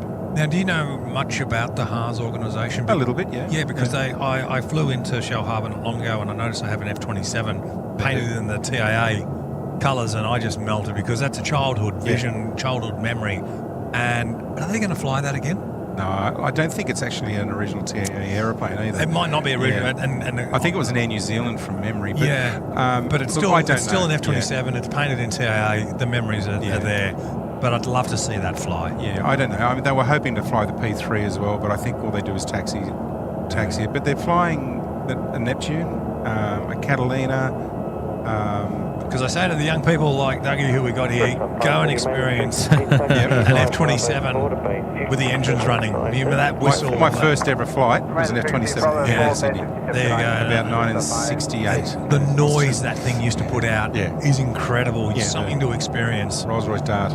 And that's why I can't hear anymore because of engines like that, It is incredible. Say what? Right. Yeah, sorry, what you saying? I'm gonna get. We've got about two arrivals left on the show tonight. All the departures are gone. We've seen it all the way to the end.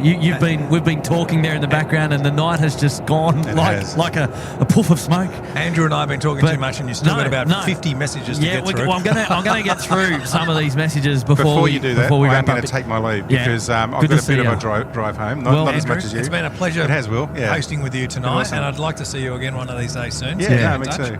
Yeah, thanks for having me. Thanks for coming out again, Andrew. Thank you, mate. Thanks to everyone out there for their great questions and their feedback. It's very much appreciated. And thanks for having me back. It's a pleasure, mate. It's a pleasure. It's been a great show. Feel at home when you're out here, honest. I appreciate it. Well, we go back a long way. So. Yeah, it's good. And if you're in Canberra, look us up. Yeah, well, I'm there next week. I'll be there for work, so. No, we'll catch up. For sure.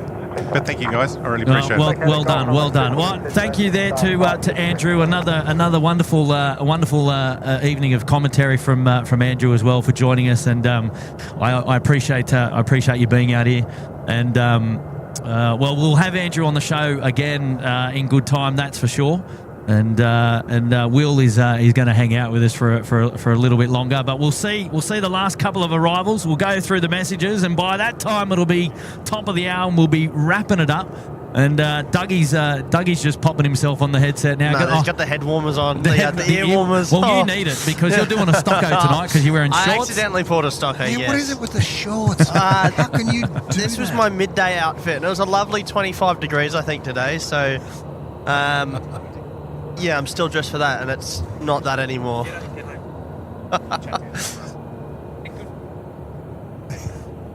Yeah, so moderator Dougie just popping in there. Love that. Right, so messages to boot. There you go. Just coming in on the right-hand side is the final aircraft movement of the night show. It's velocity 895. It is a Boeing 738 MAX. It's on downwind now for runway 34 left. And after that, Tim is tasked with shortening the runways tonight. And he's going to be out there as Car 10 and doing the biz in his operational space. But let's go through some of these. I've got Kieran McDonald. Thanks for the very detailed explanation, and that would have been no doubt for Will. And Jacob is here for 12 months as well, and happy anniversary. Good on you, mate. 1 year. Well done. Sam, Samantha Aviation dropping in the $1. Thank you, Sam, for your support again tonight. And Cameron Jones as well. Hey, boys, I'm at level 7 at the Ridges for the weekend for my birthday. Oh, happy birthday. Happy birthday. And, mate, the Ridges, the best hotel to be at. And we won't go looking. It's pretty late up there. Don't want to see anything that we shouldn't be. The old iPhone Maxi 1 Pro might, Pick up on some goes all right. yes. Goes all right at night time, I have to say. But, enjoy your stay over there at the Ridges. Chelsea Webster. Hi, guys. Great stream. I'm flying Orange to Sydney on Tuesday night, then to Bathurst Wednesday morning. Friday lunch, back to Orange Friday night. I'll give you a wave if you're on. I love that. I love that when people are already anticipating a wave and maybe catching up with us. Enjoy your flights, Chelsea, and have a great start to the week next week. And thanks for being here. Thank you for the $5, and I hope you've enjoyed the show, Chelsea there. G. Radi popping in. Well, there's a name I haven't seen for a while, Mr. G. Radi. And 1.5 of the MCG, 147,000 subscribers now. Wow. Kicking goals here at SydSquad, and G Radi's picked that one up. That's lovely, mate. And yeah, we're on our way to the big 150, and that'll be a nice little celebratory number to have, I think. And G Rad, thanks for the 2 tonight, mate. I appreciate you being here on the show and for joining in again. And Brendan Elliott now saying, evening SydSquad and go Collingwood Mayo. How did they end up? I don't know. I thought we might have heard by now. And Kenny, here we go. Kenny Thompson popping in. Now, Kenny came in earlier on the A380 saying, Kia ora, Kurt, Will and Andrew, way too late to come out. Had quite a delay at the airport, but safely in my hotel room. So I'll try and catch up with you at some point, Ken, over the weekend. And I got your email, but let's connect and we'll see how we go. And I hope you watched your replay of your flight coming in, because we picked you from the hot dog stand. And Sydney Train Spotter with a tenner saying, long time train spotter, but big time plane spotter. Oh. And SydSquad viewer loving the stream, fellas. You! Good on you, Sydney Train Spotter. We need to change your name there to say plane spotter, I reckon. Yvette Whitaker saying, how much have you raised for Little Wings? And that's a good question. Spiller had a big... donation tonight. Yeah, $1,500 tonight. In the latest drive on our donations, it's now over $20,000, and whatever that is at the moment, I haven't checked the latest amount. Before that, it was $15,000 the year before on a previous drive. So let's call it, I don't know, 35, maybe 40,000. We've done 2 checks to Little Wings for the merchandise in that of 9,000, and the latest one I think was about 6 or 7. So I'm going to call it an even $50,000 from the SydSquad community. That's impressive. That we've collectively gathered and donated to Little Wings. Somebody do the math on that and work out for every $1,500. That's a flight that we've been able to fund for Little Wings. So I think huge firm handshakes to all of you who've donated and supported and just raising money for charity. It pulls at the heartstrings, and a wonderful charity that Claire and the team are managing out there at Bankstown Airport, and we couldn't be more proud to be supporting them, of course. And another little cheeky plug to our website, sydsquad.com.au. You want to get involved and buy an item of merchandise, just know that all the proceeds going straight to support charity. So a good one there, Yvette Whitaker, for bringing up that. And I don't know the exact numbers, but it's thereabouts. But a huge mammoth effort from everyone there. And Lisa Rogers dropping in there for 12 months. Welcome back, Lisa Rogers. Happy 1 year. Speaker Network with the $1. And we got Craig Watts now with a tenner. Thanks for the stream, guys. The knowledge of you three blokes has made it so interesting, and thanks, says Craig. Craig, thanks for the 10, mate, and good to see you back. Your second message there on the show tonight. Good on you, mate. The one-arm plane spotter with a $5. Hey, Kurt, Will and Andrew, I've got a question. How is the ATC going to work at Western Sydney International? And also, I love watching the show from next to you. Now, that one... it is you. Oh, there you go. Oh, you're still here. Were you waiting for your question to be read out? Oh, so I finally got to it. I'm so sorry. As you know, there's a lot going on out here. Blame us talking too much. That's half the how problem. it's going to work is there's some recent photos that have just been published. They've got a tower, literally a tower with security cameras. What looks like to be security cameras, and there must be about 20 or 30 of them on the tower. They've got a HQ in Eastern Creek. They've got a building. Air Services Australia is manning a building, and the air traffic controllers are going to be trained, tower controls. They'll sit inside the building, and they're going to look at screens, and the cameras will feed straight into that building. So it's all going to be done remotely. So heaven forbid a bird sits on one of the cameras and... But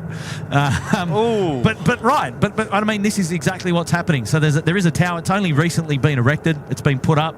Have you seen the photos? Or you have? Yeah. So there you go for everyone listening and wanting to know. But that's it's going to be a non-towered airport or aerodrome, but will be one that's going to have a lot of cameras. So and I believe they're implementing the same technology at Ballina. Oh, okay. With the new controlled airspace that's going in up there shortly. And they have it set up at Canberra, ready to go as well. Yeah, Canberra's going to. I think are they going to be before Western Sydney? I don't know. Is it operational? I just think they're having some problems getting it operational, but the offices for air traffic control will be in Civic in Canberra, so they'll be doing a lot of the regional airports. I wonder if is it going to be from Western? Is it going to be from Eastern Creek, the same building? Are they going to? Yeah, I believe so. It's going to be in the same. Well, hopefully that answers your question. Yeah. But kudos to you for sticking around in the cold, waiting for us to receive you and answer your question. A lot of people guys. have trepidation with this new technology, but there is a beautiful YouTube presentation on it because it's really big in the UK, remote air traffic control, and they have the various airports all in one building, and it works really well. For sure, indeed. The technology is fantastic. Tried and tested. We wouldn't be doing it if it wasn't ready to go. And they can see airplanes like they'd be looking out the window with tags above them. Yeah, exactly. The artificial intelligence that's also being implemented with this stuff is I'm excited. I think it's great. We're moving this way in technology, so that's the next best thing in air services with air traffic control, and I'd love to go and see it. I'd love to go and see the tech and experience the tech. See the aircraft, but see the AI tag in the real information on that digital screen. And it can, with the camera technologies, infrared, they can see through fog and all sorts of things. It'd just be like a glorified version of VATSIM for you, mate. It really will be. It really would, mate. It's like as real as it can get in the unreal, Yeah, exactly. Hey, great question there from one-arm plane spotter who literally has one arm. He's also starting his a YouTube channel as well. Is he? Oh, there you go. Putting some content up. We'll have to go and check out one-arm plane spotter. There you go. He was up there on the screen. So thank you, mate. Russell Back was here with almost at the 3K likes, and we pounded that moments ago. And thank you for your support. Steve Tomasi, one of our locals down there in Canberra, hails there in Canberra. Hello, Kurt and the SydSquad fan bam, the mods, Will. And I'm willing to take Kurt to either try Capital Burger at Fishwick, or Bent Balm Me Burger at Braddon, Flavours of the Nation's capital on his next visit down here. Capital Brewery. Yeah. A burger there. Yeah. Because we're going to invite all our Canberrians along with us next time that we go, I reckon. Yeah, we have to, surely. Idea. Yeah, Capital Brewing. Brewery. Spit it out. Brewery. At Fishwick. It's been a long night. It has been a long night. It's been a long day. It's been a long couple of months. But anyway. Oh, dear. Right. But no, that's definitely on the cards. And we must talk about organising our Yeah, then Canberra, Fan Bam I know, get together I know. I again. keep talking about it. And, Just not in summer next You know time. what? It just got because it was super hot that day. You got burnt. you were a beetroot.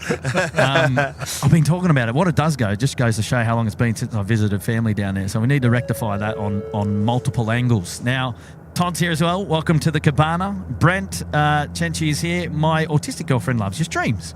Oh, well, hello there to Brent and to your girlfriend. Thank you so much for dropping in and saying hi.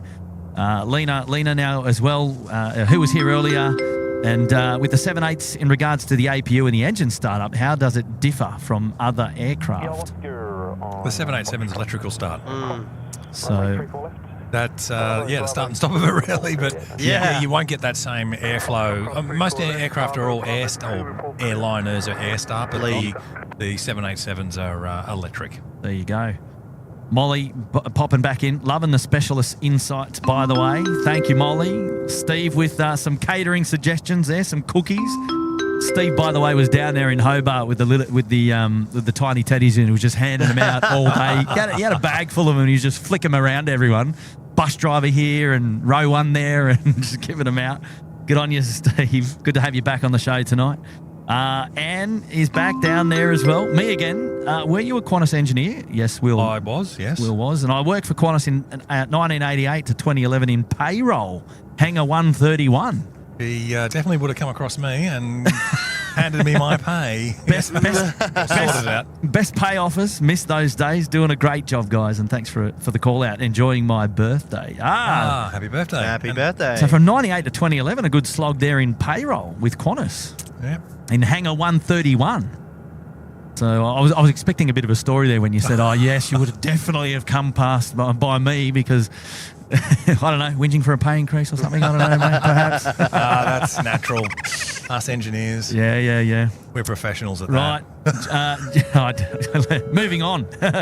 Julian here, 11 months. Hey, Kurt, was wondering, do you know the Qantas A380, why does it go to Sydney to Melbourne? Sometimes, do you know how I can get a ticket to ride it? Oh, okay. So often, well, not often. I don't think it's that often, but a repositioning flight perhaps with Qantas moving an aircraft between Sydney and Melbourne, which normally carries the flight number starting with a 60, which normally represents a repositioning flight. Those flights are they're going up or down empty.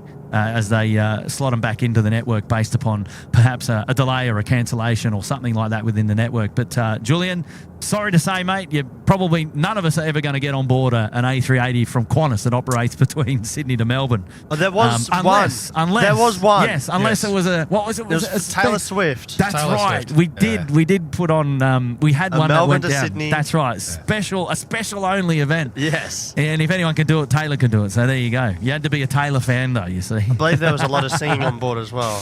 No doubt. Now that would have been what? Probably about That was last year, wasn't it? last year sometime, right? Yeah. You're kidding. I would have got off. Oh, come on, mate. I couldn't have coped. He would have made armed and used his own ejection seat. Yeah, right. So, Oh my God! so I had to renege on my words there. So it more than likely is not going to happen unless Taylor comes back. Gemma the Angel popping in. Kurt, thanks for looking after us this week. Have a great weekend with your family. Good night to the fam and catch you all on the next one. Thank you, Gem, and for tuning in out there in northwestern Sydney. Lovely to have your company, and you too have a great weekend. We're getting there. We're almost there. Zane Short with a tenner, and the three amigos putting on a banger of a stream. Cheers all, the mods and the fellow Sid Squatters, and a great end to the Friday. And it has indeed been. It's been a great show. It was a great day. It was a great day. You were down here sending family off on a flight, were you, Dougie? Yeah, little sister was on her way off over to Europe to meet up with my parents. Ah, there you go. Who left last Thursday night. There you go. Oh, here's Tim. Bravo 8 is now available. Thanks, mate. Cut in. Thanks, Tim. G'day. Hey! Tim. Thanks, Tim. G'day. On ya, Tim. On your 10 and on your Tim. That's a 10 for Tim. It is a 10 for Tim. And lovely to see him out there doing the work tonight, which is great. Pippa Johnson was just up. Shout out to Nick watching at home. And so from Pippa to Nick, a big hello. And from all of us here at SydSquad, hello there to you as well. Zane just popping in there with one gifted. Thank you, Zane. And amazing support. Lord Enjon now. Great stream tonight, Kurt. I'm a bit excited as it's 48 days, not counting though, to my first ever A380 flight from Dubai to Paris. Oh, wow, Awesome. Very exciting. Good on you. It's like a moving hotel. It's a travelling hotel, that It beast. literally is. And it is, one of the most comfortable aircraft to fly on, the big A380. So, Lord Engine, have a great flight. Way to make us jealous, of course. And enjoy your flight. Chris Hemsworth now popping in. G'day, Chris. How are you, mate? You asked about Collingwood. Well, the Blues lost just like what will happen on Wednesday. Oh, I knew it would come up. I knew it. It's even 5 days. Well, not even. Oh, come on, Chris. You can't be saying that sort of stuff, mate. It's not quite Wednesday, and That's a Tuesday night shenanigans I'm sort quite of thing. yeah. Maybe if we do a show on Tuesday in the lead up to it. But I'm quite excited. I'm quite happy that we went to a decider because it's all on the line now. It's do or die. Exactly. It's the last game. It doesn't matter. And it's right here in Sydney. And is it here in Sydney? Yeah, at a core stadium. Oh, is that a core? Is it? Just there we go. And sorry if I knocked yours out there, Will. No, all I good. can still hear him. And then Alex now popping in with a cheeky hello as well. Hello there, Alex. What do you got, Tim, for us? Tim, g'day. Hello again, mate. Just to confirm, as per item number 1, taxiway Bravo 3, holding point there west of Bravo is closed. Taxiway Bravo 3, AFM also closed and released to you. Closure approved as requested. Thanks, mate. Thanks, mate. Thank you, Tim. Good on you, Tim. How's your back? And sorry. Alex was saying, I'm going to Tokyo from Sydney with my girlfriends next week, Monday. We'll definitely watch My Plane live. Do you guys suggest Disneyland or Disney Sea? I don't know. Maybe Disneyland?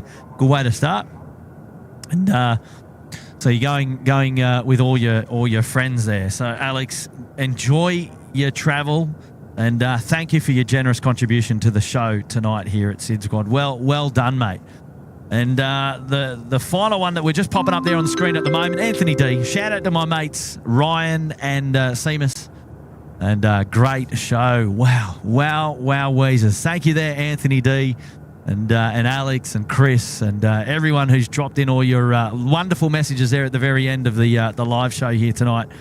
And 2,000 of you still tuned in as we creep our way up to curfew. But I think we've pretty much made it to the very end. There is no more movements on the airfield tonight, apart from Tim closing things down here at the airport. Yeah, I believe there's one more scheduled arrival, but that's a global 5,000 in about 40 minutes.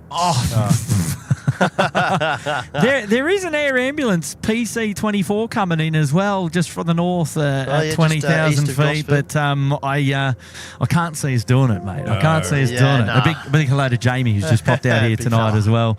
But wow, Weezers. What a show, boys and girls, ladies and gentlemen, with SYD, the cheeky devil, getting in there right at the very end. Oh, risking it. Evening, Kurt, awesome work as per usual, saying hooroo. Hooroo. Will, Kurt, thanks for coming, mate. My pleasure. Mate. I love it always. And just being out here with mates, spotting, talking airplanes. How good was it to have Andrew on the show tonight as well? It's fantastic. I thought having Andrew and Will together, it's going to blow up again. The conversations are going to be roaring. The technicality's going to come out. It's going to be a show for the ages. And it's great. I tell you what, it really was. No, I love it. And I appreciate it because I love having people like Andrew and yourself on the show. You've got so much aviation knowledge and history, and without. And I'm not big noting ourselves. It could be anyone else that does this. But without the platform, where else, unless you did a podcast or something like that, where else would you be able to share the knowledge and allow, opening the door to allow people to be able to experience it and to listen to what you've experienced and how you can share it. And I'm actually proud of the fact that we can, give people like yourself and Andrew a platform to be able to speak and to talk about things and to reminisce about, the yesteryears, the yester aircraft and things like that, which is so much fun. And it is, and it's so important too.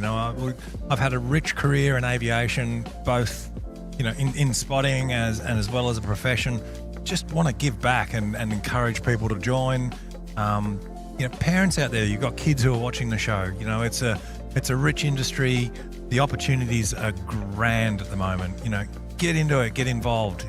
Everyone wants to become a pilot because it's aviation, but that might not be for you. And where I went through in engineering, I've had the best life, the best career, and still enjoying it. And it is really important to explain that to people and to just put the word out there. And it's become a real cause for me now, is to encourage people to join the industry, and especially engineering. So I hope through the platforms like this we can do that. And I thank you so much, Kurt, for that opportunity. Yeah, it's a pleasure, mate. It's a pleasure. I'm just glad that we're mates and that we all go way back, and we can share in this hobby together, which is fantastic. So it was a great night. I really enjoyed it, and can't wait for the next one. And a big shout out to all the other spotting channels out there, In Plain Sight, Pete and Mark, great bunch of guys, and you do a great job.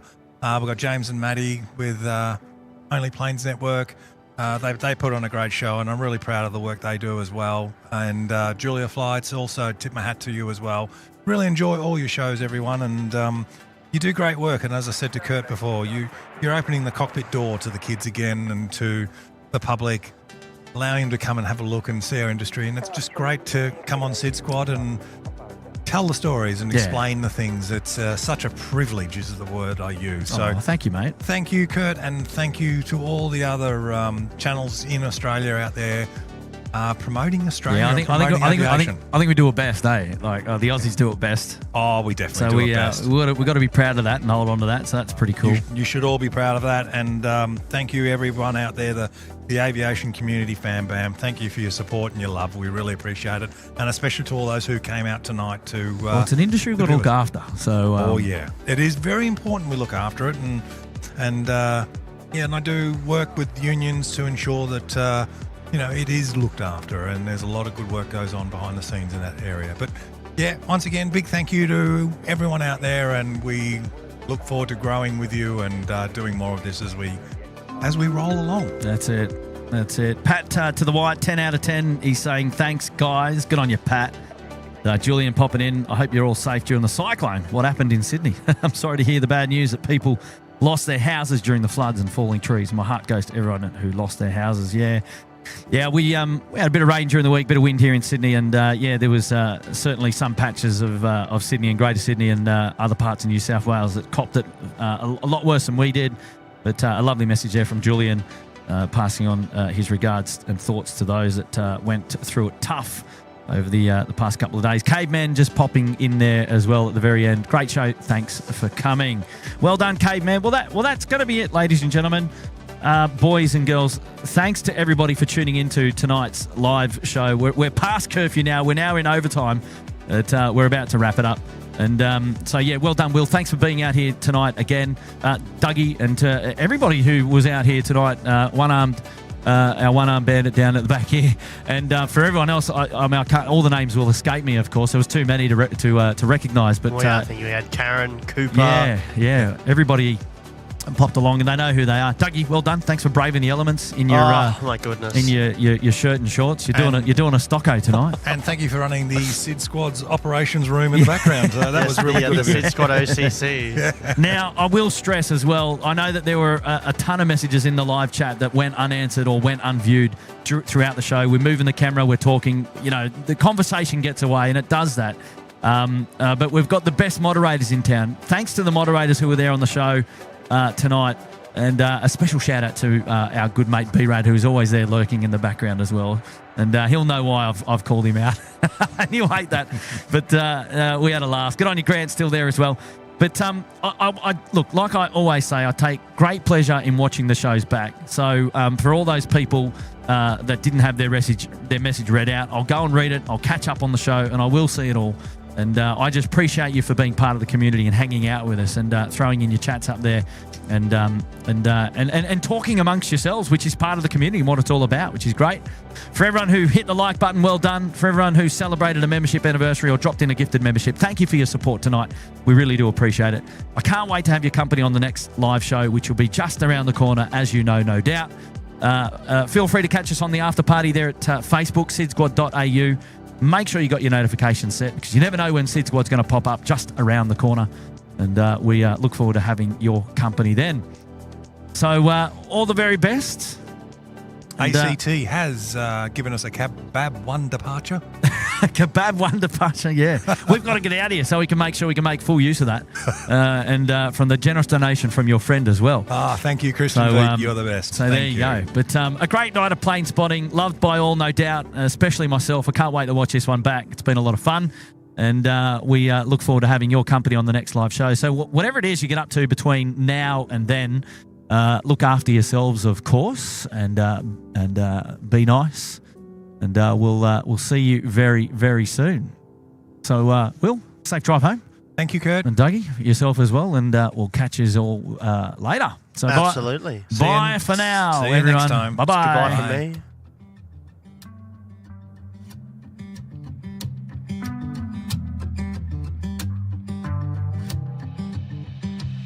On a Wednesday night at the same old spot, spending every dollar I got.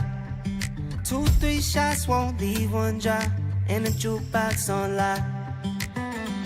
She just wanna party all night. We be two-stepping in the back of the dive. I've been down to Jack all night, tending to my keys cause they know I can't drive. On up north with a rose one, stars ain't hard to find. Bottle of the best and you by my side, that's my peace of mind. Yeah. Even on the cold day, she just wanna roll with me. From the bar to the stool all night, just you and I, two-stepping in a dive bar. Two-stepping in a dive bar. Two-stepping in a dive bar. Two-stepping, and I don't give a hoot unless it's you stepping. Then these boots are made for dancing, baby, jukebox playing. You and me singing, phone on silent, let it keep ringing. And I'm standing up on this bar, got us feeling like stars. We ain't going too far till the lights come on, we'll be dancing till dawn. Two-stepping, and I don't give a hoot unless it's you stepping. Then these boots were made for dancing, baby, take my hand, I'll take yours. Drinks get low, then we'll get some more. Going up north with a rose wine, stars ain't hard to find. Bottle of the best and you by my side, that's my peace of mind. We been on the go day, she just wanna roll with me. From the bar to the stool all night, just you and I, two-stepping in a dive bar. Yeah. Two-stepping in a dive bar. Yeah. Two-stepping in a dive bar. I hope you find someone, I hope you find a love. Someone who don't need much, wind me up. Lucky I got my love. Going up north with a rose wine, stars ain't hard to find. Bottle of the best and you by my side, that's my peace of mind. Yeah. Even on the gold day, she just wanna roll with me. From the bar to the stool all night, just you and I, two-stepping in a dive bar. Two-stepping in a dive bar. Two-stepping in a dive bar.